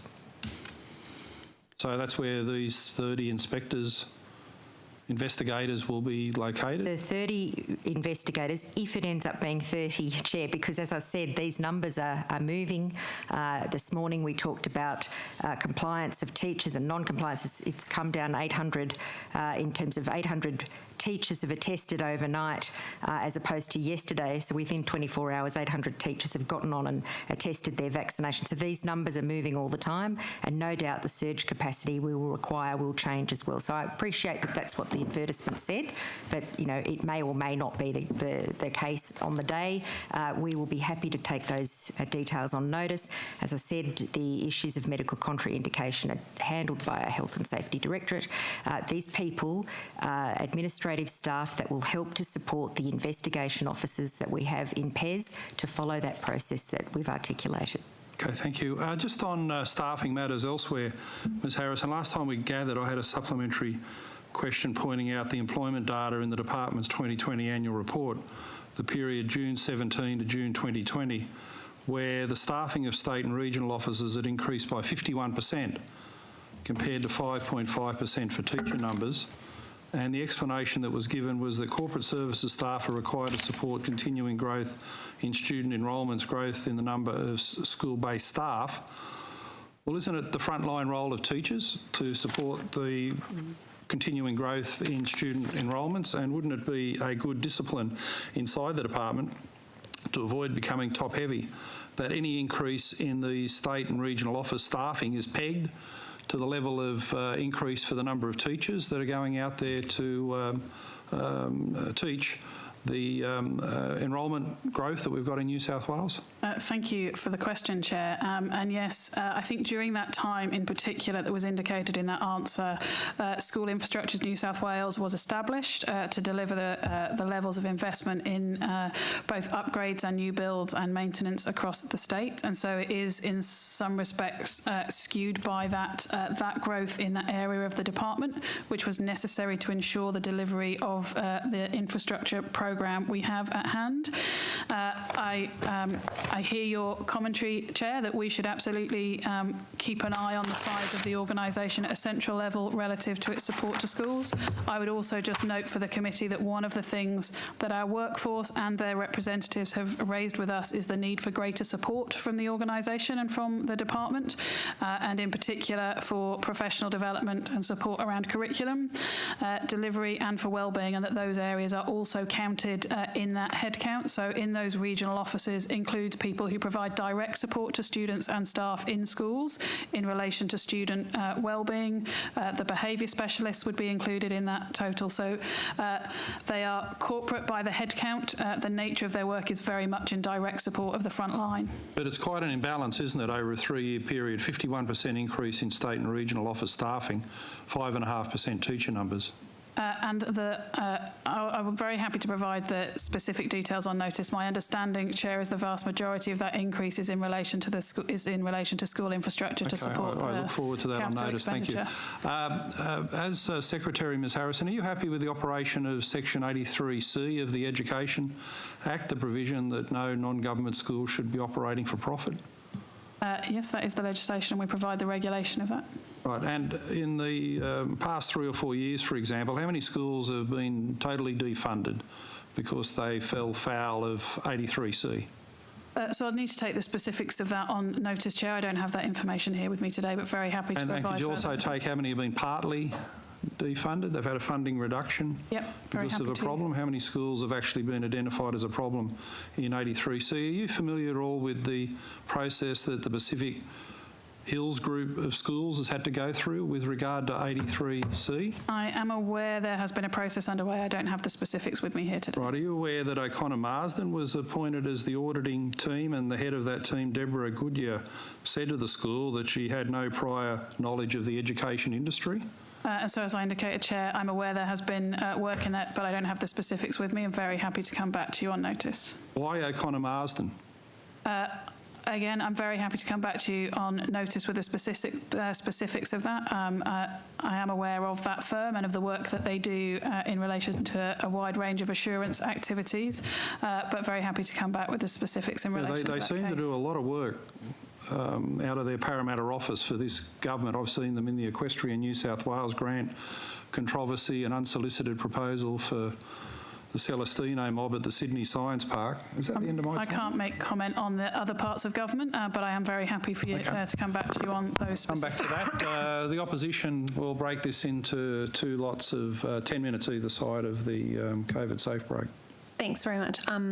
Chair, so Ms Owen, can I just come back to you on this question of suspensions? Can you give me the figure for 2019 for the kindy kids? Just bear with me, Ms Housels. I'll be with you in 1 second. Just clarify, the question was number of children in kindergarten who were suspended in 2019. Was that your question? That's right. Okay, the answer to that question is 1,143. 1,143. And just to be clear, we're talking about children here, not suspensions. Yes. No. That would be the number of suspensions. It's the number of suspensions. Yeah, that's the number of suspensions. Yeah. So I think, yeah. Okay. Are you able to provide me with the figures for 21, 20 and 19 for the actual number of students that were suspended in, well, I'll talk about children first because we're talking about kindy kids. Sure. I'd have to provide that on notice. The numbers I have in front of me are the numbers of actual suspensions. Okay, all right. Ms Harrison, has there been any mapping done? I mean, this is a really significant increase. In 2014, there was 398 suspensions of kindy kids. It's more than doubled. Have you done any mapping about why? And so, firstly, can I say this is partly why we've had the behaviour strategy and continue to implement that strategy and try and secure the changes to the behaviour policy that we have been consulting with our stakeholders on. This sits very uncomfortably with the department and we are hard at work to try and address this issue. I know that the committee have raised it as an area of concern. I know that the Minister has shared in that concern and, you know, kindy children being suspended is not something we want to see through our system. And so we need to get under the hood of why that is occurring in our classrooms and ensure that we're providing the support our teachers need to maintain those students in their class. We have that work underway. That is the work that some of the behaviour specialists are doing. It is the work that the more than 2,000 staff that are in support of them are working to do. But we are needing to make a change in our system in relation to the way we view suspension. That is a change that we are leading from the department and that we will continue to drive towards. Yeah, I mean, the government's response, or the government's policy was pretty widely criticised. We saw the principals, the teachers fed, P&C from the top of my head, who all came out against it.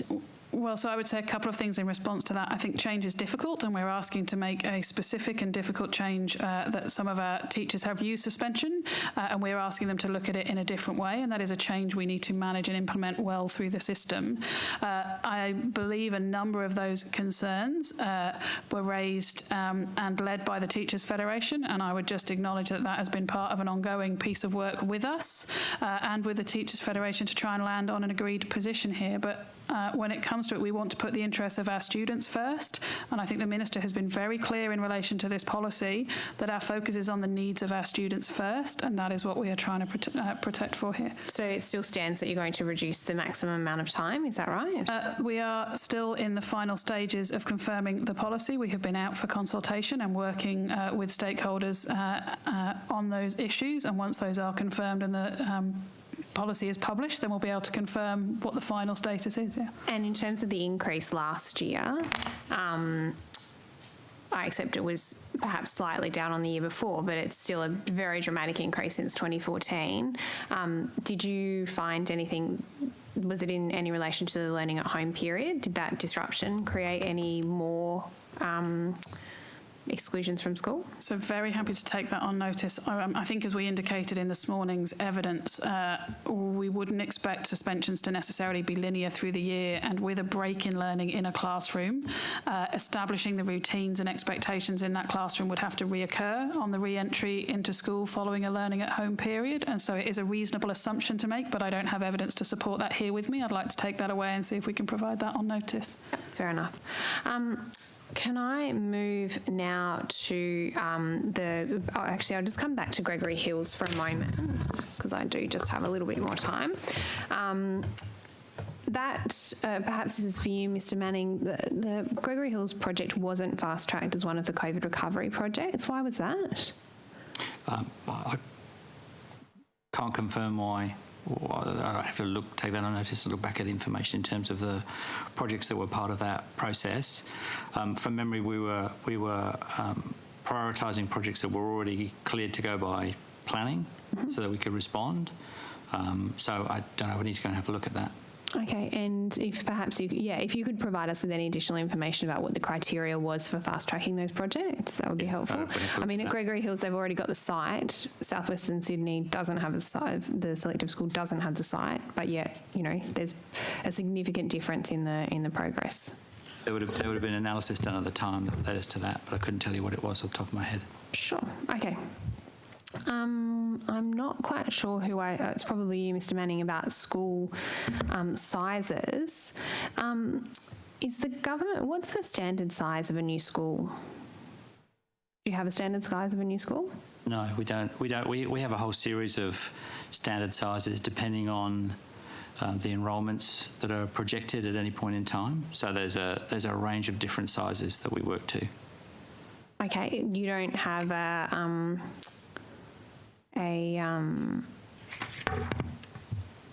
standard capacity size when designing? There's a conceptual sort of core structure that lends itself to that. So there are 6 or 7 different versions, but that doesn't necessarily mean that we kind of deliver strictly to a core 19 or a core 21 or any of those. We actually begin to look at what do we think is the requirements going forward, and then what do we deliver as part of that process. So there can be and a how do flex you in that. assess what is the requirements going forward?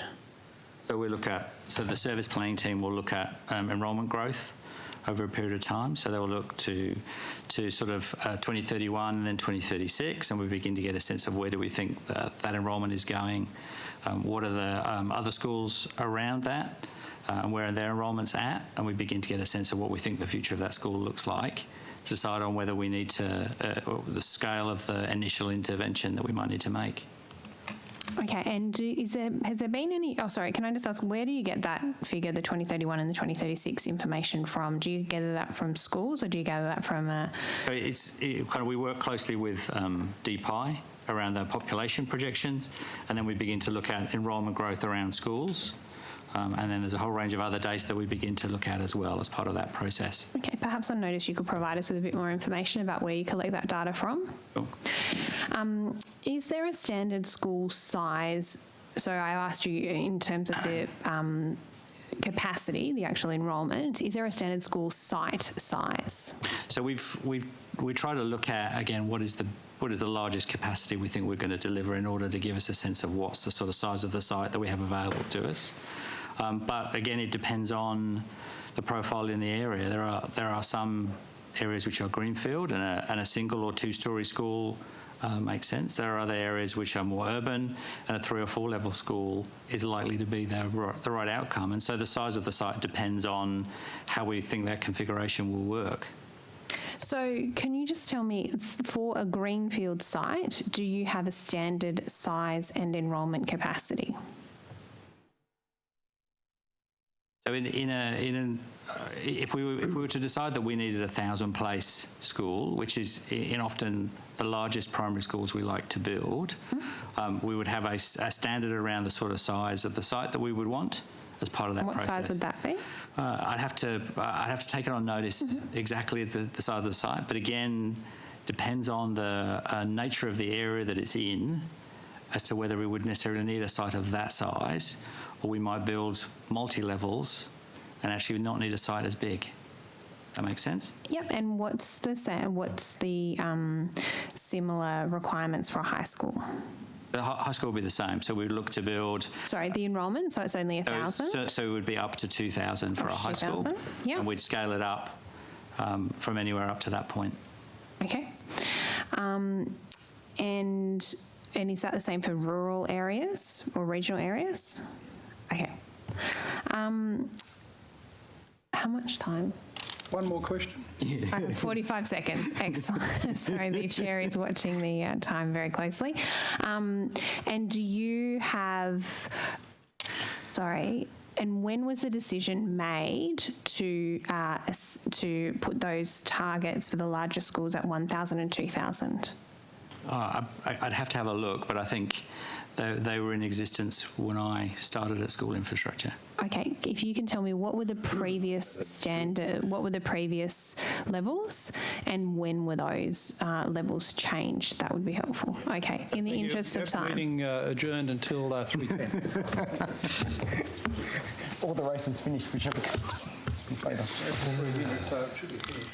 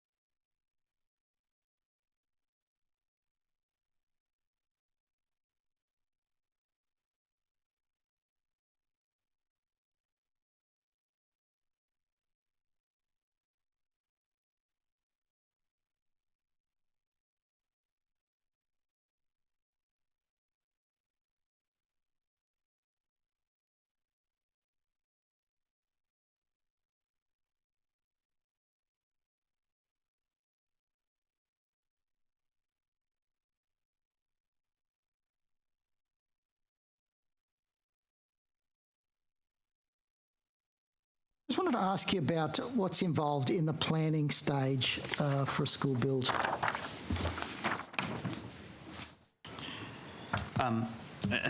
What are the elements of the planning stage? Well, essentially assessment of the need, identification of the options as to how that need can be delivered, and on the basis that we find, we then work through a number of options, is then beginning to formulate details around that option so that we can confidently put a budget around it and get a sense of its deliverability. So in some instances, we need to identify land.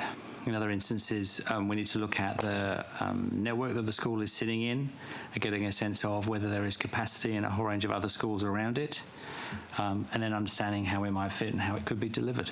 It sounds very uncertain. How does that work when the government's made an announcement around a school?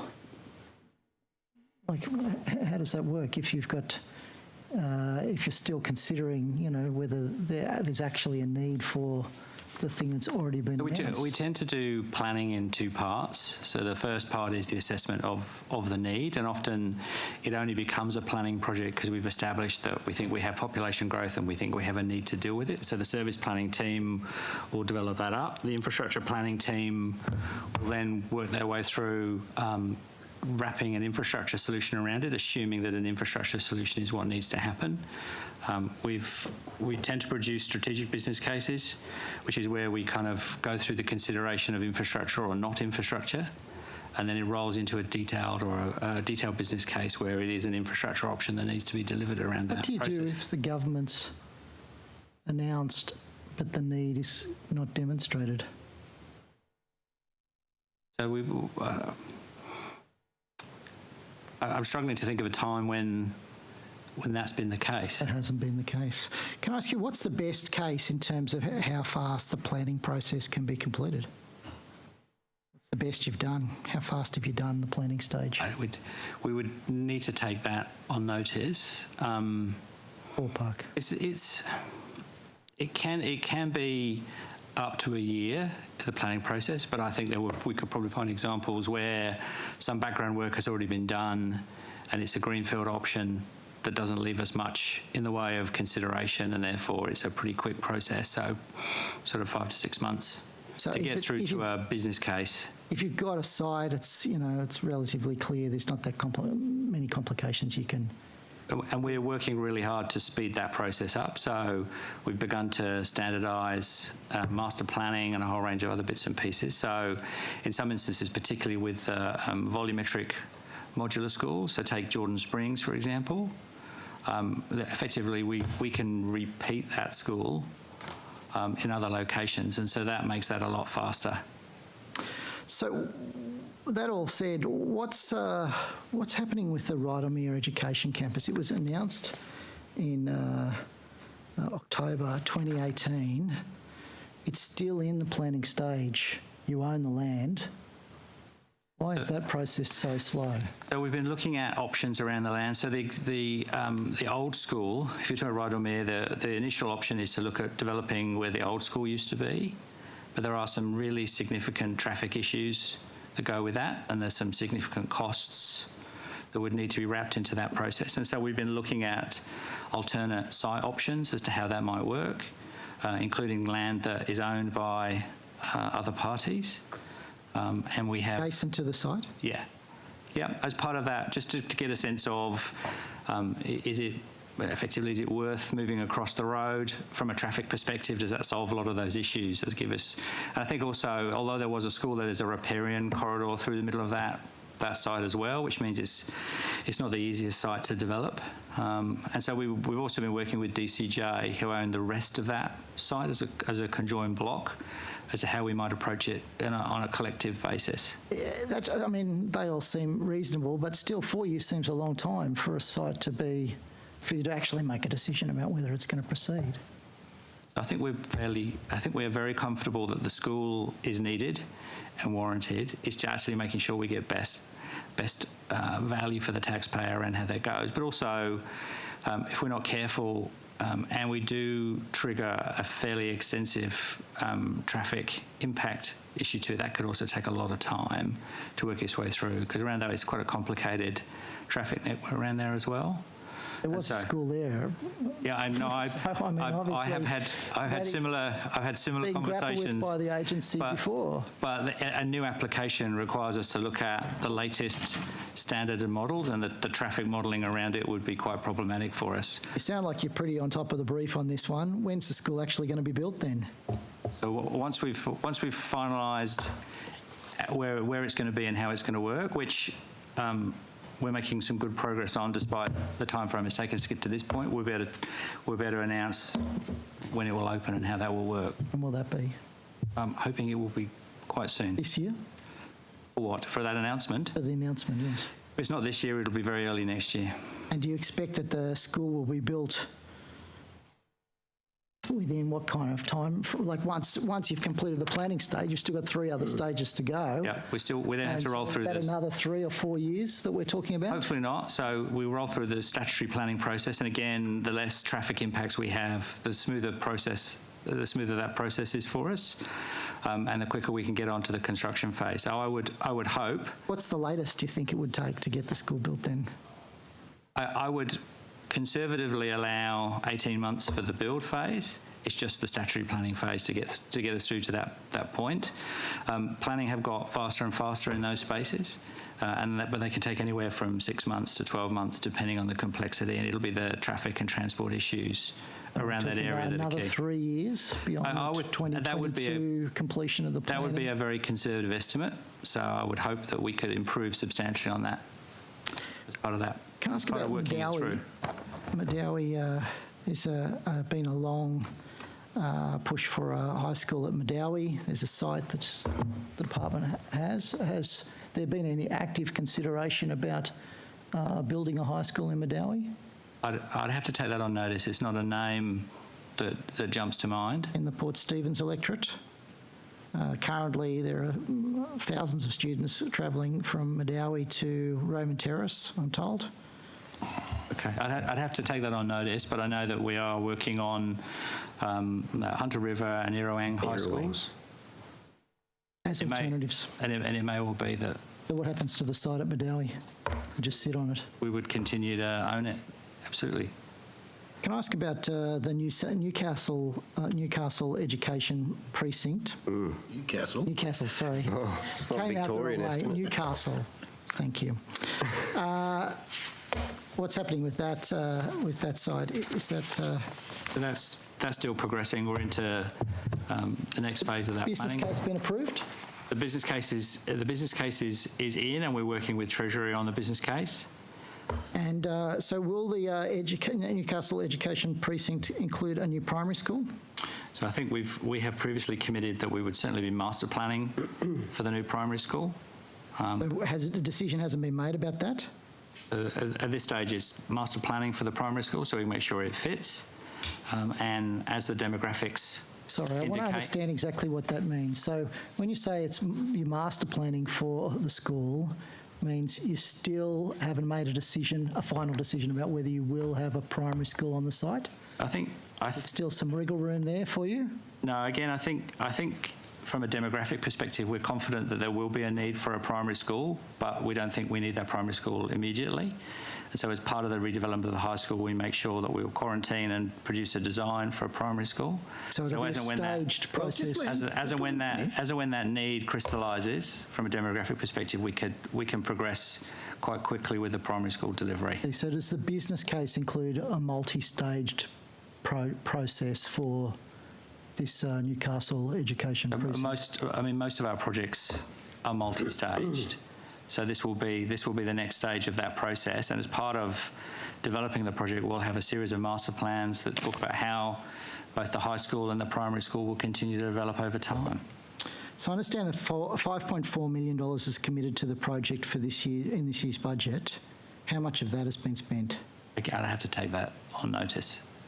And are you able to provide details on what works have been completed? Yeah. For that, so in terms of the contract, are we at that stage yet, where you'll have some idea of when a contract will be let for the works? Is that not in the delivery strategy document? I'm not aware. I don't have that information. There's a publicly released delivery strategy document which identifies all of the 44... I don't believe so, but... Newcastle Education Campus, it says contractor will be appointed mid-22. Right, okay. Okay, I'll take a round of questioning. Mr Shoebridge must be over at Transport. Just coming back, Ms Harrison, to the 83C provisions, would you be able to review what happened to Pacific Hills Group of schools on this? Because in letters to the Minister and elsewhere, including Jeff Newcomb, they've said that they had $450,000 worth of costs in this audit by O'Connor Marsden and provided 6,500 pages of material over an 18-month period, and there seems to be no adverse finding against them. So this is quite an extraordinary compliance cost for a school under this arrangement, isn't it? So, as I indicated earlier, Chair, very happy to take those matters on notice and come back with you further. Okay. And would you acknowledge that a Christian school employing pastors is not a for-profit activity? I'm not aware of the specifics of the case or the nature of any employment of any individual, so I would like to go and make sure I have the full facts before I provide them. 83C quite sensibly says that no non-government school should be using government funds, I suppose other funds, to make profit. I think we all agree with the intent of 83C, but in the policing of it, there's been an attempt by O'Connor Marsden, I'm told, to define the overseas mission of the school. So some teachers take the students on a humanitarian mission to the Pacific Islands as part of their Christian faith, a legitimate part of educational activities for many, many schools in New South Wales. And that was examined for for-profit possibilities. And also it's a group of 7 schools, which quite logically, like any group of schools, has collective professional development for teachers, and that was taken as a profit centre to help other schools. So as you take these things on notice, can what seems like a regular activity for a Christian group of schools, collective professional development, overseas humanitarian missions and education, and some payment of pastors, would in the future no longer be included in these audits that seem incredibly onerous on a school just wanting to educate? Chair, I'm very happy to take the specifics of that on notice, and I note the concerns you've raised around the employment arrangements for people you would expect to be employed in a school of that type, and we'll certainly look into that further for you also. I appreciate that. And could I ask, just from first principles, why the Department of Education undertakes this function rather than NESA, given that NESA does all the other accreditation and supervisory work with non-government schools? Certainly, so this has been a joint and established process with the other sectors and with representatives from the other sectors involved. In terms of how this was established, I'd need to go back and take a look at why it was set up this way. It's been set up that way for an extended period of time. Mr. Martin may have further information on that distinction. Mr. Martin, please. The historical process of setting up the not-for-profit committee under Minister Nickley, I understand, had the Secretariat situated within the department, and NESA as a NESA representative on the committee. I am currently the NESA representative on that committee. Is NESA aware of any non-government schools that are operating as profit centres? The NESA does not look after the for-profit legislation. That's looked after by that committee under the direction of the department. We look after, of course, the regulation of non-government schools, which doesn't go to the specifics of the for-profit legislation. And Chair, I'm advised that Ms Alonso Love online is able to give some detail on the things we're doing to manage the issues you've raised, if that would be helpful. Yes, it would. Thank you. Lisa, we can't hear you. I'm not sure if you've come off mute.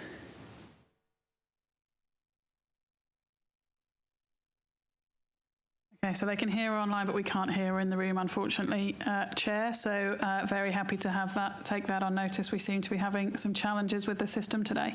Yep, we spend all our money on bollards, so Our internet in this building is not fantastic. So I appreciate you taking it on notice, and if I can get as much information on that as possible, please.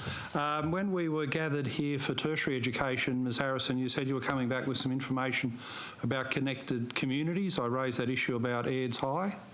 You did, and Mr Disdar is with us and can provide specific details. Can I first say that being a connected community school doesn't make you an Aboriginal school, which I think was one of the comments and questions you asked. It does affect your staffing. It certainly engages the Aboriginal community around that school in a specific way, and Aids High School does have one of the highest proportions of Aboriginal students in the metro area, which is why it reached met the criteria under that programme. And certainly, as I remember back to the questions you asked, Chair, it doesn't preclude a school participating in any other programmes. For example, we've had connected community schools that have also been early action for success schools, and in the Aids example, the EPPP programme does run there. But Mr Disdar... No, I appreciate that, but just to clarify, it does mandate an Indigenous principle, doesn't it?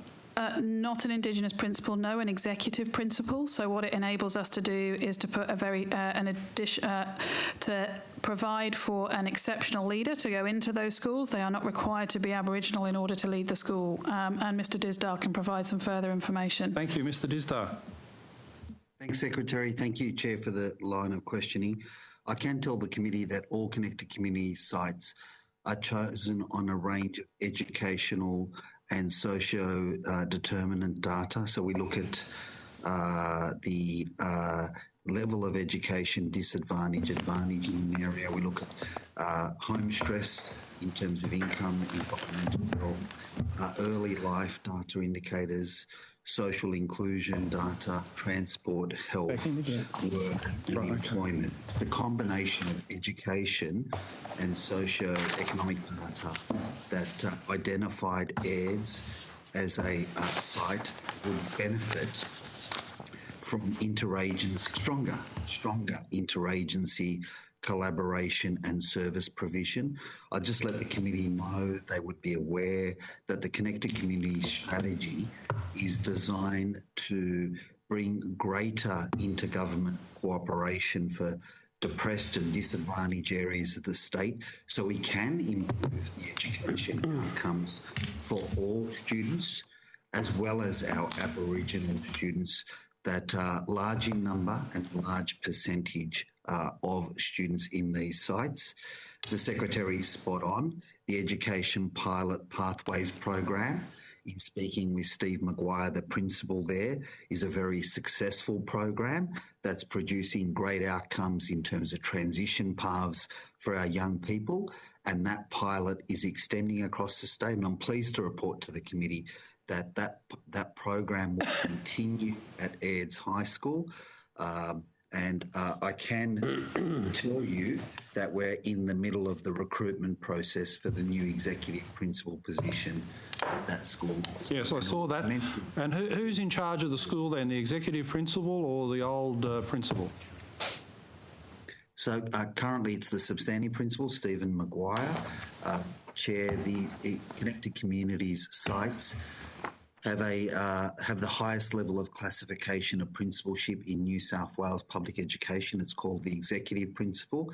We go to merit selection with a merit selection panel because it is a different role compared to the principalship of a mainstream site. So we're in the middle of that process, and we'll be able to communicate to the school community on the outcome of that soon. Yeah, but when the executive principal is appointed, who then is in charge of the school? Who's the senior principal? Oh, good question, Chair. The executive principal is responsible for the line management of the school, reporting to a director of education. Okay, so he comes in over the top. You mentioned a high proportion of Indigenous students. We noted the other day at Aids is 23%. At Narooma High School, it's 14%. 1 in 7 students are Indigenous. How does it qualify as a connected community school? Good question, Chair. We have 75 Aboriginal students at Narooma High School. You're spot on, 14% of the student population being of Aboriginal background, of a population of 495 students. I just reaffirm what the Secretary said. This is not a Aboriginal strategy. It's not to turn the school into an Aboriginal school. It's to ensure that there's greater intergovernmental connection, to ensure there's stronger pathways for our students. We know that we've got to lift our game and improve the outcomes for Aboriginal students in these contexts, but also for all students. And the strategy really drives to try and get better, not only educational support, but socio-determinant support for our young people and their families. We're talking about some of the most challenging and depressed parts of the state, where unemployment rates, health, wellbeing outcomes, transport, incarceration rates are really, really poor. And it's a whole of government response to improve those, so that we're giving these young people the best opportunities to have a rich and fulfilling education passport. Okay, the Labor opposition.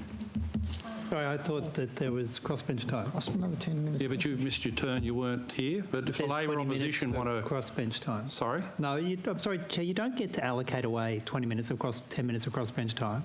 There's 20 minutes of crossbench time. And we're in the second half of it. Well, we rotate around, and you missed your turn. We have 20 minutes. The resolution of the committee is to be divided equally between crossbench and opposition, and you as chair can't unilaterally redetermine that unless you want a resolution of the whole committee. No, I'm not unilaterally doing anything. I'm just saying that if someone's not here, they miss their turn. But Labor Sorry, seems Chair, to be saying you're not able to unilaterally change a resolution of the committee. It goes in 20-minute cycles, and you can't unilaterally as chair do that. How did you go at Transport? Good? Beg your pardon? How did you go at Transport? Talking about? You've been over at the Transport Committee. Have you been watching the Transport? No, I haven't, but I'm assuming that's where you've been. If you were You know what they say? If you assume, you make an ass out of you and me, and you're currently making an ass out of yourself. Well, absent from the committee, it's hard to give you the call, but Labor seems to be thinking you should have the call now, so away you go. It's the resolution of the committee, so I'm glad we're sticking to the rules. The resolution of the chair is that you should turn up for your call. David, You don't get to make unilateral resolutions to that effect. We've been through this so many times. I mean, people turn up, you know. Yeah. Ms Harrison. You'll need to turn up in the Senate. Have you quite finished? Mm-hmm. Good. I have now. Sorry, you haven't? You haven't? They'll be nastier than me, I tell you. You're behaving disgracefully as chair, but You'll anyhow, look back there and you think go. I'm a nice person. I kind of doubt that. Ms Harrison, if you ignore the chair for the moment. I was asking you questions earlier about the engagement of the gentleman who's been found to have been seriously corrupt at ICAC. He was first engaged as a contractor. Were there different checks, lesser checks for the engagement of a contractor in terms of background checks than there are for an employee? Is that how it happened? And so, as I indicated in my previous answer, those matters are under investigation. One thing I did want to just make sure I was clear on, Mr. Shoebridge, is I think you mentioned in your previous question that he had been terminated by TAFE. He actually resigned, which would also be a reason why we wouldn't have had notification from TAFE of that issue. But Ms. Catcher can provide you some details of the checks that are in place around our contractors. They would also include reference checks, as I indicated earlier. Sorry, are you now saying you checked with TAFE and they found that he'd resigned? You found that he resigned, or you still haven't checked with TAFE? And so, as I've indicated, we had, given he resigned, we would have had no reason to assume we needed to check with TAFE in that case. It would not be part of normal process to contact a former employer as part of a recruitment process. We're back in that. Because it's up to an individual to declare which information they would have alerted an employer to. Are there lesser checks for a contractor than there are for employees? I think it would be hard to be lesser, but are there lesser checks for a contractor than there are with employees? So just to be clear, there are a number of checks that we have in place across the organisation. They include police checks, which would not raise anything in this instance. Are there lesser checks for a contractor? And so Ms. Catchbridge can provide information. The checks are the same for contractors or employees. All right. And again, if the engagement as a contractor, nobody thought to ask TAFE. Is that right? And so to be clear, our process, as I've already indicated, and as is quite standard practice, is to check references, to do a police check, to require a working with children check. We have a set of mitigations in place. I accept they did not catch this individual who at the time of employment was under an investigation, innocent until proven guilty, an investigation we were not made aware of and were unable to be made aware of. And as soon as we were made aware and were able to take action, we did so. You see, Ms Harrison, the problem with this is that it's all based upon self-disclosure. It's the person, the referees chosen by the person seeking a job as a finance manager in New South Wales. The referees and the experience chosen by the person. And it strikes me as plain odd and reckless not to independently check on the former employer. And I can't understand how you're defending a process that's based upon people who have been engaged in fraud putting their hand up and blowing the whistles on themselves. And so, Mr Shoebridge, I think there's a series of assumptions that you're making in your line of questioning that I can't answer to because we are under an investigation to determine the facts of the case. As a process point, I'm asking you as a general process point, not the facts in this case, Ms Harrison. Point of order, Trevor Cone. Yes, sorry, Chair. We seem to be getting to the point of the witness half answering a question before Mr Shoebridge jumps into her again. I'll let Ms Harrison. Yeah, thank you. That's accepted. Thank you. And so, as I indicated in my previous evidence, I can't provide much more information than I've had. I don't think I can provide any more information than I've already provided in relation to this case while it is under investigation. That investigation will establish the facts. What I can tell you is the individual resigned from TAFE and was not fired, as you indicated in your question. And had I called TAFE in that circumstance, I'm not quite sure what they would have been able to tell me other than an employee had resigned, because they also are unable to declare ongoing ICAC investigations into an individual. So there's a kind of... without that information, I struggle to see how we could have made a difficult decision. Can I give you a suggestion of what you might have got? You may not have got TAFE telling them that they'd referred to ICAC, but there would have been no prohibition in TAFE telling you, your department, the substantive concerns that they have, but you never know if you never ask. And again, I'm saying to you as a general proposition, the idea that you would only be calling the people nominated by the person seeking a job with you is plain reckless. And as a general principle, don't you accept that's a problem, Ms Harrison? So I would just note that there are a number of hypotheticals in your question that I can't respond to. It is standard recruitment practice for an individual to recommend their referees. It is standard recruitment practice in the public sector and the private sector. It is part of ensuring a fair process to the candidate. People can leave employment for a number of reasons. People may be applying for jobs where they haven't told their current employer that they are looking for new work, and it would not be our role to tell a current employer that someone was seeking a new position. So I do want to make sure we establish the facts of this case. At this moment in time, I cannot tell you what he declared or did not declare while that investigation is underway. I would like the opportunity. I've been as open as I can be in this forum, and I appreciate the questions, and I agree that they're important, which is why we have taken every action available to us as soon as we were made aware of the issue.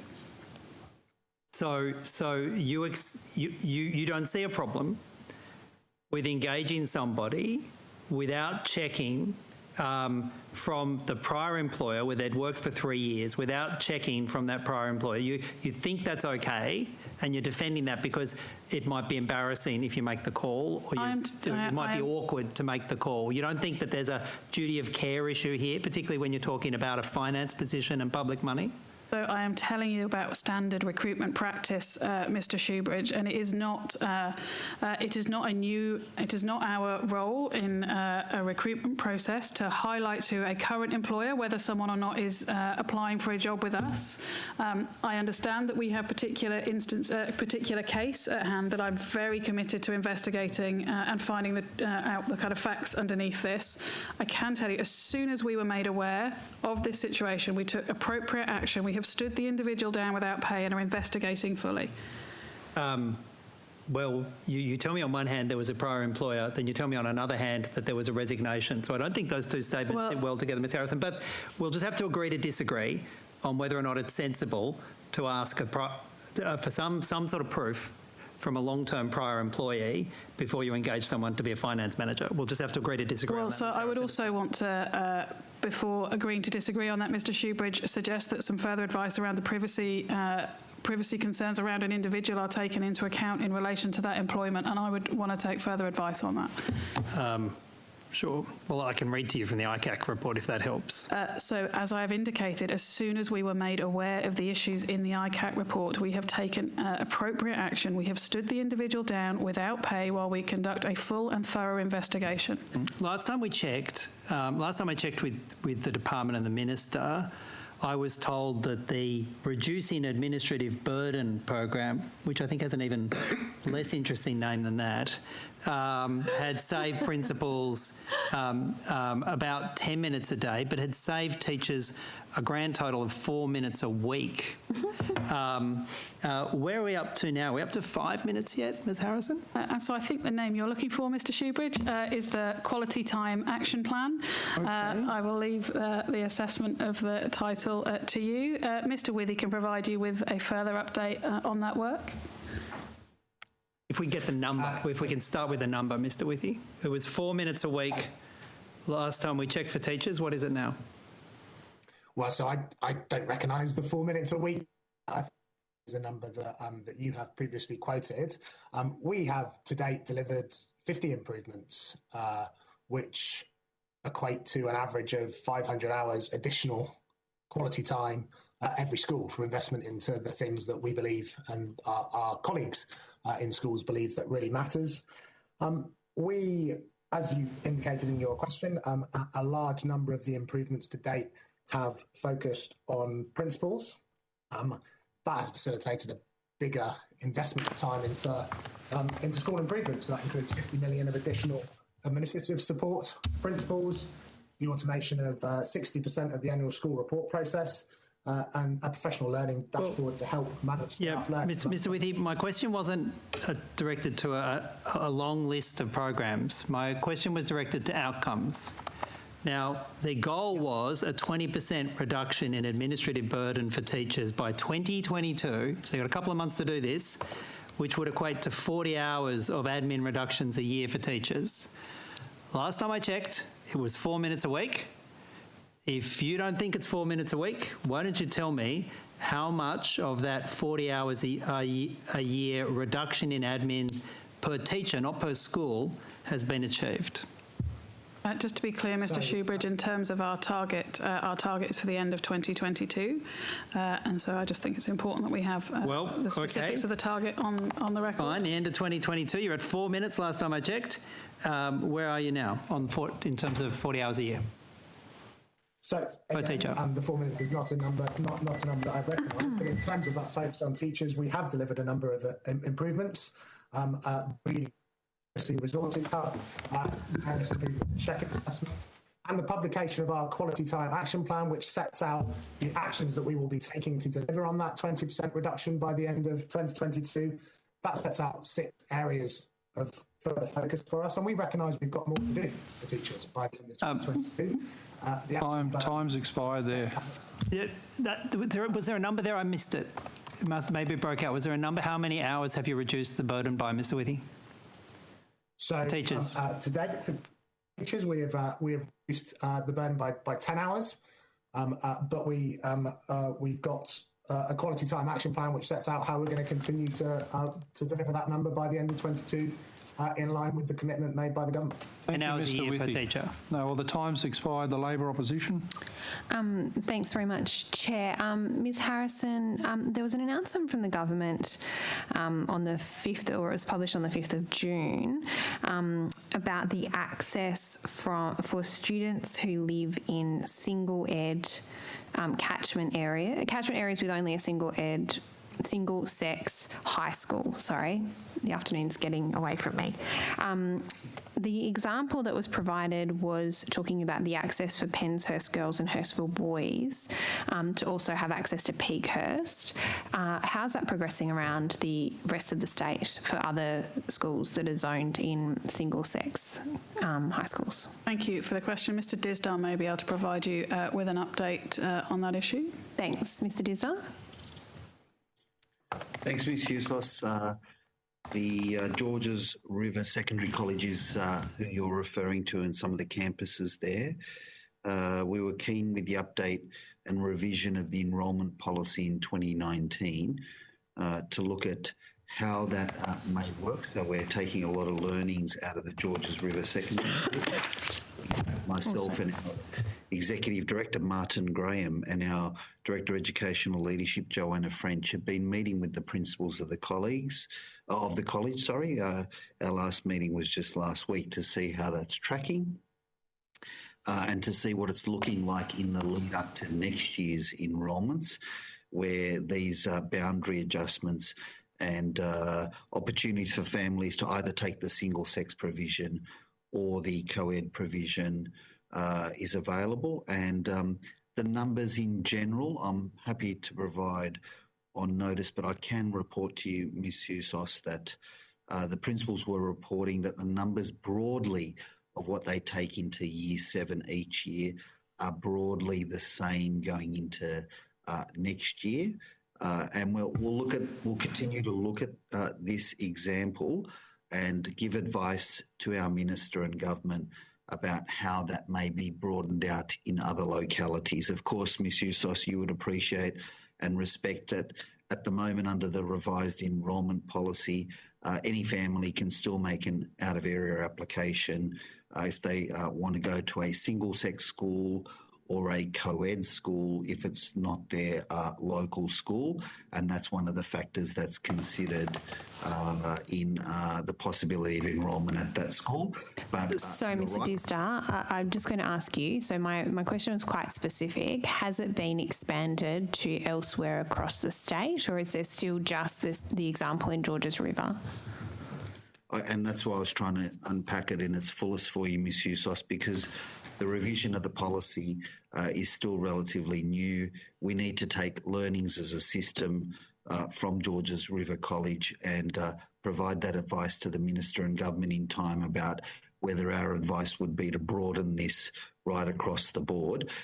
We remain committed to making sure that every public school is a strong public school and enforcing the enrolment policy is important there. So we're still in the learning stages with Georges River College because that possibility of families either taking the single-sex option or the co-ed option does not come into fruition until day one, term 1, 2022. So we'll have to see who actually turns up at the school gates. All we've got so far are indications, Ms. Housos, from families, and in my operational experience, sometimes those indications don't also match what comes into fruition. So, Mr. Dizdar, sorry, I just have limited time. I just wanted to ask you, so when you're talking about the indications for term 1, 2022, that's for Georges River though, just Georges River? Yeah, that's what okay. No, that's fine. And can I just ask you one final quick question, Mr. Dizdar, which is, are you preparing a formal report on that, or is it just sort of general advice that you're going to provide? At the moment, we've just been meeting with the principals. We've had 3 sessions, like I indicated, in the lead up, because we're in week 5, term 4, in the lead up to day 1, term 1 next year. In time, we'll need to give our Minister and Government a full and formal briefing, but we're a way away from that. Okay. That's likely to be in the latter half of 2022. Thank you very much, Mr. Dizdar. Can I move on to I just wanted to come back, Mr. Manning, to the question of new schools.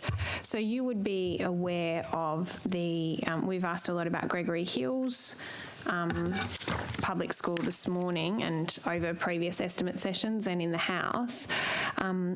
Gregory Hills is obviously just over from Gledswood Hills, which is a brand new school, which has 18 demountables at it in its 2nd year of operation. Is that correct? Yes, I believe so.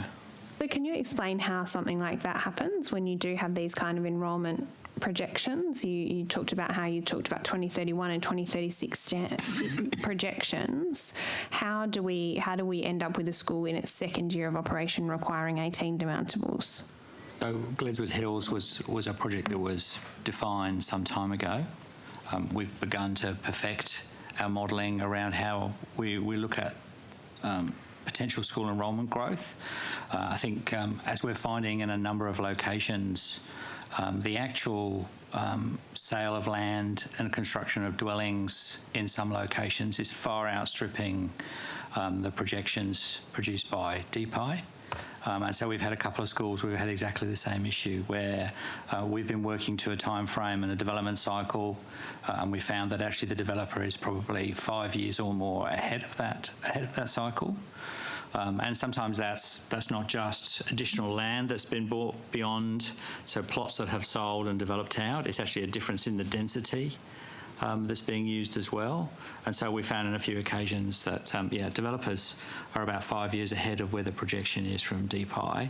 And so we're doing a lot more work to look at, so one of the data fields we're beginning to take in is there's a federal government body that actually records as every address is generated.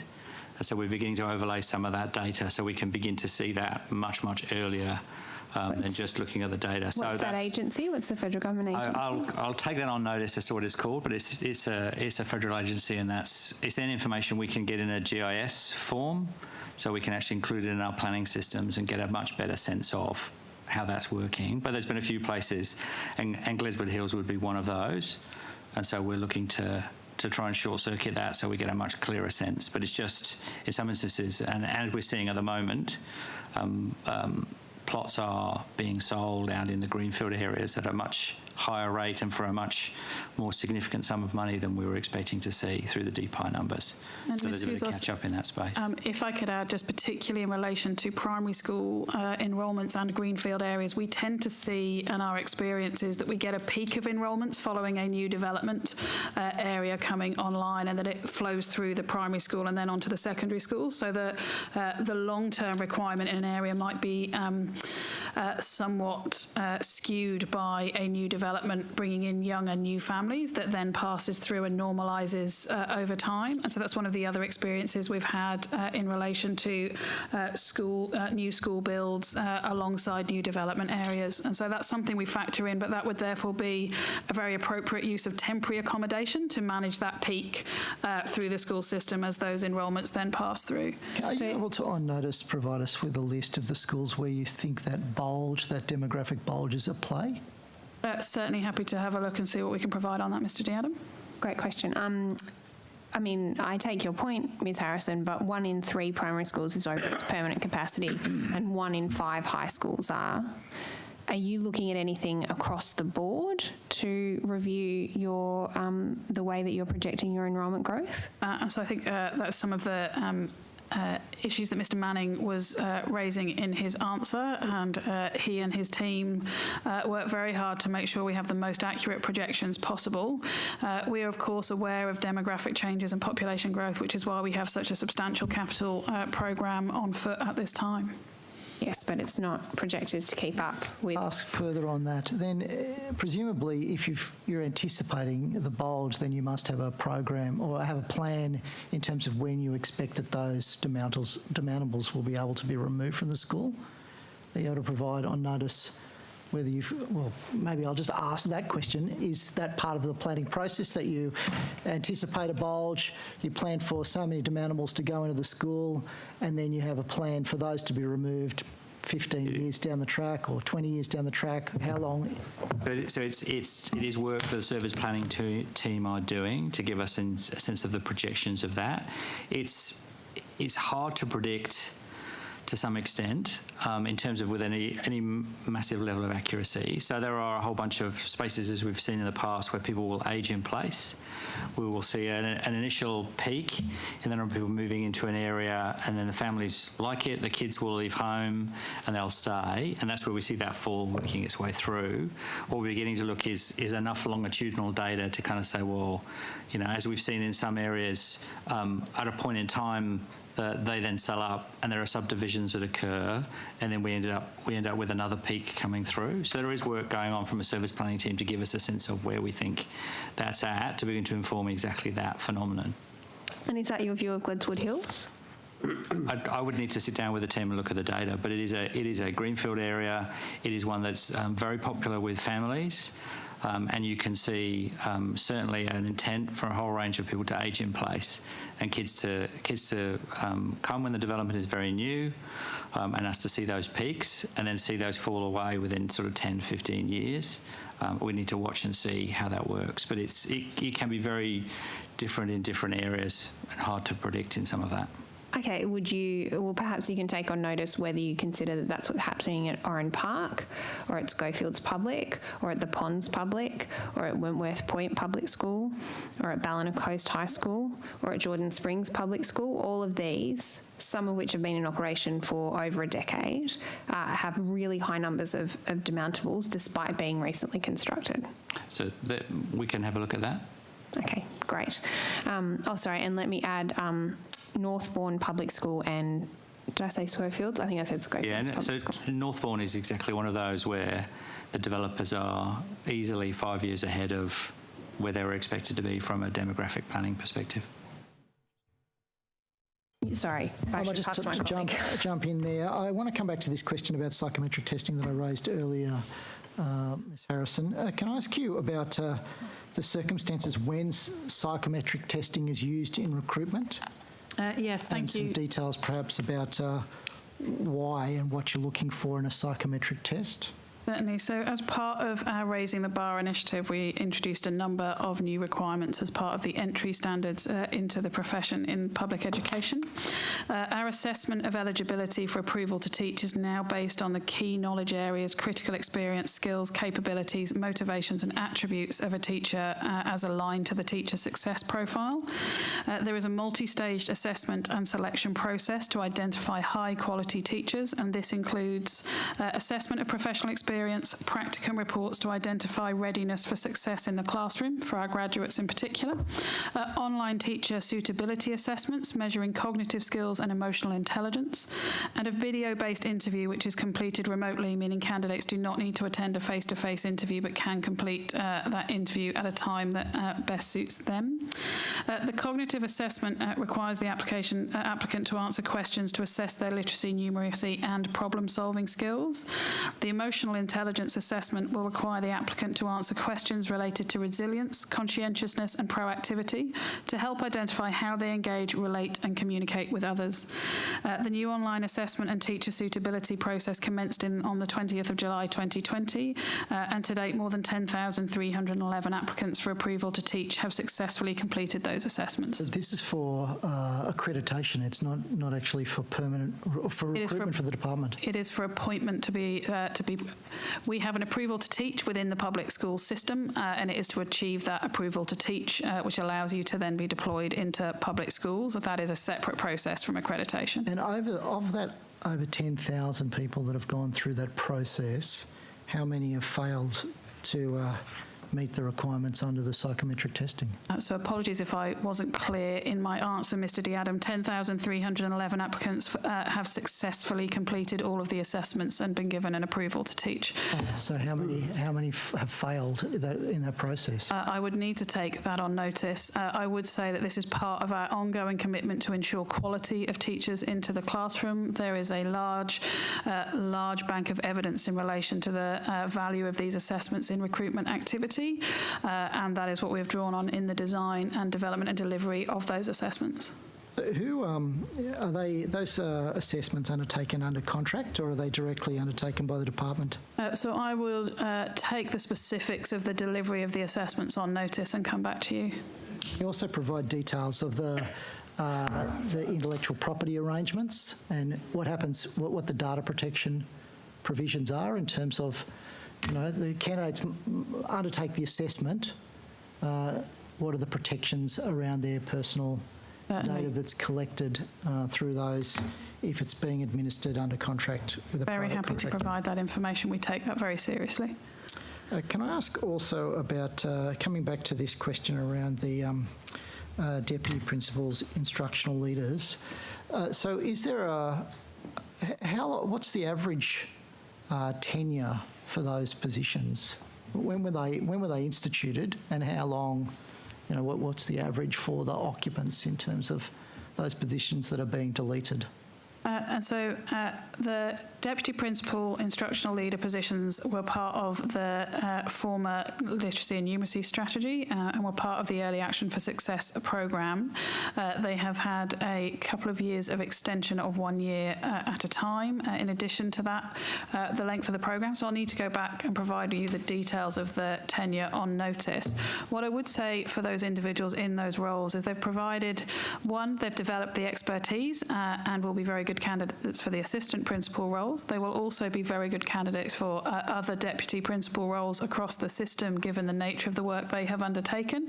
It was always a temporary role, and those individuals will have gained the experience and capacity to support them in securing a permanent promotion role if that is indeed what they wish to pursue. Is there any, I'm not sure about the arrangements within education. There used to be an arrangement for salary maintenance when someone was downgraded. Is there salary maintenance arrangements in place for these affected employees? I think it's important to note that these were temporary positions and that individuals took them knowing that they were temporary positions, and therefore they returned to their substantive position on their substantive salary. This is the reason why I ask about the tenure. If someone's been in a position for 5 years or so and suddenly you delete the position, are you saying that they should just cop the salary cut? So I would say in response to that a number of things, Mr. Diadam. They are the DPs, instructional leaders, are just 500 out of very many deputy principal positions across our system. Those individuals would be eligible to apply for. It has not been a sudden change in relation to those roles. The end of the strategy always had an end date in it, and so we have provided short-term extensions while we finalise the plans to ensure every school could benefit. I'm sure you'd appreciate, Mr. Diadam, that we are leading an education system in the best interests of students here, and that means ensuring we get the best value for money for every position across the system. I absolutely appreciate for those individuals there is a transition that needs to be made, but I'm very confident that we have made the appropriate decision to ensure all students in New South Wales can in primary schools can benefit from an instructional leader in their school. Oh, I understand that.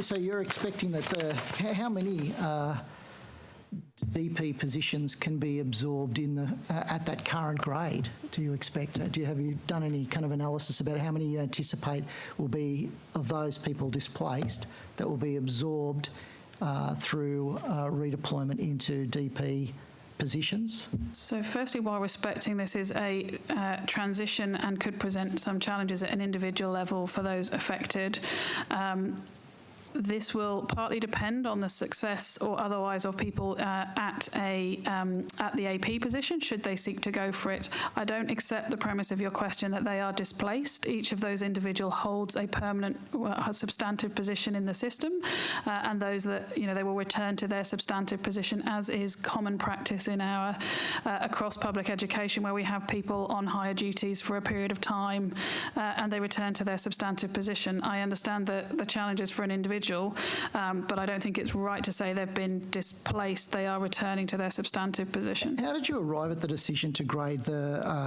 AP, these new positions as APs rather than DPs? So Ms Owen might be able to provide with some further detail on the specifics of that. What we will have done, and what we have done, is go through a process to look at the needs of our students, the needs of our schools, the particular role design that we have wanted to put in place, and graded it appropriately. That has come out as an assistant principal for all schools, with significant support from the system that will be provided to those roles to ensure that they can be effective in schools.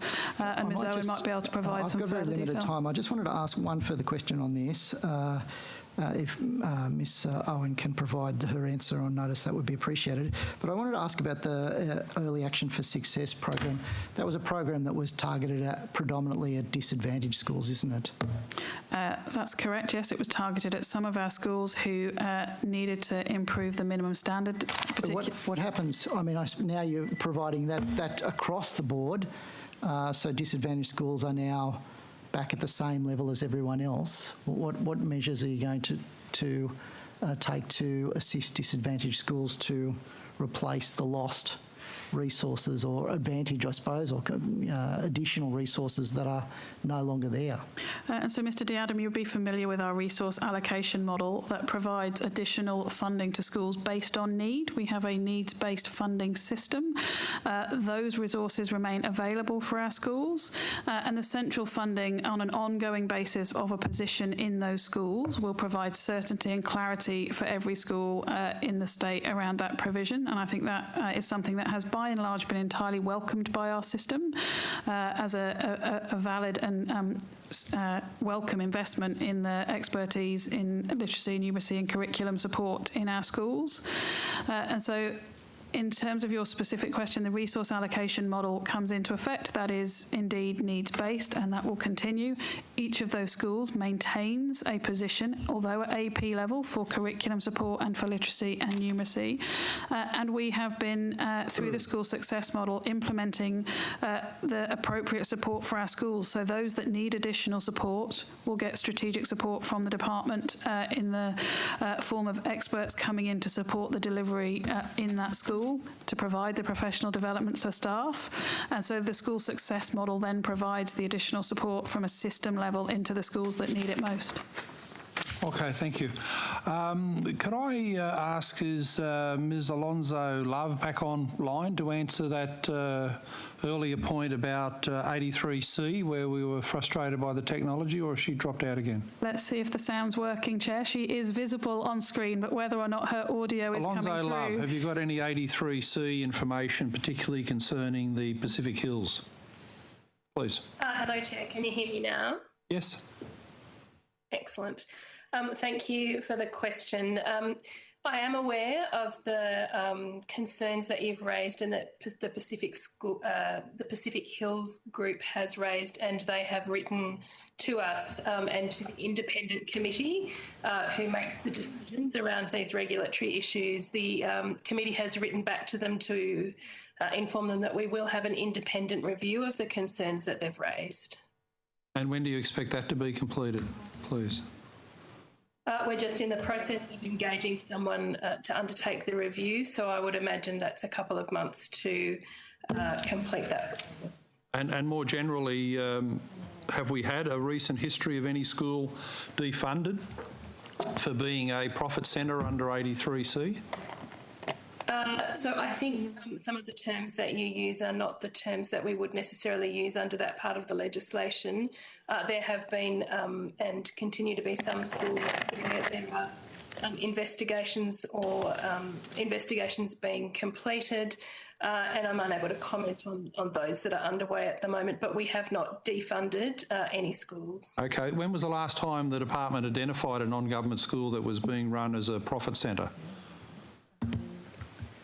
Again, Chair, I would just challenge the term profit centre. What we do is look at whether any funds that the school have to or are provided with to provide educational services are used for other things, or whether they consist of profit for the organisation. So we undertake those as they arise, and as I said, there are some schools that we're conducting those investigations presently, and I'm unable to comment. And Chair, very happy to provide you on notice with the details of any of the phrase schools. there, I summarised it in 2 words, profit centre, which I thought was a pretty good summary of your longer phrase. And so, Chair, I think the distinction... Take on notice the basic... I mean, if 83C is not a practical problem in the system, then you'd have to wonder why it's being policed to the point where here's one group of schools spending nearly $500,000 on trying to comply. So I'm just trying to get to... Yes, if that's trying to summarise the evidence to date, that isn't the evidence to date. The evidence to date is there are multiple investigations on foot, and there have been multiple investigations in the past under 83C. No one said that well, my question, I don't know what the point of order is about. My question is to find out, have any of those investigations identified a problem such that a school lost funding under 83C provisions, or are we just going through these investigations for the sake of it with no tangible problem being identified in non-government schools? Just a lot of compliance costs. I'm happy to answer, Chair, that they have in fact uncovered issues that we have raised and that we are considering, and I will take that on notice. I'm unable with ongoing investigations, not a finalised investigation that has identified the problem. And so, Chair, on behalf of the school. Chair, if I may just make the distinction I think Ms Alonso Love was trying to make between the profit centre and working for profit. In terms of the funding requirements and the regulation of the use of those funds, of government funds by independent schools, they are prescribed for a very specific purpose in relation to the delivery of education. And so the work of this committee goes to whether or not the funds provided for educational purposes were indeed used for educational purposes, or whether they were used for other purposes that therefore could be seen as subsidising other activity in the school. So when we talk about profit, it's in a very broad term. And so I just wanted to make sure that we had that shared understanding of that requirement under the section of the Act. Okay, back to Mr Disdar about the connected community schools. What was the reason for Narooma being designated a connected community school with 14% Indigenous population? As I said last week, I can understand a majority Indigenous population school being part of this system, but when you're down to 1 in 7 students being Indigenous, what's the rationale here, and how low can it go? Are we going to have schools 10%, 8% Indigenous coming into this scheme, or is it now sealed off with the selected schools that are on the list? Please. It's a good question, Chair. Having visited the school, like I indicated, 75 Aboriginal students. It's not a small number out of 495 students. Overall, having spoken to the exec team and the leadership and having looked at the data, there's a number of challenging data points for the school, not the least our educational attainment data, which the leadership acknowledges needs to improve. We need to get stronger outcomes by way of retention to Year 12, because we know how important that is for life outcomes. We need to get better pathways into employment, technical and further education. Not my words, the leadership of the school embracing the educational data. But you will find, Chair, that our health data, our unemployment data, our DCJ data, the Department of Communities and Justice data, also is in need of improvement. So it goes back to my earlier answer that this is a whole-of-government approach, looking at whole-of-government data to identify locations that can benefit from a concerted effort to bring better and stronger interagency collaboration and service provision, recognising that a school is the hub of a community and recognising that the pathway to change is to change trajectories for young people. So that's why Narooma was shortlisted, identified, presented to government, endorsed, and is part of our expansion of the connected communities into 33 schools across the state in total. And what's the expectation for how many schools could be part of that program beyond 33? So that's our full complement, Chair. Full complement. When the strategy started in 2012, we started with an original 16 schools, and throughout 2021, in the lead up to 2022, we've been working on an expansion of 17 sites. You've referenced one of those in Eds and another one in Narooma, and starting day 1, term 1 next year, we'll have 33 schools under the strategy. Okay, so we've expanded connected communities to 33. Has there been any identification of vocational education training needs in other schools, what might become TAFE high schools, other than the 2 that are currently in coalition marginal seats? To the Secretary or Mr Disdar? Sorry, Chair.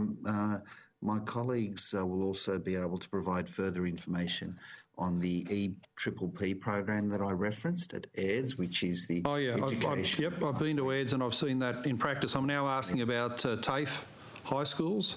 There's 2 that have been designated in New South Wales. Has the department done any other work on what other schools might benefit from becoming TAFE high schools other than the one in Tweed Heads and the one in Seven Hills? So currently, as I think we... Sorry, you're right, you carry on. The data, Chair. That Pathways pilot program, which is creating stronger pathways and connections with industry, with TAFE, with employers. I hope I'm getting the figure right. Is going into 139 schools, Chair, from about 24 from recollection. So it's a big expansion of that program under Minister Mitchell and Minister Lee. Of course, it's building on the work of, you'll have visited some of our sites that were trade training centres, like Colleton, that was a trade training centre, to have stronger vocational pathways as well. So it's a sizable investment to go from 24 to 139 secondary contexts to have much stronger pathways for each and every one of those young people, recognising that that does not always have to be a tertiary pathway, that can be into employment traineeships, apprenticeships, SBATs while they're at school, and we've learnt a lot from the 24 who are all wanting to stay on board. None of those 24 sites have said, take me off this program, because they've seen the benefit for their young people. Okay, but at the moment, has there been an evaluation of the two TAFE high schools and successes and failures? And from that evaluation, is there any plan to expand that number beyond 2? Thank you, Chair. And I think Mr Disdar may have had some challenges with the audio there, which is why he continued with the EPPP schools. The VET high schools are underway. We will evaluate them, and obviously further expansion of that will be subject to normal government decision-making processes. I don't have any other further information on it at this time. Okay, so when are you expecting an evaluation of those two schools, Tweed Heads and Seven Hills? So I'll come back to you on the specifics of those on notice, if I may, Chair. Thank you very much, Mr Shoebridge. Thanks, Chair. Ms Harrison, perhaps you could just, for clarity, provide us with a list of the schools over the last 5 years by calendar year, including partial this year, who have been found to be in breach of Section 83C of the Education Act. Very happy to provide that on notice, And if you can Mr. give Shoebridge. any details about the nature of the breaches, that would be useful. Yes, very happy to do so. Ms Harrison, are you aware, or does the department keep track of the legal actions that have been brought against the department or staff in their capacity as staff in regards to allegations of mistreatment of children with a disability in public schools? Yes, and Mr Withy might be able to provide you with further information on that. We do obviously keep track of legal cases that involve the department. You would expect us to do that, and we check in on those regularly. All right. Well, Mr Withy, do you have those numbers, if possible, over the last 4 years? So, Mr Shoebridge, I do have some numbers, but they are aggregate numbers rather than the specific numbers you are looking for. So I may have to take the specific. If you can give me what you've got now, Mr Withy, and then we'll take the rest on notice. So we currently have 462 open civil liability claims, which are made up of various groups of claims, so bullying claims, slips, falls, dust disease claims, civil liability claims, and child sexual abuse claims brought by former or current students. For 2021, 233 of those related to allegations of child sexual abuse, but I do not have the specific numbers you are looking for in relation to disability. And just for clarity, those figures that Mr Withy has provided would include historical claims. So that, I suppose, Ms Withy, if you could break down the data on that, I mean, if you could, in relation to child sexual abuse matters, could you break down those that are in relation to historical matters? And if you could provide us, if you do that, what your definition of historical matters is, and those that have been more current. And if you could provide us, if you could, with the number of cases involving allegations of other mistreatment of students. Very happy to take those on notice, Mr Shoebridge, and provide that back to you. And if you recall, an opening question was about students with a disability, as it's and noted that, and we will make sure we provide you with that on notice as well. And then if you could, Ms Harrison, if you've got any indication about trends in relation to that over the last few years so we can track what's happening. Very happy to provide you what we have on notice. I'm sorry, you broke up on the last occasion. I was trying to get the details about the reduction of the administrative burden on teachers. The Teachers Federation's analysis in April of this year was that it was 4 minutes a week for teachers. You disagree with that analysis as at April? And if it wasn't 4 minutes a week, what was it as at April? So apologies, Mr. Shoebridge. I think I'm having some internet connectivity issues which are affecting my sound. As I said earlier, the 4 minutes is not a number that I recognise other than from the Teachers Federation, as you suggest. As at the end of last year, we had estimated hours saved for teachers as being 10 hours over the year. During 2021, we have redoubled our focus on the teacher group because we recognise absolutely that we have more to do for that group, and we have a very clear target of a 20% reduction by the end of 2022. We have, in the course of 2021, delivered a number of improvements which will see that number increase. The rollout of the the Reading and Numeracy Resources Hub, the development of new check-in assessments, as well as the implementation of the rural access gap equipment in a number of our rural and regional schools will increase that number. We are still going through the process of validating the time saved with the more recent initiatives that we have rolled out.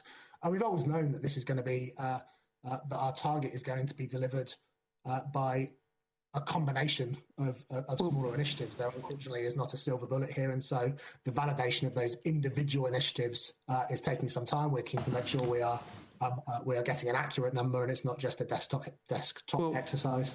Well, do we agree that the goal was 40 hours per teacher by the end of 2022?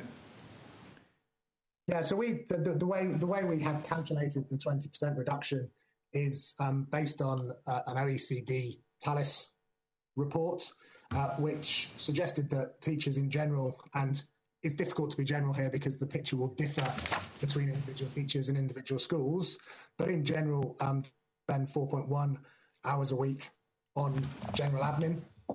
We have kind of taken that based on a 40-week school year, that equates to about 33 hours, and we rounded it up to 40 hours to deliver a more ambitious and aggressive target. So the answer is yes, the target's 40 hours over the year. Yep. And the only data you have is, and that's by the end of next year, in about 15 months' time. Yes. And so far, in a program that began in 2018, you can validate 10 hours a year. Well, sorry, it's worth being clear that the 40 hours is on top of the existing 10 hours that we've already delivered, so we want to deliver another 40 hours. Oh, okay. So how much have you delivered? You can't identify any savings this year, is that right? Is it in terms of a number? No, I can absolutely identify savings. We just have not validated the amount of time saved from those individual initiatives. Given there's only 15 months to get 40 hours saved, when will you have an interim, any kind of interim report? Because if you're not measuring it, you're not going to get there, are you? So, Chair, I think Mr Withy has indicated that we are measuring this target, that we are validating the data to make sure that it is accurate, and he has identified a number of programmes that have been delivered this year with an expressed objective of reducing time. And so I just want to make sure that... Ms Harrison, I must have missed it. I didn't hear a number. Did you hear a number? I heard him say that we have a number of initiatives that have had the objective of delivering a saving through this year, and that we are validating with teachers in classrooms that has saved them the time that we have aimed at saving. You're getting a bit snippy this afternoon, David. So we go and get a kitten. The Labor opposition, please. Thanks very much. Mr. Oh, sorry, let me just start. Yeah, I might just start with by going back to the Cooler Classrooms program. Mr. Manning, are you able to provide me with the most recent update on the figures of the different stages, where they're at, how many? Well, let's start with the applications. How many successful applications have, how many schools are now in the program? So we have 922 schools. Yeah. And so that includes 15 in round 2 and the balance in round 1, is that correct? Okay. And can you give me a breakdown? So how many of those are in the, how do you classify the different stages? I'm interested in planning, underway, essentially planning, underway, and then completed. But if you have different titles, then you use your titles. I don't have details of that in my note here. Okay. So we'll take that on notice.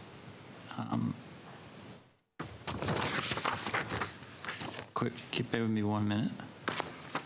Oh, sorry, why don't I refer back to, so I've got some information here that you provided to the COVID inquiry, and it said 53 are in the design and tender stages. 3 schools? Yep. Yep. Would that be accurate? If that's what we said at that point in time. Oh, yeah, okay. I would imagine we've moved on from that point. Well, then why don't I ask you then for the design and tender stage, how many are in those? How many are in the delivery with construction works taking place on site? And how many have been delivered with all completed?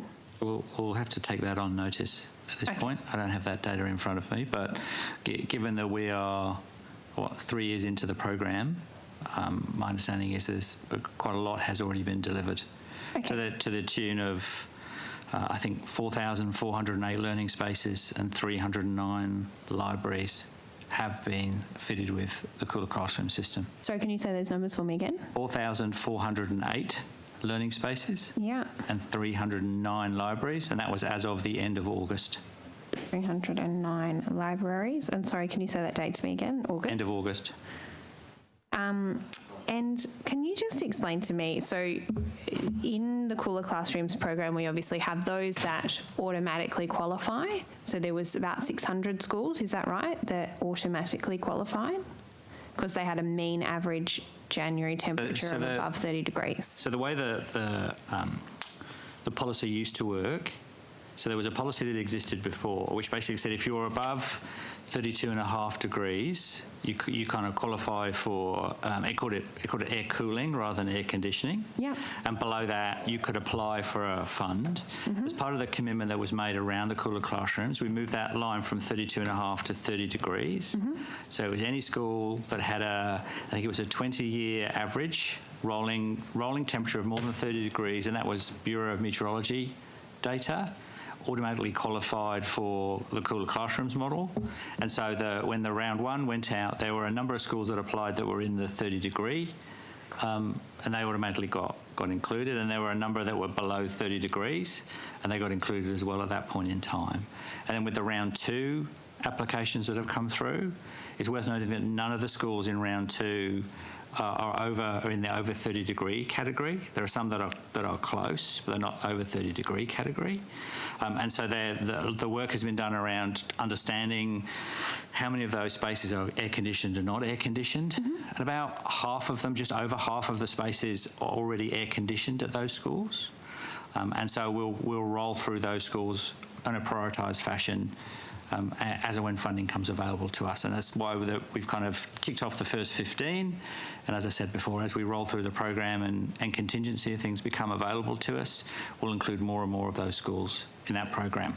So for those 432 schools that missed out in round, they haven't missed out, they're still in round 2. So they didn't apply in round 1, but they did apply under round 2. There's 432, that's right. I think it's about that sort of number. I think it started off at 447 rings a bell, and I think 15 of them have been ticked off already, and we'll continue to roll through with the rest of the program.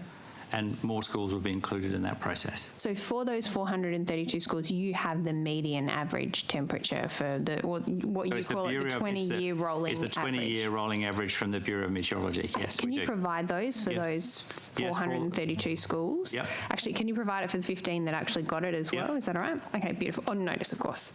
Sure, yes. I don't expect you to recite that one to me this afternoon.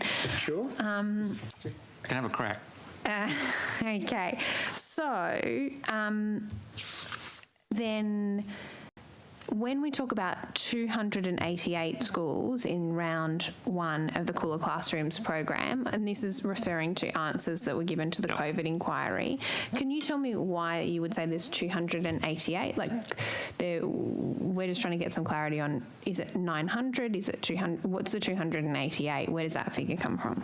So the number I have is the 228 schools of the what I believe to be the round 1 applications. Were in the above 30-degree category. 221 were above the 30 degree. So the number I have here is 228. 228, yes. Schools with a mean maximum January temperature of 30 degrees and above. Let me clarify. So I think what this note tells me is that 228 have already been completed. It's not necessarily, I'll need to take on notice how many in round 1 were above 30 degrees, but 228 schools have been completed as part of the round 1 works already. Okay, 228 have been completed, fully completed. Okay, and you're taking the rest of the stuff on notice about the InDesign in the construction and the like. Okay, how am I going for time? 13, beautiful. Okay, then I'm going to move on to Ms. Harrison. I wanted to come back to this. This was something that we asked a lot of questions about in the TAFE budget estimates the other day, which was a briefing note that was provided to the Minister, which I appear to have misplaced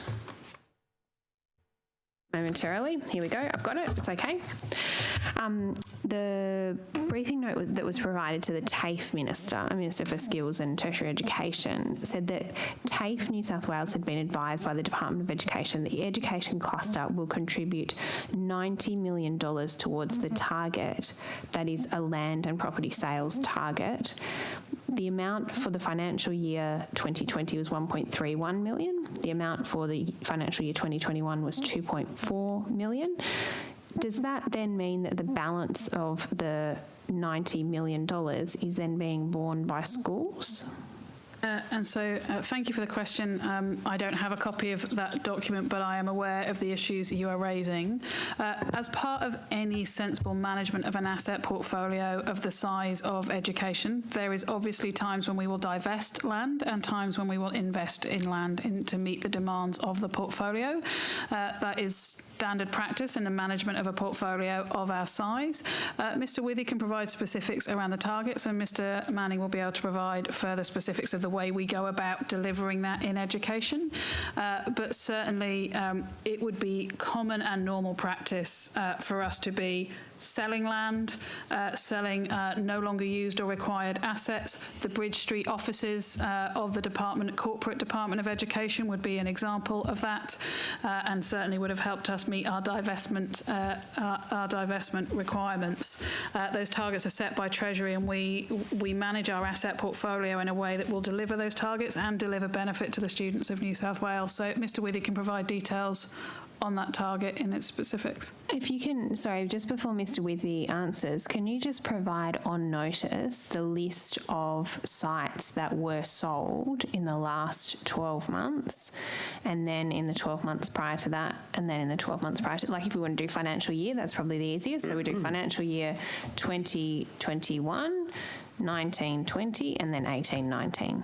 Certainly happy to see what we can provide for that on notice, but we would have those records. That would be fine. Excellent. Okay, thanks, Mr. Withy. Thanks, Ms. Housos. And so, as the Secretary has outlined, the 1920 budget invested, I think, $7.3 billion into education infrastructure over the 4 years. One of the ways the government sought to fund that was with an asset sales target. The asset sales required by the education cluster represented about 1% of the total amount being invested into capital projects over that period, as has been made clear from those documents released under Standing Order 52. The cluster target was $90 million over the 4-year period to 22-23. We then allocated that between the department and cluster agencies on the basis of the size of the asset portfolio, and we communicated that to our cluster agencies. Can you provide on notice, Mr. Withy, which different parts? I've got the allocation for TAFE, but if you can provide the breakdown of where the $90 million over the 4 years is allocated to? Yeah, so the balance, you have the TAFE numbers, the balance of that is all with the Department of Education. Okay, so that means that schools, current land used for schools is required to meet that $90 million target over 4 years. Is that accurate? So I think, Ms Houzos, as I indicated in my answer, for example, the sale of the Bridge Street corporate offices would also be part of what was used in relation to meeting those types of targets. So to say that it is schools is not quite an accurate position. We have land holdings as well as land with schools currently on. When we build a new school, sometimes we're able to dispose of an old site. There are a number of ways in which it would be, we would be delivering that divestment and investment strategy to ensure the best value for money for the New South Wales taxpayer. Mr Manning might have some specific examples if that's helpful. Yep, happy to. So any sale of surplus land, as the Secretary says, it is not necessarily where there is an existing school, is carefully considered from a future educational requirement, a future need requirement, so be it a corporate location, be it land that might have been acquired historically for growth that hasn't and isn't going to occur, or an opportunity around that is carefully considered as part of that process. And then we'll have a look at it from a school infrastructure perspective and understand kind of what the process may be from a next step, what the value of that land might be, and how best to extract the value of that land. And then we'll work our way through the process for divestment, and we work closely with the finance team in terms of how that feeds back into the program. Because all the money that's generated is fed back into the program as part of that process. Thanks, Mr Manning. Pass to my colleague. I want to ask about the the renewal programs, the regional renewal program and the metro renewal program. Can I ask first of all, so this is the expectation is that the funding will be partially met by the school between 20 and 50% of the costs. That's correct, is it? Yes, that's correct. And where does that funding come from? How is that contributions from? In terms of the schools yeah, funding? The school component, how is that? That could come from a number of sources, but it would be, I think we discussed earlier, the current levels of funding available in schools that have yet to be spent. It could come from that proportion, which is made up both of departmental funding and P&C raised funds. It's P&C funds. It can include be taken into account. They can how do you work if out the P&C supports the expenditure of those funds on that project? How do you work out what the percentage is? So I'll ask Mr Manning to provide some details, but at a local school level, if the school wants to invest and use P&C funds, they would need to consult with their P&C on the appropriate use of those funds, and so the P&C would need to support it and be clear on the level of which it would support it. The amount of money from a school, the total amount the school needs to provide is 50%, but where they draw those funds from in terms of their budget is a local decision. So it's not between 20 and 50%. Schools have to provide half. School contribution can be anywhere from 20% to 50%. My question is, how do you decide what the percentage contribution of the school is? Sorry, I misunderstood the question, Mr D'Adam.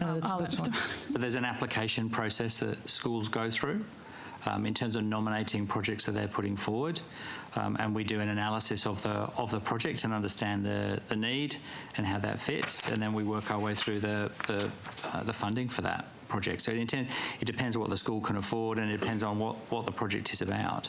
Notice, can you provide the details of the application process and the timeframes for this program? Can I ask, this 790 schools have been announced. Are you able to provide a breakdown of the percentage contribution for each of those schools? Yeah. Can I ask in the media release, there's a little bit of confusion because they talk about 1,000 projects that have been identified, but in an answer to question on notice for Metro, and so that was for, I think, for the Metro announcement, it was 1,000, and in an answer to a question on notice, the number was 600. So there's a consistency there. The application is done in rounds.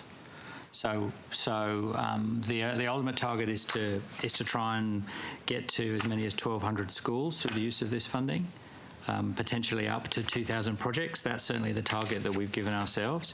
And so there are tranches of rounds of projects. Obviously, some projects schools have ready to go now, and others they need to do a little bit more due diligence on to justify. So we've done it in rounds. Could be more than one project for a school? There could well be, absolutely, depending on how worthy the project is and the funding that they have available to them. And so we've done it in rounds to allow. Otherwise, there are some schools that would miss out simply because they either haven't necessarily raised all the money or they haven't done all the thinking about it to be able to populate the project into the system. And so we'll continue to work through tranches until the funds are exhausted, so that we can deliver as much as we can with the money. So the amount that the school can contribute a factor in terms of preference for those projects. So if a school can contribute more towards, say, a school can contribute 50% as opposed to 20%, does that give them a better claim to be included in the project? Not necessarily. It depends on what the project is. So we're trying to, as part of the process, trying to be as equitable as we can. Yeah, it's not just because you've got 50% of the money doesn't necessarily mean. So one project that springs to mind is Far West. I think there's a $280,000 project, and the school is able to contribute $100,000 to that, but the fund is providing the rest of that, because we see that as that's worth. I think it's a place base and a significant COLA. And so that's a good project, and so that's been selected as part of that process. So it's within that range, but recognise that some schools have a greater ability to raise money than others. Yeah, I mean, well, that's an obvious equity consideration. So that's included in the guidelines, is it? In terms of how you ultimately decide about the dispersal of the projects, there'll be some equity consideration to ensure that schools from disadvantaged areas that perhaps don't have the capacity to raise funds through their P&C to the same extent as more affluent areas. Part of the consideration as well is there's a requirement for the project to already be lodged in the system. So the school are able to lodge projects as request projects for us to consider over the long term. And so part of it was to make sure that the project hasn't just been thought up, it's been something that they've wanted for a while, and they might have been raising funds for it for a while. And so there seemed a good opportunity as part of this from a stimulus perspective to recognise that schools hadn't raised all the money but did need the projects were worthy, and this is a good way to get those projects over the line sooner rather than later and allow those things to happen. I might move on to another topic. Perhaps Ms Owen can answer this question. There was an announcement about post-school tracking of student success, and I just wanted if I could get some details about how that's going to work. And so I might ask. You'll have to give me more details. Sorry. So I was going to. I might ask Ms Alonso Love to answer this question. We have committed, and as part of the school success model, to monitor and provide targets for secondary schools once we have a baseline for the success of students after they leave school, particularly to ensure that the vast, as many as possible of our students remain in further education, training, or employment following their 13 years of schooling. We've been developing a measure for that, which will be baselined in future years, and Ms Alonso Love might be able to provide some further detail on where that work is up to. Thank you, Secretary. We are working to develop that baseline. We are also working with our schools to ensure that we have clarity around how they engage with students. As they have the relationship with them and understand what's happening, but also ways that we can track that information over time. one of those things that we are looking at is how we can have an identifier that would track that information, and we're working strongly with the Commonwealth in that space as well to ensure that we can do that over time and have much better information so that we can look at what those outcomes are. What does the actual benchmark look like? What do you think it's going to be? What's the expectation?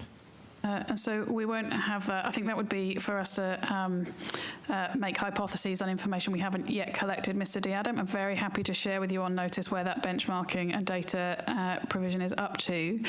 There are a number of ways in which schools, one of the reasons we've been working through this is there is a number of ways that schools already collect some of this data. Some of our high schools already provide surveys, for example, and there are a number of different data collection methods in place. We are trying to evaluate which of those provides the most effective measure of success here. But as we've said under the school success model, ensuring effective pathways for students as they leave school has to be one of the measures of success of the school system. That is the commitment we have made and that we are committed to delivering. And so it will involve a measure that assesses how many and the proportion of students that are going on to further education, further study, or are in employment. So when will that be available, sorry? I'm happy to provide details of where we're up to on notice, Mr. D'Adam, conscious of time.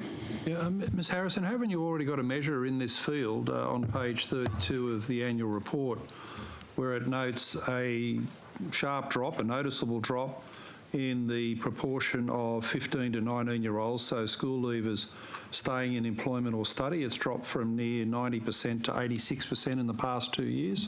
So we do have system-level measures. What we're looking for, Chair, is something that we can apply down at a school level, that next level of granularity, because as I know you have been particularly interested in, this is part of the school success model and the accountability that goes with that for our schools and through our system. Are we getting any closer to addressing the problem that I've raised several times now of 13, 14-year-olds, more typically boys, disengaging from the learning process in high school and wanting to pursue vocational opportunities that just aren't available to them in the school system at the moment? And so certainly I think the success of the EPPP programme we referenced earlier is a great demonstration of the work we're doing in this area to ensure those opportunities are there. And certainly on my visits to schools that have the EPPP programme, meeting with a careers advisor who is a long-serving member of our teaching profession and has been a careers advisor for a long time, she commented particularly how that programme has engaged students in a way she hadn't seen before and was very excited to see the expansion both for her, in her own school but also to other schools. Okay, well, hopefully it'll turn that data around on page 32 of the annual report in the aggregate. How many New South Wales schools are receiving the tailored support program at the moment? And so I might ask Ms Walker to provide some detailed information around that. We have been working with our schools most in need of that support and have been rolling through the tailored support and the evidence support. I'd also just flag we have improved the guidance to all schools that is available. I think it was referenced by Mr Withy earlier through the Reading and Numeracy Hub in particular that provides a very curated set of resources very much based in evidence for our schools to draw on, and it is the first place we expect our schools to go for that support in reading and numeracy. But Ms Walker, maybe I'll provide some specific details on the strategic support being provided to those schools. Walker's first question. It is her first question. We wanted to make sure everyone had a turn. And Ms Walker, how many schools are in the tailored support program, please? So we have the universal support program, the guided support, and then the strategic support, which is the most intensive and customised. So there are 56 schools who are receiving that strategic level support, remembering that that is really a customised and hand-on assistance for those schools. And then we have another 397 schools who are engaged in the guided support, where they really are looking for targeted guidance and utilising the universal resources, but usually in a focused area. We also have 122 schools who are receiving that guided support to improve attendance at their schools. So, but we do expect with the return to school and the greater focus on reaching our targets in 2022 that we will be looking to increase those numbers. And so right. And has it always been broken into those three categories, strategic support, guidance support and guidance for attendance?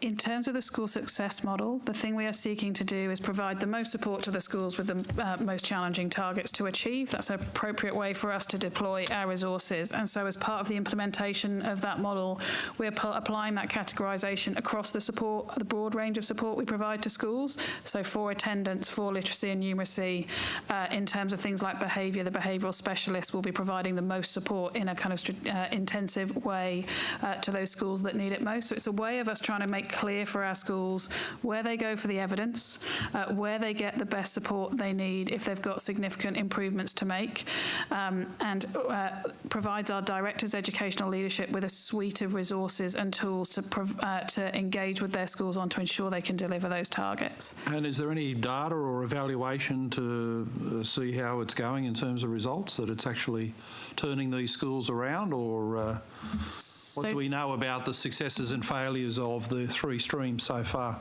And so, Chair, the strategic support is built off the tailored support model we initially spoke to this committee about a few years ago. And the indications around those schools is that we did see a lift and have some good case studies that we can share in relation to how that intensive support paid dividends. That's why we've moved that into a systemic approach and into an approach where if we identify that you have the need, we will provide that support. The tailored support, I think you'll recall, Chair, was a voluntary engagement with us and a negotiated requirement. The strategic support, if you're identified as having a large gap to target, is now part of what the department comes to provide in support of achieving those targets. So there's a shift in the way we've delivered that, and we have evaluative models built into the delivery of that programme from the design up. So it's being evaluated as we go, and very happy to share with you what we have so far and to share with you the evaluative approach on notice. Okay, thank you for that on notice. In the 56 strategic support schools, in how many instances has the school leadership been changed? And so our first focus throughout the organisation is trying to improve performance. That is our focus at this stage in those schools, and we are confident with the quality and evidence of and the evidence base of the support that we are providing that we will be able to do that. In terms of the specific relations to those individuals' performance, it will be something that we'll return to if we're unable to see the lift that we are envisaging. At this stage, none? So not in relation directly to those receiving strategic support. You'll recall, Chair, that one of the things that we've been clear about in this reform is the shared accountability across the whole system, delivering that strategic support and ensuring our schools can access the evidence-based practice and support to implement that in their schools is part of the system's responsibility under that model, and something that we take our accountability for very seriously. And so our first step is to ensure we're delivering that support to the school, and the DELs are involved in ongoing conversations with leaders throughout the system about their own development needs and performance to ensure that we are an organisation that continues to learn and continues to improve. And Ms Karshia, earlier on notice you said you were going to get back to us today on the number of non-teaching staff who might be stood down next Monday. Yes, got Chair. that, please? I've got some even more updated figures. Right. Just one moment. Okay, just to point out as well and clarify that there's a difference between staff who haven't attested and the number of staff who'll be stood down. So at the moment, what we do know in terms of people who are unvaccinated are the people who've actually attested that they are unvaccinated in the system. So just there's a bit of a nuance around that. Let me just give you some updated numbers here. Teaching staff, they're 97.3% are vaccinated, 0.7%, 514 have attested that they aren't vaccinated. Casuals, 0.7% have attested they're not vaccinated. School admin and support staff, that is short-term and temp SAS, 261 have attested that they're not vaccinated yet, that's 1%. And short-term temp SAS, 14 people, 0.5%. And corporate, 62, 1.1%. Those are the up-to-date figures, which are likely to move, as I said again today. 62 in corporate? 62 have said that they're not vaccinated at the moment, bearing in mind that they have another week. Corporate, in fact, is a little bit different, obviously, to the to the public health order. Because that mandate has just started. Yes, anybody going onto a school site has to be vaccinated. Started. Okay. That's correct, Chair. Secretary, just while we've been here today, my office has received 3 correspondence from concerned parents about arrangements for Year 12 graduations and leaving events. So these are students who've left the school. Will it be a requirement for students attending those events to be double vaccinated? And so in terms of those events, it will be a requirement that they are held in a COVID-safe way in line with existing health orders. And so given the current health orders only allow vaccinated members of the community to participate in those gatherings, that will apply to the Year 12 gatherings as is required under the public health order. We do not have any exception under the health order for Year 12 gatherings under those requirements. So right, so that catches students aged 17 and 18 going to hoping to go to their school leaving event. And so that is my current understanding. Ms Owen might be able to provide any further information on that as she has been leading this work for us. Ms Owen? Seems a bit harsh, doesn't it? I mean, I'm just reading. How long have these 17-year-olds been eligible for in the program? And this is the culmination of their 13 years of schooling. So I would like to just have Ms Owen provide the latest guidance. We have been working with Health day in, day out to make sure we have appropriate measures in place. So the guidance has moved quite regularly. So I'll provide a detailed response on notice, Chair, but as you say, we are doing our best to enable every student to have some form of rite of passage of graduation or formal. It will depend on the site of the event, whether it's on school site, off school site, indoors or outdoors. But there are means, if schools follow our COVID-safe rules, that unvaccinated students can attend a graduation or formal. Right, and when do you hope to finalise that advice? Because naturally these families are quite distressed about it. No, sorry, Chair. The guidance is out. I'm just saying it's quite complex guidance to read out. Oh, okay, so there are a better chance of attending if it's an on-school grounds event than, say, at the local licensed club. And if it's outdoors, Chair. And if it's outdoors. Yep. Right. And so in terms of vaccinated adults. Okay. So in terms of if schools are seeking to use off-site venues for those events, they will need to abide by the rules of that venue in terms of its COVID-safe plan. Okay, thank you. The Labor opposition, and just while I have a short break, the Deputy Chair will officiate. Thanks very much, Mr Chair. I just wanted to ask about the before and after school care, the delivery of before and after school care hubs. How many schools now do not have a before and after school care service?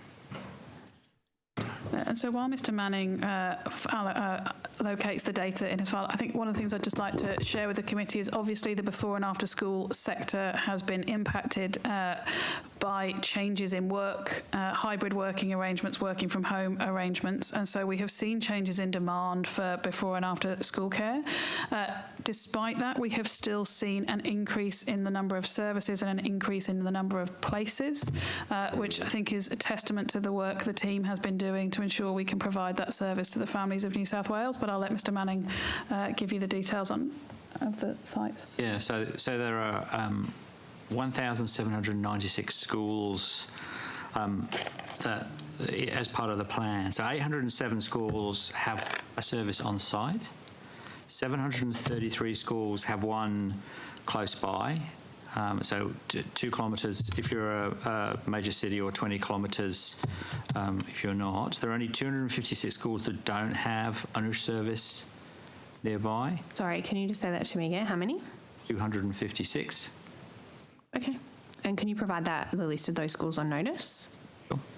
And before you ask another question, how long is this section? We finish at 5:15. Right. Are you going through till the end? I've not got a problem. Yeah. We'll go. 7, is it? That's fine. Yeah. It's just 4:15. Sorry, 5:15 was very large in my thoughts. We're almost there, Trevor. It's okay. Okay, and so of those 733 that are close by, how many of them or actually, sorry, let me just ask how many schools have now got transport in place to get students to and from off-site providers or other school providers? I'd need to take that on notice.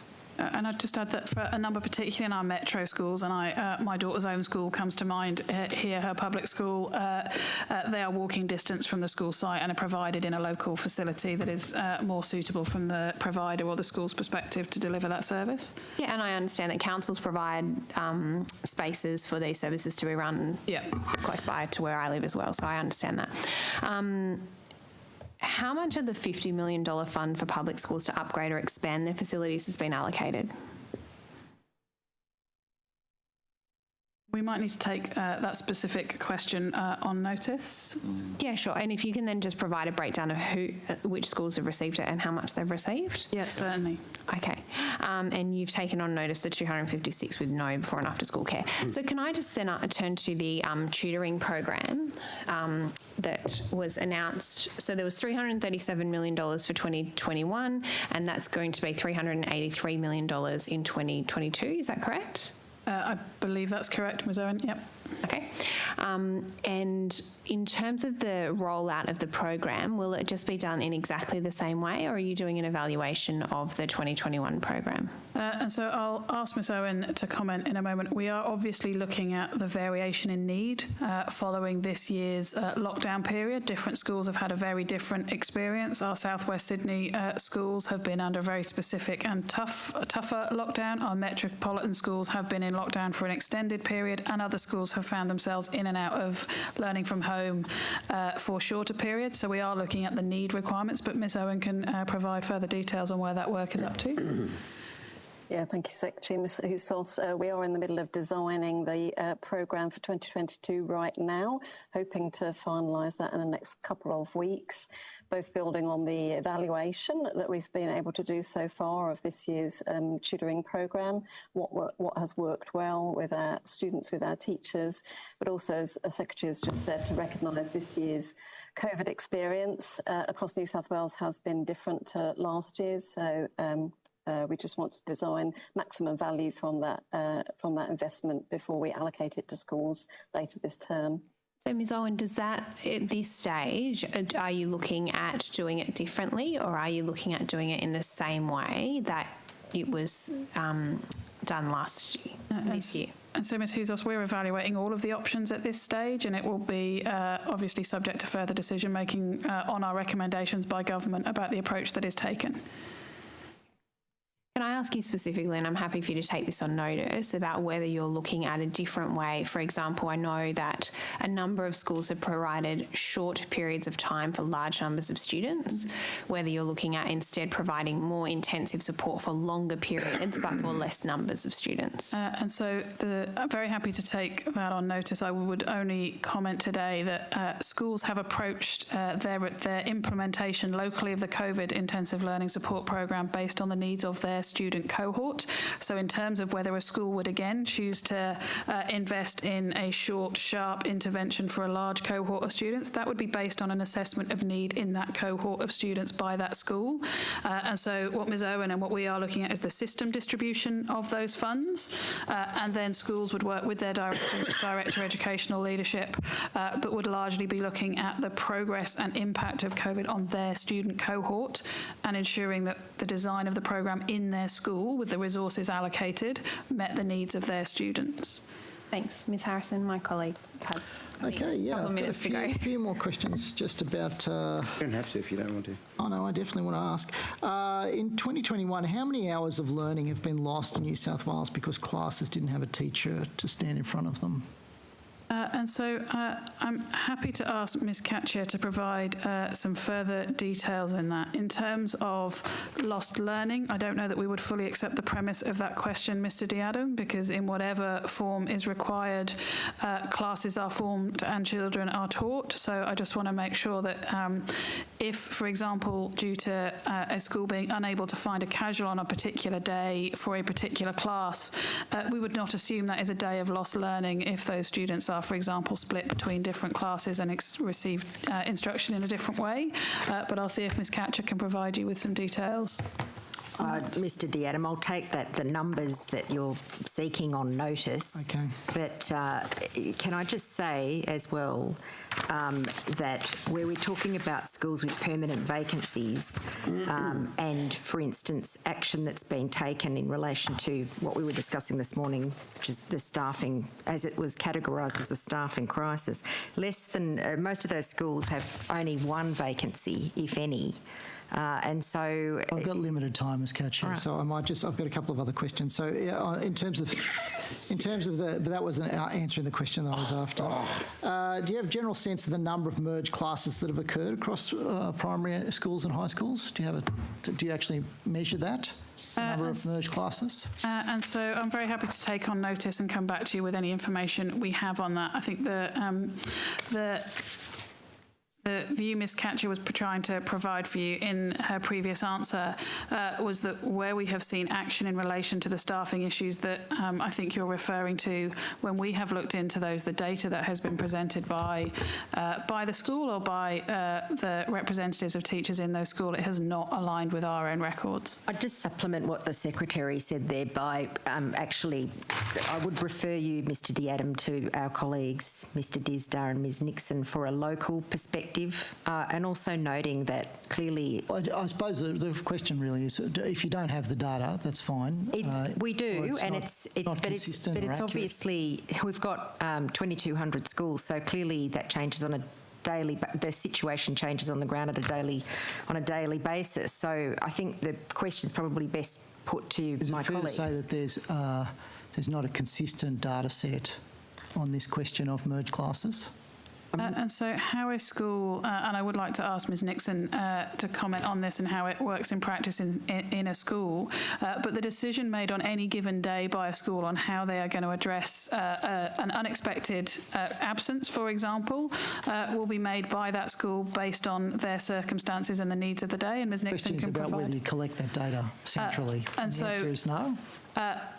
Given that each school would choose to do different things at different times, it's not an easy thing to gather on a standardised data set, but Ms Nixon can provide some examples of how this works in practice. Actually, I've got another further question. I've got very limited time. I just wanted to ask about the teacher supply strategy. Was that strategy prepared through a contract with a private consultancy? No, the strategy was developed by staff in the department. Certainly, we may have sought and used some external provision for advice in relation to components of it. I think we talked earlier about the use of Deloitte Access Economics on our workforce modelling as an organisation with deep expertise in workforce modelling. So we have sought appropriate external expertise where it's been required to support the development of particular elements of our work. Notice, could you provide the details of any contractors that were involved in the preparation of this strategy and the value of the contracts? Certainly. They're disclosed in the annual report, Mr D'Adam, as well. Yeah, and so I think anything that was in the used in 2020 would be public in our annual report currently, and any further would be published proactively in our annual report at the end of this year. Okay, we have 6 minutes left. Mr Shoebridge is notified he won't be coming back. I've just got a couple of questions. And then... Write him off? No, he notified me. Oh. I'd never write him off. He's just said he's not coming back. I hope it's not because of me. No, I don't think so. No, I think I've been very considerate. Minister, how does the department Secretary, can't promote you too much at this stage. How does the department devise its policy for requirements on parental consent at the school? And so I might ask Ms Owen to provide some details specifically, but the requirements for a school to engage with their parent body are set out in the Education Act. No, I mean for, things like sporting carnivals, school excursions. And so in normal practice of events would be that a permission form was sent home either electronically or physically to collect that consent from a parent for a particular activity. Some schools might do that in bulk at the beginning of the year and list all of the activities that are planned for the year and ask a parent to declare upfront upon which activities they wanted their So is child there to take actually a part in. department policy that guides that practice? Yes, there is, and Mr Disdale would be able to talk to the detail about. Mr Disdale. Thanks, Chair. Yeah, there's various policies that come into play here. There's the excursion policy, the voluntary contributions policy. So it's a variety of things. The Secretary describes it really well. Either schools will issue a permission note for each of those activities and respect what comes back from parents, whether they want their child to participate in that activity or not. They're either held at school, which we call it an incursion, or they're held outside of school as an excursion. We ask that our schools and leadership teams indicate to our families how it ties and fits in with the curriculum, so that families have an understanding of the learning intentions and objectives of that activity, and then it's up to parents to decide. What will also be of interest to the Chair and Committee is if parents decide that their child won't partake in that activity, the school has to ensure that they provide the opportunity for that student or students at school to meet those learning outcomes through another activity that they provide, because they're tied to syllabus, they're tied to learning objectives, scope and sequences. And the final comment I'd make here to the committee is if a family is financially constrained or experiencing difficulty financially, student assistance exists so that that family is not precluded from being able to take part in that activity. Does the policy cover the growing number of gender and sexuality alliances inside schools? Because I asked the Minister about this at Merewether High School in Newcastle, where parents need to give consent for their children to go to sports carnivals or an excursion to the zoo. But there was no requirement, according to the Minister, for parental consent for students to participate in the Gay at the GSA event for LGBTQIAP. So 12-year-olds potentially at Merewether in Year 7 learning transgender and pansexuality. Why doesn't the policy cover that? Chair, we expect all our schools, all our teachers, all our leaders to execute the New South Wales syllabus in the all of the core curriculum learning areas. And well, it's a lunchtime support group. It's not in the syllabus, but I'm just saying, why wouldn't the parent of a 12-year-old have to give consent for the 12-year-old to participate in this activity, given that consent is needed to go to the zoo or go to the swimming carnival? I'm not across the specifics, but even with lunch... Okay, but I'm just asking, the policy you've got, it doesn't cover this sort of activity? And so I think Mr Disdale's referring to the excursion policy in particular. There are other policies that come into play that Mr Disdale would be able to talk about in terms of notification. Maybe take that on notice for me, please. I don't want to cut into the remaining Labor minutes. Please. One more time. Yes, Great. I want to ask Mr Martin about the progress of the curriculum review. Can you advise us about where we're up to in terms of the timeline for the implementation? Thank you very much for the question, Mr Diadam. As members of the committee may be aware, we've had two pieces of consultation on the K-2 English and Maths syllabuses. Those consultation processes have concluded. At the moment, we are finalising the syllabuses for delivery imminently for schools to implement in 2022 for both full-scale implementation, if the school so chooses, or piloting and trialling of various aspects of the K-2 syllabuses. Mr Martin, where do we sit on the question of untimed syllabuses? The untimed syllabus issue was largely, I would suggest, laid to rest for the foreseeable future. At the beginning of, in the middle of last year, I think the board, NESA board, advised the Minister not to pursue the untimed syllabus option. There was a suggestion, and I think we are still interested in seeing what untimed syllabuses may look like as a trial, but that work is still underway and has been probably held back a little by COVID and also by the focus on delivering the K-2 syllabuses that are required in schools at the beginning of next year. It's being trialled at Linfield and mentioned in that report on Friday. Can I ask about just the budget for implementation of the curriculum review? How much money has been allocated to that? So to NESA, $196 million has been allocated over the 4 years of the review implementation process. Most of that money has been assigned to the writing and delivery of the syllabuses. Quite a bit of it, I think 50, I'll get you on notice all of the specifics of the breakdown, but this curriculum will be digital. So there is an IT spend, there is a writing component, and then there is a series of other consultation processes involved. There's over 100 syllabuses to produce. And so I might actually ask Ms Harrison about the budget for the implementation of the curriculum review for government schools. Certainly, and I will ask Ms Owen to provide you with some specifics. We have been working hard with our stakeholders and representatives of the profession to ensure that we can provide the support our teachers need in the implementation of the curriculum review.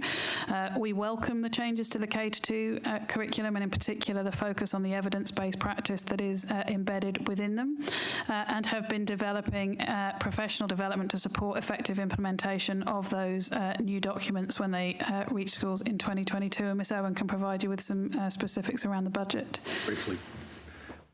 Sorry, Secretary, I'm going to have to take on notice the actual budget for the Okay, that's fine, Ms Owen. I might just then move back to Mr Martin if you're going to take the figures on notice. Just can I ask you about just the state of the Masters curriculum review recommendations? I mean, was Masters just a waste of time? Professor Masters' report and review was accepted by the NESA board. We provided advice to the government and the response to the Masters review came out from the government last year. So the Masters review to some degree has been superseded by the government's response. But Professor Masters provided New South Wales with some significant advice in relation to particularly decluttering syllabuses, to get the sequencing right, to make sure that the essentials, the basics were delivered in early years, and that we understood how the 6 into 7 and the senior secondary syllabuses could be best redeveloped for maximum effect for students. There's a range of other recommendations in the Masters review that are currently the work is underway at the moment. So over the next few years, significant numbers of the Masters recommendations will be delivered. Okay, we'll have to conclude at that point and thank all the officials. Other questions can go on as supplementaries to thank the officials from the Department of Education and NESA. Thank our Secretariat and also Hansard for what has been a substantial and hopefully productive day. Thanks for everyone's cooperation. We'll see you next time. Thank you very much. Unless there were questions from the government.